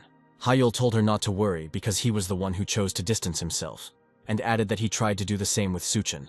Suchan immediately woke up upon hearing his name and indignantly asked Hyul if what he had heard was true and had frightened Adela. Hyul rubbed his wrist, saying that he was no longer the same as he was then, and now had gained new strength. Adela and Suchin listened to Hyul with interest. Hyul added that he also found new friends, and now wants to show them something. Hyul stretched out his hands, beginning to cast a spell with concentration. Adela's mouth dropped open in surprise as she recognized the sight of the charm. Suchin shouted that it was impossible. Hyul extended his hand, showing the two the moonlight bullets. Hyul was pleased with the result of repeating the Steward family's spell that Adela had used. The boys still looked at Hyul's hand in disbelief when he said that this was his magic. Suchin asked if this meant that Hyul's magic was capable of interfering with the enemy's spell formula itself. Hyul confirmed that Suchan's thoughts were correct, and pointing to his eye, said that he was able to see the structures of magical formulas. Adela covered her mouth with her hand, shocked by Hyul's revelation, and asked if it was thanks to his eyes that he was able to unravel her family charm. Hyul confirmed her words, noting that this is usually very difficult, and this is his personal development as a result of long-term analysis. Hyul said that to do this, he would need to see the spell up close several times, and Adela made some guesses about the spell that had affected the turtle. Hyul confirmed her guess, saying that he had studied the shell, and then used a charm that reduced its durability. Suchin raised his hands, saying that the monster here was only Hyul, and Adela continued to think, finally understanding how Hyul was able to interfere with her magic. Adela wanted to know more details, to clarify whether her assumptions were correct. Hyul confirmed everything Adela said with a smile, saying that she quickly grasps all the information. Hyul gave Adela a hint, saying that her focus on only bullets during the match made it easier for him to calculate the formula. Adela exhaled, saying that she had no idea that her choice to use bullets would be such a fatal mistake. Adela asked if Hyul's magic had any weaknesses, and Hyul said it was difficult to calculate attribute mana. Hyul noted that he could only interfere with the spells that were right in front of him, and in a real fight, that would be a great luxury. Adela asked if he could turn the magic projectile around and return it back to the enemy, showing with gestures. Hyul noted with regret that there would definitely not be enough time for this in battle. Adela noted that this was sad because it could have been a really cool feature if Hyul could mirror spells. Adela said that Hyul's charms were already too cheating while Suchin tried to stop them in the background. Suchan took Hyul by the shoulders, moving closer to his face, and asked him to finally listen to him. He asked why Hyul was discussing his secrets. Hyul and Adela asked if Suchin really didn't understand, and Suchin asked what they were talking about, not understanding anything at all. Kayul and Adela simultaneously spoke about the Olympics. Suchin was surprised to hear their explanation. Kyle told them that they would be performing with him at the Olympics and asked them to help him. Suchin was moved, calling Hayul's name with a slight stutter. Suchin quickly came to his senses and raised his hand, finding an objection, and Hayul pointed his finger at him for Suchin to speak. Suchin rubbed his neck, saying that he understood the reason why Adela was chosen, but he felt that he wasn't strong enough. Suchin said that the selection was being conducted among second and third year students, and it would be difficult to get a slot, but Hayul said not to worry. Hayul, with a smile that was frightening to Suchin, declared that he would achieve his participation one way or another.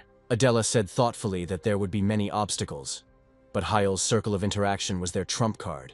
If its use is acceptable, then it's a team match where you have to protect your magic stone while destroying enemy cannons, or a match where you need to steal a flag from the enemy base while protecting your own. Teamwork will be effective in any such competition. Hayul said that they had team or siege battles in their pocket, not counting everything else that interested Adela. Adela asked Hayul in surprise if he had any other trump cards. Kayul chuckled softly with a smile. Kayul confirmed her assumption, saying that they certainly exist. Sometime later, when Hayul returned to his room in the dormitory of the Obelisk Academy, Kayul put on Veitner's cloak and opened the book Mimir's Well. Kayul moved to the Mimir Well, deciding that it was time to begin. Hayul was transported to the library, accompanied by flower petals. Mimir, who was lying on the sofa with a book, greeted Hayul in return. Mimir noticed that Hayul came to her later than she expected, and told him not to even tell her that he had failed to win first place. Hayul told Mimir that of course he had won first place, and the points he had earned from defeating the Emerald Turtle had helped with that. Hayul asked Mimir if she remembered how he told her about his plans for a gold medal, and she confirmed this, saying about the Olympics. Kayul said he discussed participation with friends and told them about the interaction circle. Mimir was surprised, remembering how Hayul said that he would tell her only after he had completely mastered it, and said that it happened somehow quickly. Kayul confidently said that everything was just in time, causing Mimir to be surprised. Mimir was surprised that Hayul had managed to master the interaction so perfectly so quickly. Mimir called Hayul amazing, clutching the chicken in her hands in excitement. Kayul accepted her compliment and continued talking about the Olympics. Hayul asked Mimir to find destruction-level books for him. Hayul believed that it was time for him to learn the third magic circle of destruction. After returning from the well, Kayul heard his phone ringing. Hayul answered the call from the Lord of the Blue Tower. Kim Kang-yoon immediately started talking about how he watched the broadcast, saying that Hayul had amazingly defeated the turtle. Kim Kang-yoon continued to point out moments from the broadcast that struck him as his secretary followed him down the hallway. Kim Kang-yoon asked with interest how Hayul was able to break through the shell and what he did with the moonlight bullets. Hayul looked at Kim Kang-yoon on the video call, who made suggestions about how it might work. Hayul smiled apologetically at Kim Kang-yoon and said that he was truly sorry, but he couldn't share his secrets yet. Kim Kang-yoon admitted that he got carried away with his questions and said that Hayul didn't have to answer. Hayul listened to Kim Kang-yoon's words when he said that a magician has the right to his secrets. Kim Kang-yoon told Hayul that his magic is incredibly interesting, and he hopes that he can figure it out on his own. Kim Kang-yoon stopped talking about Hayul's magic. Kim Kang-yoon said that he called him because of the elemental stones that Hayul asked about.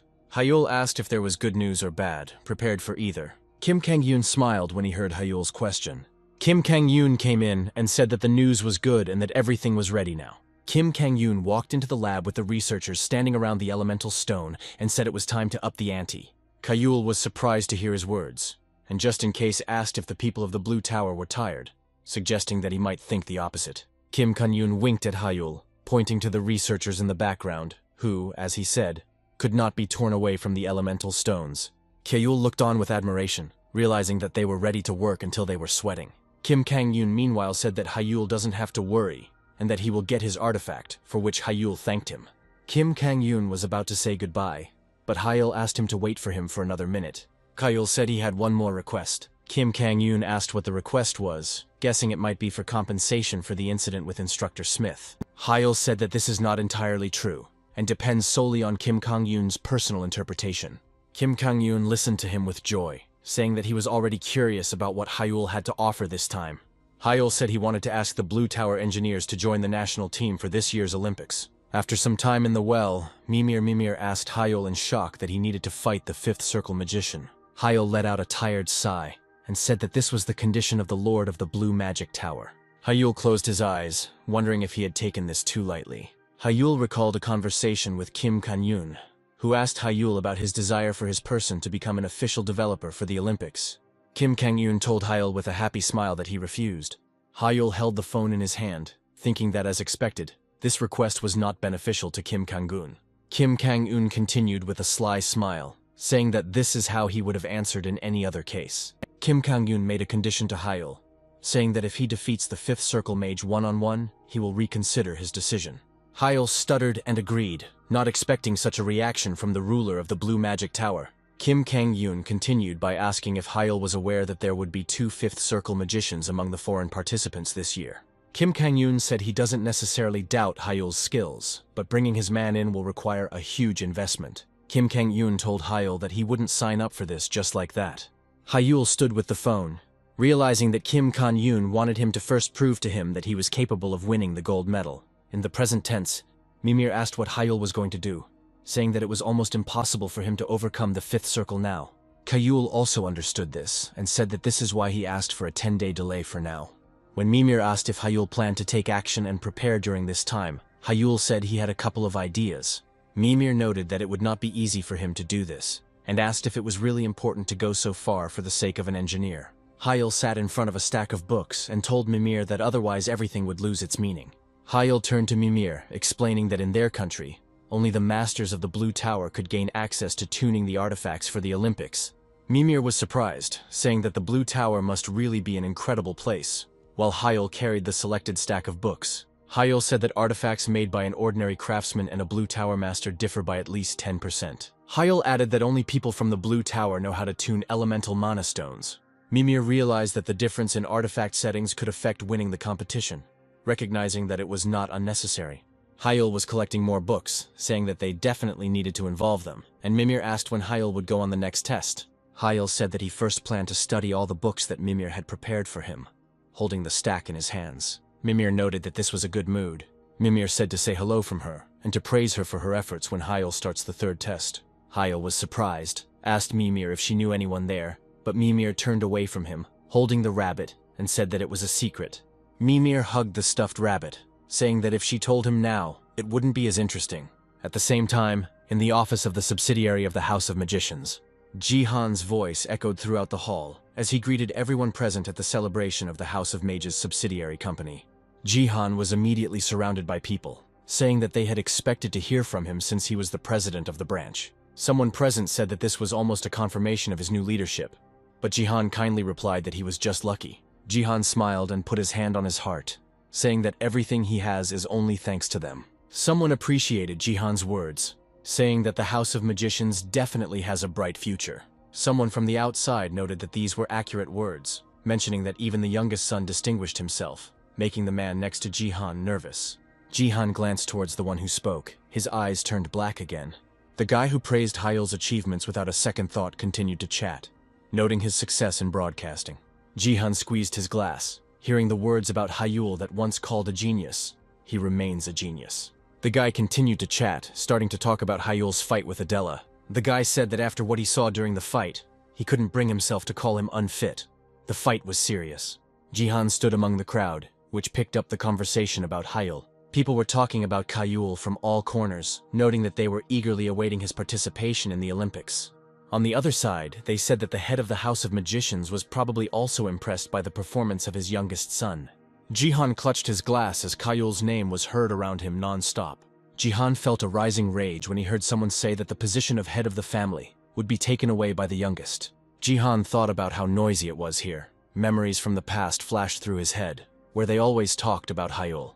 In Jihan's memories, the smiling face of little Hyul appeared when he thought that he hated him the most. People at the gala evening noticed that Jihan had gone out somewhere.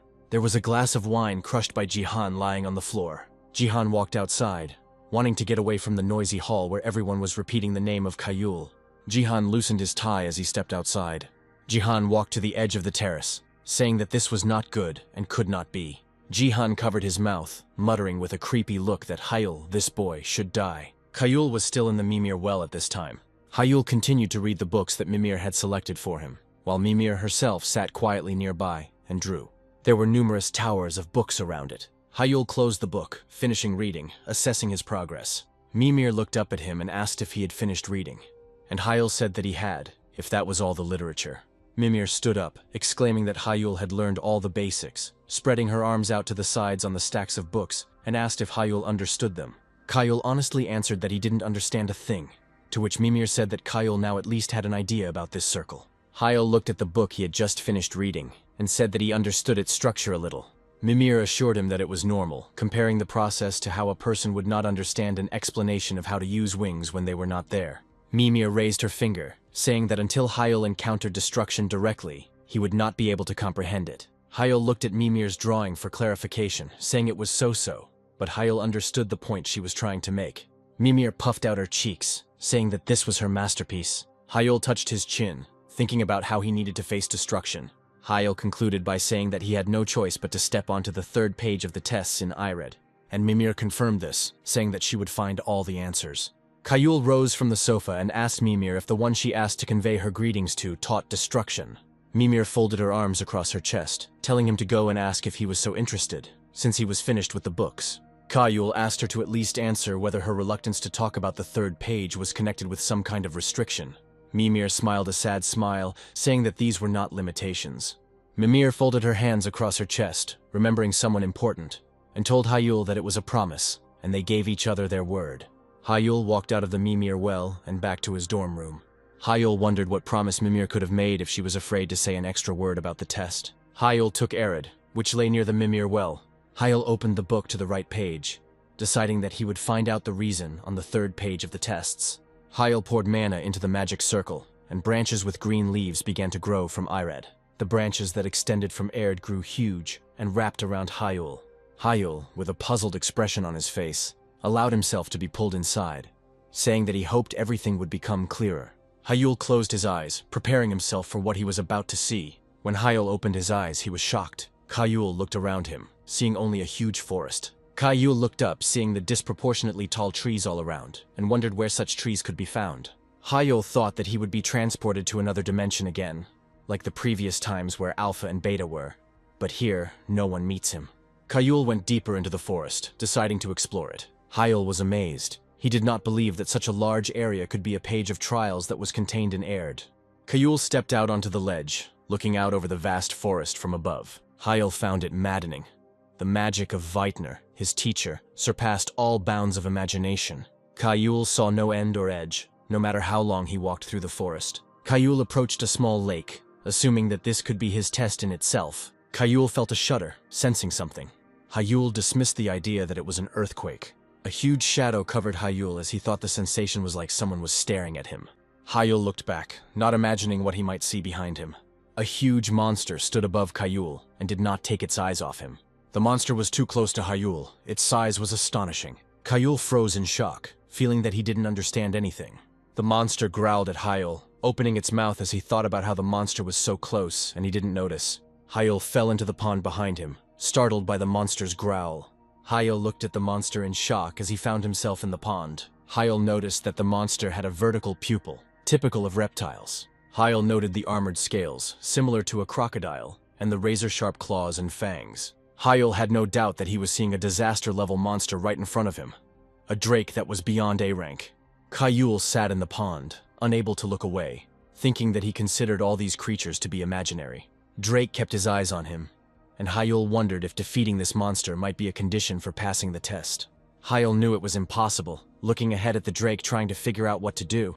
He couldn't even move. The drake's slightest exhalation made the mana flutter in the air. Hyul had never met a monster even close to its level. Hyul knew that in the drake's eyes he was nothing more than sweet prey for mana. He wondered if he could even escape. Hyul strained his arm to lean on the bottom of the pond and try to rise. This movement did not go unnoticed under the drake's watchful gaze. Hyul looked up at the monster, knowing he had no chance with its speed, and his body refusing to move. Hyul knew that if the drake attacked him, it would all be over. Hyul winced as he noticed something. Hyul tried to understand why the drake was not approaching, but simply looking at Hyul. Hyul suggested out loud that something was stopping him. A voice behind Hyul caught his attention. Hyul turned around to see who had complimented him. A girl was moving along the surface of the pond towards Hyul. Her hair glistened in the sun, blending with the green of the forest, as she complimented Hyul's will, even in the face of a monster.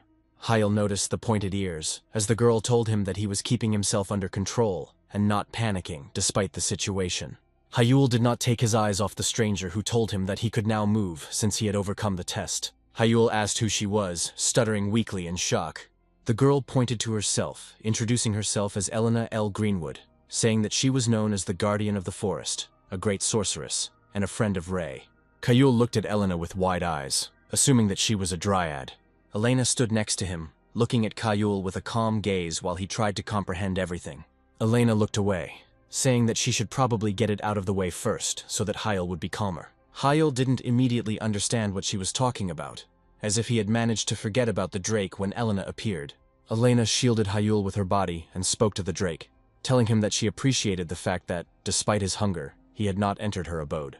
Elena said that she acknowledged his patience and added that she forgave him for ruining her garden. Elena quietly concluded, deciding to forgive the drake. Elena channeled magic into the drake, telling him to return to his forest in peace and calling him a remnant of a fallen noble being. Magic swirled between the branches, lifting leaves behind it. Hyul had already risen to his feet and was looking as if enchanted at how the forest itself responded. The forest interacted with Elena, as if confirming that she was the mistress of this place. Elena extended her hand to the drake, saying that he would turn into nothing and be forgotten if he was unable to understand her words. Elena looked at the drake with a slightly sad look. The drake's entire body was hit with lashing blows that cut through his skin.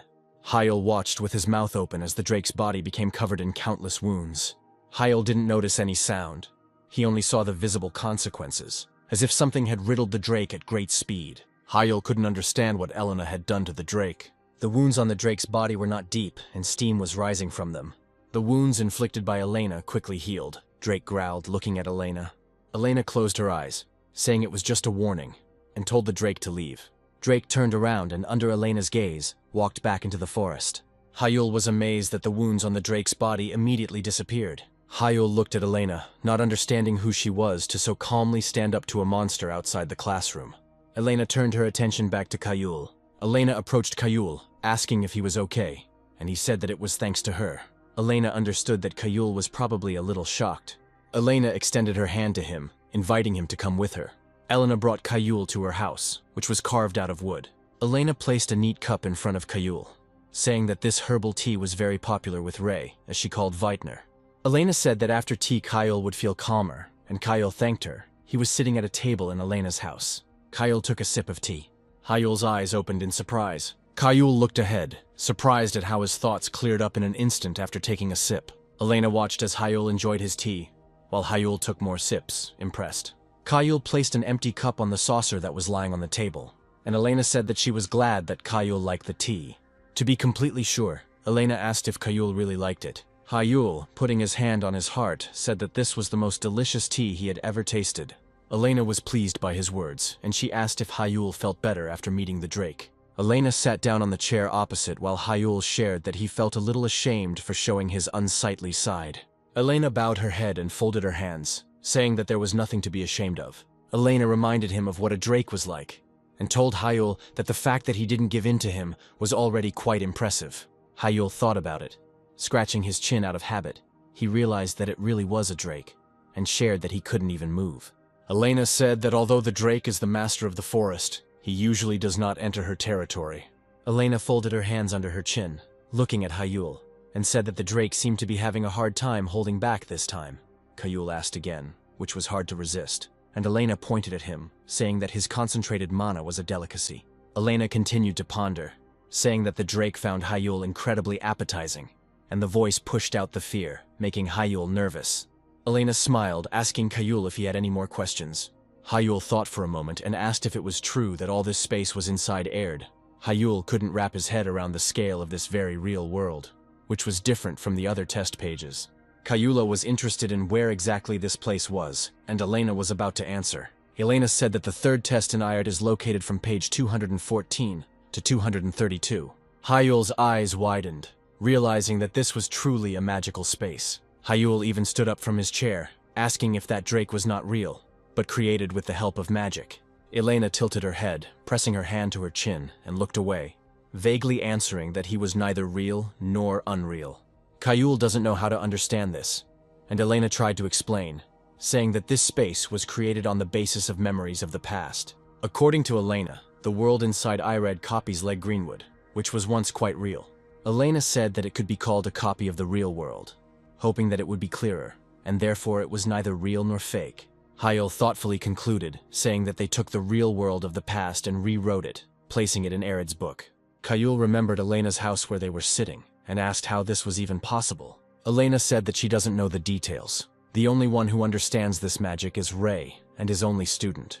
Elena looked at Hyel, saying that he would be like this. One day he would be able to reach Ray's level and understand everything. Hyel asked why the teacher created this space, and Elena said that it was done in order to transfer some magic to him.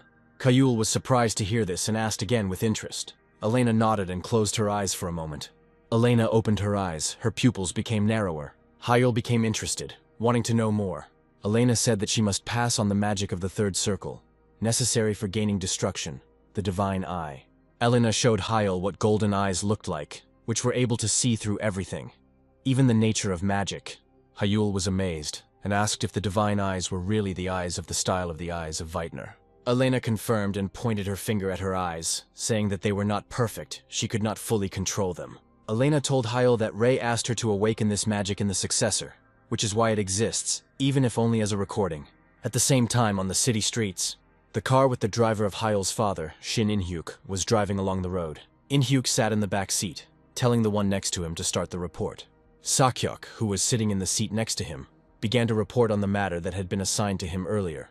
Sakyok said that young masters Min-hyuk and Minji showed a little interest in young master Hyel. But the most surprising thing, in Sakyok's opinion, was that the young lady Sia did nothing.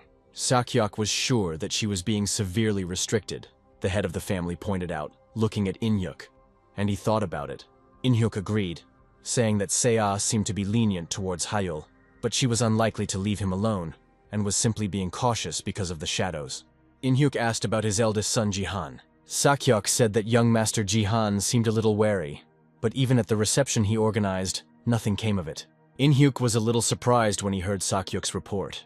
In-hyuk wondered if his older children might have learned to separate the private and the public. But she immediately told Sakyok to be vigilant until the protective period expired and to continue watching. Sakyok accepted the order, telling the head of the family that he understood, and cast a silence spell around them. Sakyok explained about the barrier, saying that what came next was confidential, and In-hyuk approved of it. Sakyok told the chief that information had come out that one of the family members had colluded with the Black Magic Tower. Sakyok revealed that suspicions are falling on all the elders who are not happy with Hyel's return, as well as the high-ranking officials. In-hyuk remained silent as he listened to the fact that there were ultimately 32 suspects. Sakyok continued, saying that no direct contact with the Black Tower was recorded. In-hyuk propped his head up with his hand, clarifying that this didn't mean they were clean. Sakyok handed him the tablet, agreeing, and said that among all of them, there were 5 who were the most suspicious. In-hyuk said that the hyenas would immediately notice if the situation escalated by looking at the information about the people on the tablet. In-hyuk told Sakyok that he would deal with these people himself. Meanwhile, Hyul was still in Elena's house, which was carved into the tree using magic. Elena was going to tell what needs to be done next in order to master the Divine Eyes. Elena stood behind Hyul, explaining that they would be training the Divine Eyes. Hyul turned to her, readily agreeing and saying that the more difficult they were, the better. Elena laughed slightly, saying that as expected, Hyul looked very much like his teacher. Elena covered Hyul's eyes with her hands, telling him to keep them closed. Elena said that now she would begin to very slowly pour her mana into him. Elena placed her hand on top of Hyul's cloak on his back, slowly filling Hyul with her mana, and said that she would tell him about the eyes next. According to Elena, information about Divine Eyes is only available after reaching the 4th circle, and Hyul was surprised. Hyul did not see a single mention of Divine Eyes in the studied Aird and the Mimir well. Hyul believed Elena's words that this information would not be available to him until he reached the 4th circle. Hyul asked Elena about the other volumes that she had mentioned, naming Mimir. Elena was surprised that Hyul knew about the book Mimir, and Hyul confirmed their acquaintance, remembering what he was asked to convey. Hyul relayed Mimir's words to him before he left on the 3rd page, considering it something personal between them. Hyul called out to Elena, and she apologized, once again beginning to pour mana into Hyul. For a moment, Hyul felt like Elena's mana flow faltered, and he wondered if he might have said something wrong. Elena concentrated on her task again, smoothly directing mana into Hyul's body. Elena apologized again and called it wonderful that Hyul had already managed to meet Mimir. Elena suggested talking about her later, in a less tense atmosphere, and now returning to the topic of divine eyes. Elena explained why they were only available on the fourth circle, saying that there was nothing special about it. Just like there was nothing special about it here. Hyel asked, and Elena said that it was Ray who had distributed it that way, and it was he who had trusted her to explain everything. Elena thought about it, adding that it was also a matter of the amount of information. Ray had calculated it so that everything would work effectively. Hyel remembered that he had already heard something similar from Mimir. Hyel remembered Mimir explaining to him why not only Arid existed, but also additional volumes like her well.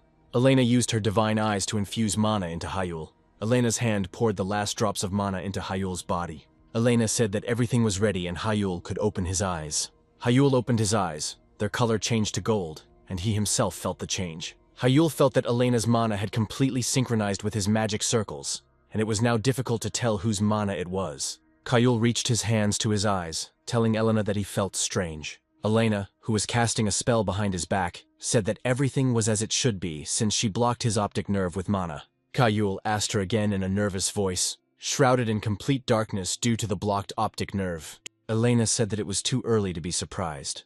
The divine eye is a sixth sense, existing separately from the other five. Elena explained that in order to develop it, it is necessary to turn off distractions. Hyel trembled as Elena listed everything she turned off, naming skin sensitivity and smells. Elena said that the tastes were also slowly leaving Hyel's body. Elena named the last sense organ, hearing, turning it off, and Hyel realized that he no longer felt anything at all. Elena stood over Hyel, who was lying on the floor, and told him that they would now go to the world of death. Elena looked at Hyel without saying anything. Hyel lay on the floor with his eyes open in a world where he felt nothing. Hyel had no sight, hearing, or touch. He couldn't even tell whether he was standing or sitting. Hyel felt that his body was completely deprived of external stimuli. He had no sense of smell or taste. Hyel couldn't tell if his body was functioning. Moreover, Hyel wondered if he was even alive. He was not just scared, he felt horror. It was different from the sensations he had experienced in absolute darkness, as if he had been covered by absolute loneliness, where nothing could be felt. Hyel could compare this state to hell. Hyel tried to stop his hands from shaking. Hyel reassured himself that this was just training, according to Elena, and now he needed to train his sixth sense to see mana with his mind. Hyel realized that this meant he could still see mana, remembering the feeling when Elena opened the divine gaze in him. Hyel closed his eyes, concentrating on seeing the mana. Hyel forced himself to focus, to learn to see mana with his mind, as his training required. At the same time in Elena's house, Elena looked at Hyel with surprise and emotionless expression, not understanding how he managed to do this. Hyel lay on the floor, remaining calm after the sensitivity was turned off. Usually, everyone who experienced this spell went crazy, succumbing to panic. Elena knew better than anyone how terrible these spells were. She planned to just let him test them first and then immediately cancel them. Elena herself acquired this spell only after she went through it step by step, gradually getting used to the sensations. Elena looked at Hyel, who had been under the spell for 3 minutes now, and looked as if nothing was bothering him. Elena was surprised, especially by the fact that the forest was already resonating with Hyel's mana, and realized that they could continue. Particles of forest mana flew into Elena's house, resonating with Hyel's mana. Elena was shocked by this, saying that it was amazing. 20 minutes had passed since the start. Hyel was stable, and his mana circles were rotating as expected. A completely stable state. Elena was amazed at the successor that Irid had chosen, knowing full well that Ray had known in advance that he was capable of enduring. Hyel raised his voice, asking Elena if she could hear him. Elena looked at Hyel in surprise. Hyel lay with his eyes open. Their color was golden. He asked if she could remove the blockage of feelings. Elena agreed, carefully removing the spell. Hyel immediately sat up, saying that he could finally breathe normally. Hyel stood up and began to stretch his muscles, surprising Elena, who asked if he would be okay if he was going to move so abruptly. Elena asked how Hyel was able to cope with the seal because it was an indescribable horror. Hyel agreed, saying that just thinking about a world where he was deprived of all his senses gave him goosebumps. Hyel closed his eyes and said that he desperately convinced himself that this was just training, and that it was safe. Hyel suppressed his fear with self-hypnosis, and only in this way was he able to focus on the vision of mana. Elena was surprised, saying that such fear was not easy to suppress even by self-hypnosis, and Hyel admitted that he almost broke down halfway. Hyel said that although he understood that it was part of the training, his body did not respond to what it did not understand, and for a moment, darkness overtook him. Hyel felt the hell called loneliness, the feeling of despair and death, and then his concentration was almost broken. Hyul shared a thought that flashed through his mind, saying that it was still better than the events of a year ago. Hyul told Elena about the moment when he realized that he was incompatible with artificial intelligence. Hyul continued, talking about the day when the path to great magicians suddenly ended. Hyul admitted that his father and family turned away from him then, remembering everything that happened a year ago. Hyul had experienced one hell, and compared to that feeling, the loss of all feelings seemed more bearable to him. Hyul and Elena went out into the forest from her house. Elena was surprised, asking again that Hyul considered sealing feelings more tolerable, and Hyul confirmed. Hyul said that this seal was just one step forward. Elena couldn't help but say out loud how much Hyul had been through. Without taking her sad gaze off him, Hyul interrupted her, saying that he was fine now, looking at his hands. Hyul rubbed his face with his hand, his eyes closed, and said that it was all in the past. Hyul raised his hands up with a smile, saying that he was grateful that he had his own special path forward. Elena's eyes watered as she looked at Hyul. The image of Ray, who was her close friend, flashed through her memories. Elena wiped the tears from the corners of her eyes, trying to calm down. Hyul turned to her, thanking her with a sincere smile. Elena wondered what he was thanking her for, and Hyul explained, saying what he saw in the darkness that blocked all his senses. Hyul shared that he saw Elena's mana, and she seemed very gentle to him. Hyul thanked Elena, whose mana made it easier for him to remain unconscious in the darkness. Hyul wondered if it was because he was under her sense-sealing spell. Elena was surprised to hear her mains described as gentle. This reminded Elena again of Ray, who had once said those words too. Tears were gathering in Elena's eyes again. She didn't think she would ever be able to hear these words again. Hyul remained in the forest on the third page of the tests until night fell outside. They returned to Elena's house. Hyul finished telling how he came here right after Mimir, and Elena said that she was glad that Mimir was doing well. Elena thanked him for telling her the good news, and Hyul said that it was nothing, since he had promised to send his regards.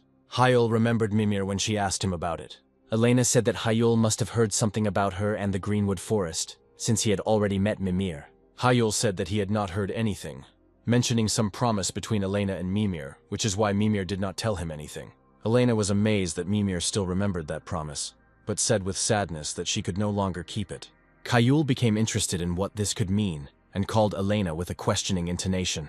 Elena apologized to him for having unnecessarily spoiled the atmosphere of their conversation over tea. Hyul assured her that everything was fine, and Elena decided to change the subject. Elena said with a smile that since Hyul mentioned the promise, Mimir really liked him.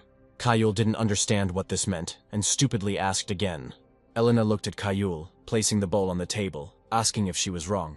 Hyul scratched his head, awkwardly saying that he had a pretty good relationship with Mimir, and asked what exactly that promise was. Elena noticed that Hyul seemed bothered by the promise, but apologized and said that it was a secret. Elena said it was just between the two of them, remembering their shared past, and remarking that she wouldn't even tell Ray. After Elena's words, Hyul had a new question. Hyul wondered if this was a promise from the past, so did that mean that Mimir had once been real too? Elena noticed that it was expected from Mimir that she did not tell him, and decided that she had no right to answer this question. Hyul understood her perfectly, saying that it was okay if she didn't want to talk, since she had given her word. Elena thanked Hyul for understanding them. After a while, Hyul got ready to leave, saying that it was time for him to go back. Elena came out to see him off and said that Hyul needed to continue training until he mastered the Divine Eye. Hyul asked if he could ask a question before he left, and Elena agreed. Hyul asked what the relationship was like between Elena and Mimir. Elena thought about her answer for a moment before saying that they were friends. Elena said that they are defending Waitner's style together with Ray. Elena compared them to constellations that, even being far from each other, are still connected. After visiting the third page of the test, Hyul immediately headed to the Mimir well. Hyul said with a smile that he was already back. Mimir asked in disbelief if he had really returned so quickly. She was lying on the sofa with her toys. Hyul said that he had classes tomorrow, so he came early. Mimir asked Hyul with disbelief if he had been training on the third page. Hyul laughed, saying that of course he had. Hyul showed Mimir how to use the magic of the Divine Eye. Hyul said that judging by the lazy mana he could see around Mimir, it was a success. Hyul said that he was still not a master, but he did not shirk training. Mimir caught his face with her hands, saying that it was strange. Hyul looked at Mimir closely as she spoke, saying that he shouldn't be so calm, and was surprised at how cold and unperturbed her mana was. Mimir smiled slyly, asking him again, and said that she was actually quite a cold person. Hyul and Mimir drank tea together while discussing how Hyul's meeting with Elena went. Mimir couldn't believe that Hyul had gone through the seal of all feelings and remained okay. Mimir even thought that Elena could be lenient towards Hyul. Mimir then asked if the forest magic had helped Hyul, but Hyul had no idea what kind of magic was in that forest. Mimir was amazed that Hyul didn't even have to be treated for the effects on his brain. Hyul recalled how he immediately stood up and began to stretch his muscles, and asked if there should be consequences. Mimir jumped up from the couch, asking how Hyul had endured that horrible magic without any consequences, assuming there had been some kind of trick. Under such pressure, Hyul had to tell Mimir the events of the past that he had recently shared with Elena. Mimir was furious, asking if this really happened. She called the culprit a bastard, saying that she had to deal with him. Hyul concluded by saying that until last year he was in complete despair, not paying attention to Mimir's violent reaction. Hyul said that moreover there were high expectations placed on him, so the consequences were unbearable.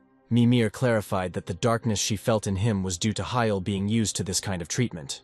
Mimir felt sorry for Hyul, finally understanding how everything was in his past. Hyul was surprised by Mimir's reaction, because he expected her to take it as if nothing had happened. Hyul remembered Elena's words of gratitude for accepting them, and that they were ready to respond in kind. Hyul was embarrassed, answering Elena out loud that it was not worth worrying about. Mimir looked at him, not understanding what kind of fantasies he was stuck in, and asked if he would make it in time, since the training was successful. Hyul rose from the sofa and answered in the affirmative with great determination. Hyul couldn't believe how just a year of despair had made him feel how lucky a mage he was. Now was not the time to stop.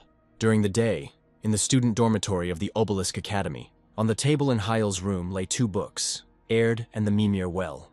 Hyul lay in bed, thinking about what Elena said. Elena said that the divine eye progresses as the circles of infinity expand. In the first circle, Hyul will be able to see the colors of mana with its help. In the second circle, the structures of magical formulas in the circles become distinguishable. On the third circle, Hyul can see the very essence of the spell. Hyul thought that he needed to see mana at its first flash in order to master the divine eyes perfectly. Hyul looked at his hand, which had mana visible in it, thinking that he needed to expand the scope of the divine eyes. Hyul wondered for a moment if he could do it before remembering the message from the Lord of the Magic Tower.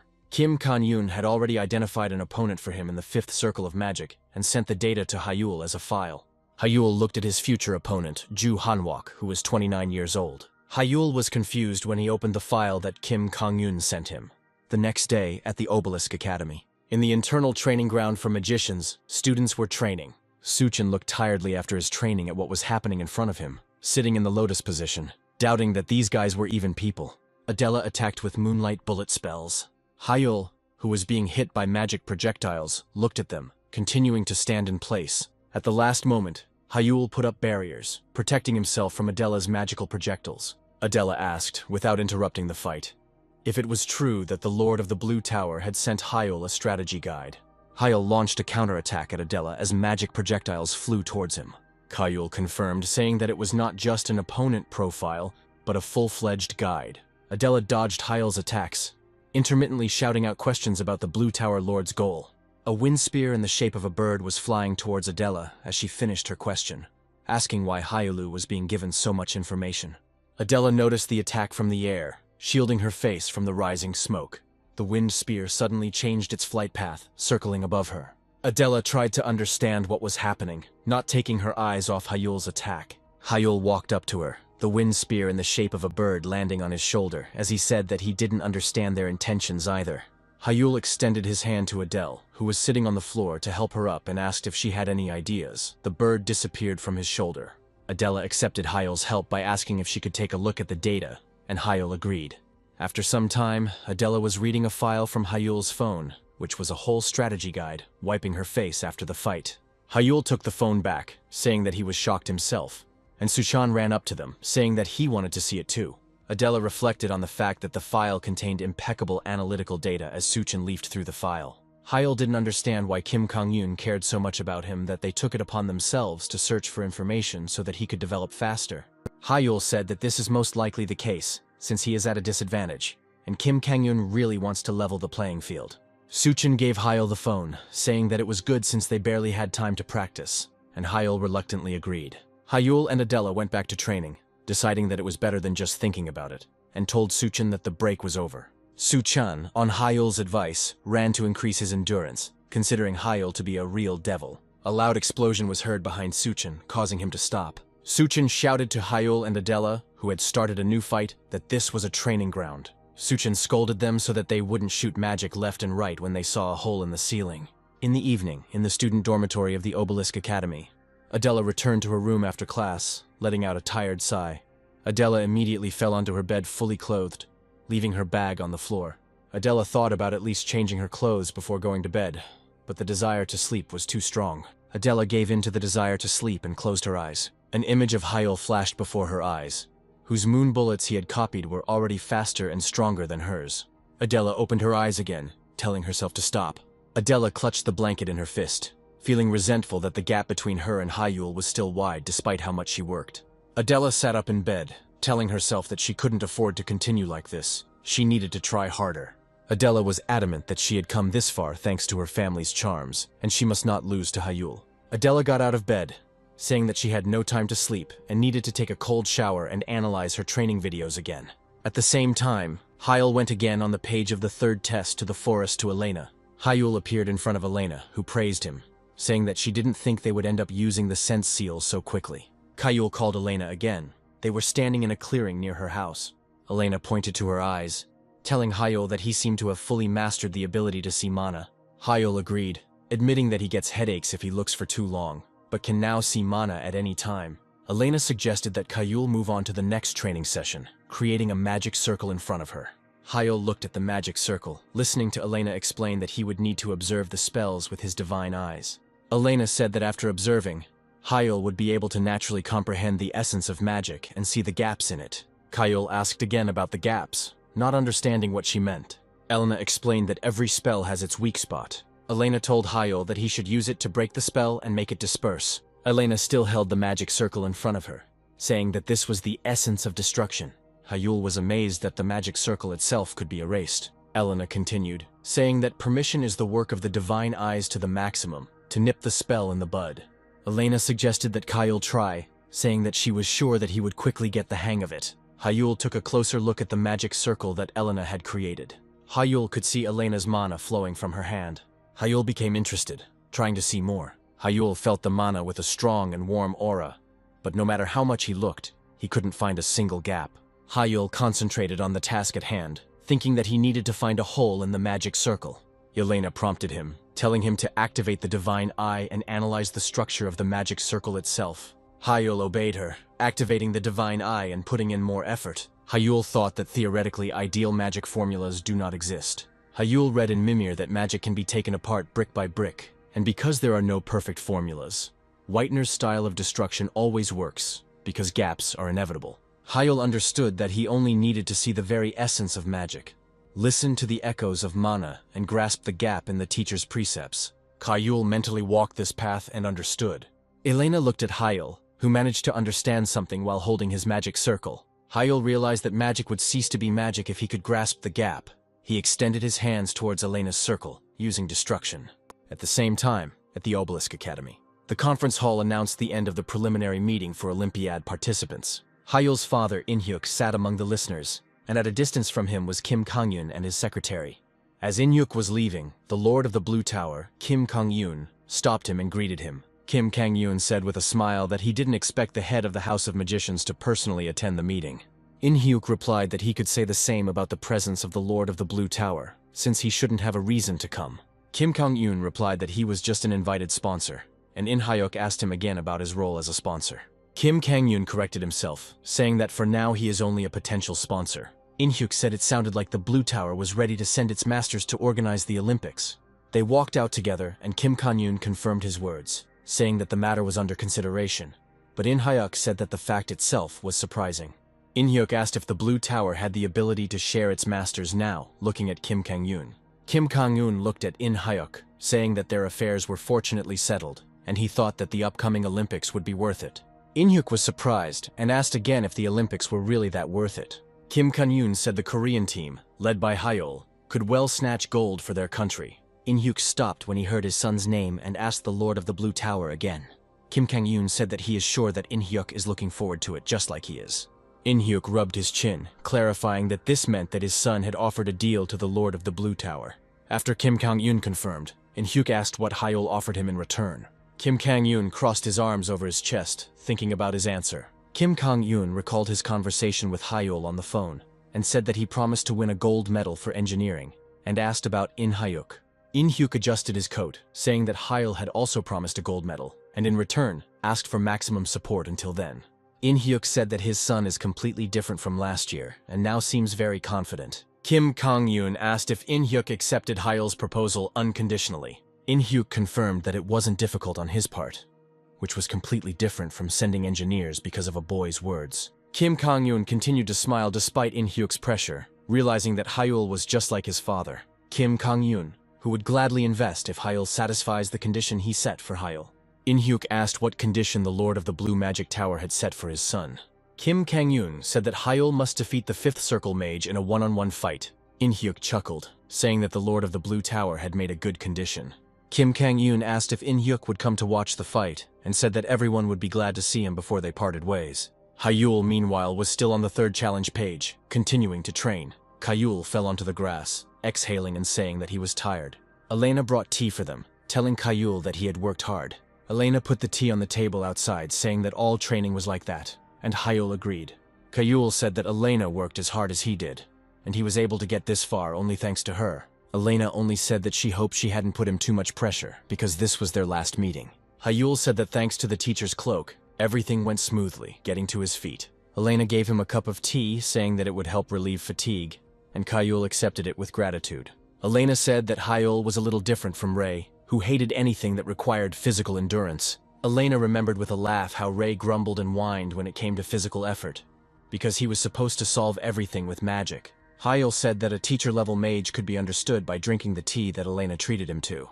Elena turned to Hyul, looking around her. Elena thanked Hyul for holding out until the end, and said that their training had come to an end. Elena told Hyul that it had been a pleasure to mentor him, but along with the joy and relief, she felt sadness. Elena admitted that from the moment she began waiting for Ray's successor, she understood perfectly well that separation was inevitable. Hyul couldn't understand what she meant by these words.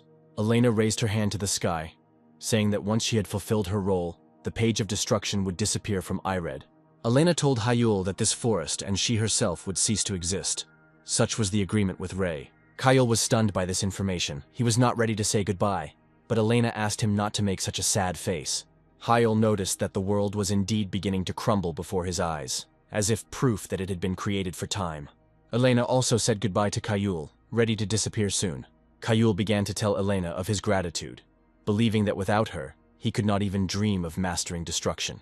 Elena shared with him the joy that Ray's teaching had found Hyul, as he could inherit it properly. Elena could not hold back her tears, saying that if she had anything to regret in the midst of this happiness, it was only that she would not see him grow up. Hyul ran towards her with his hand outstretched, as if he wanted to stop her disappearance.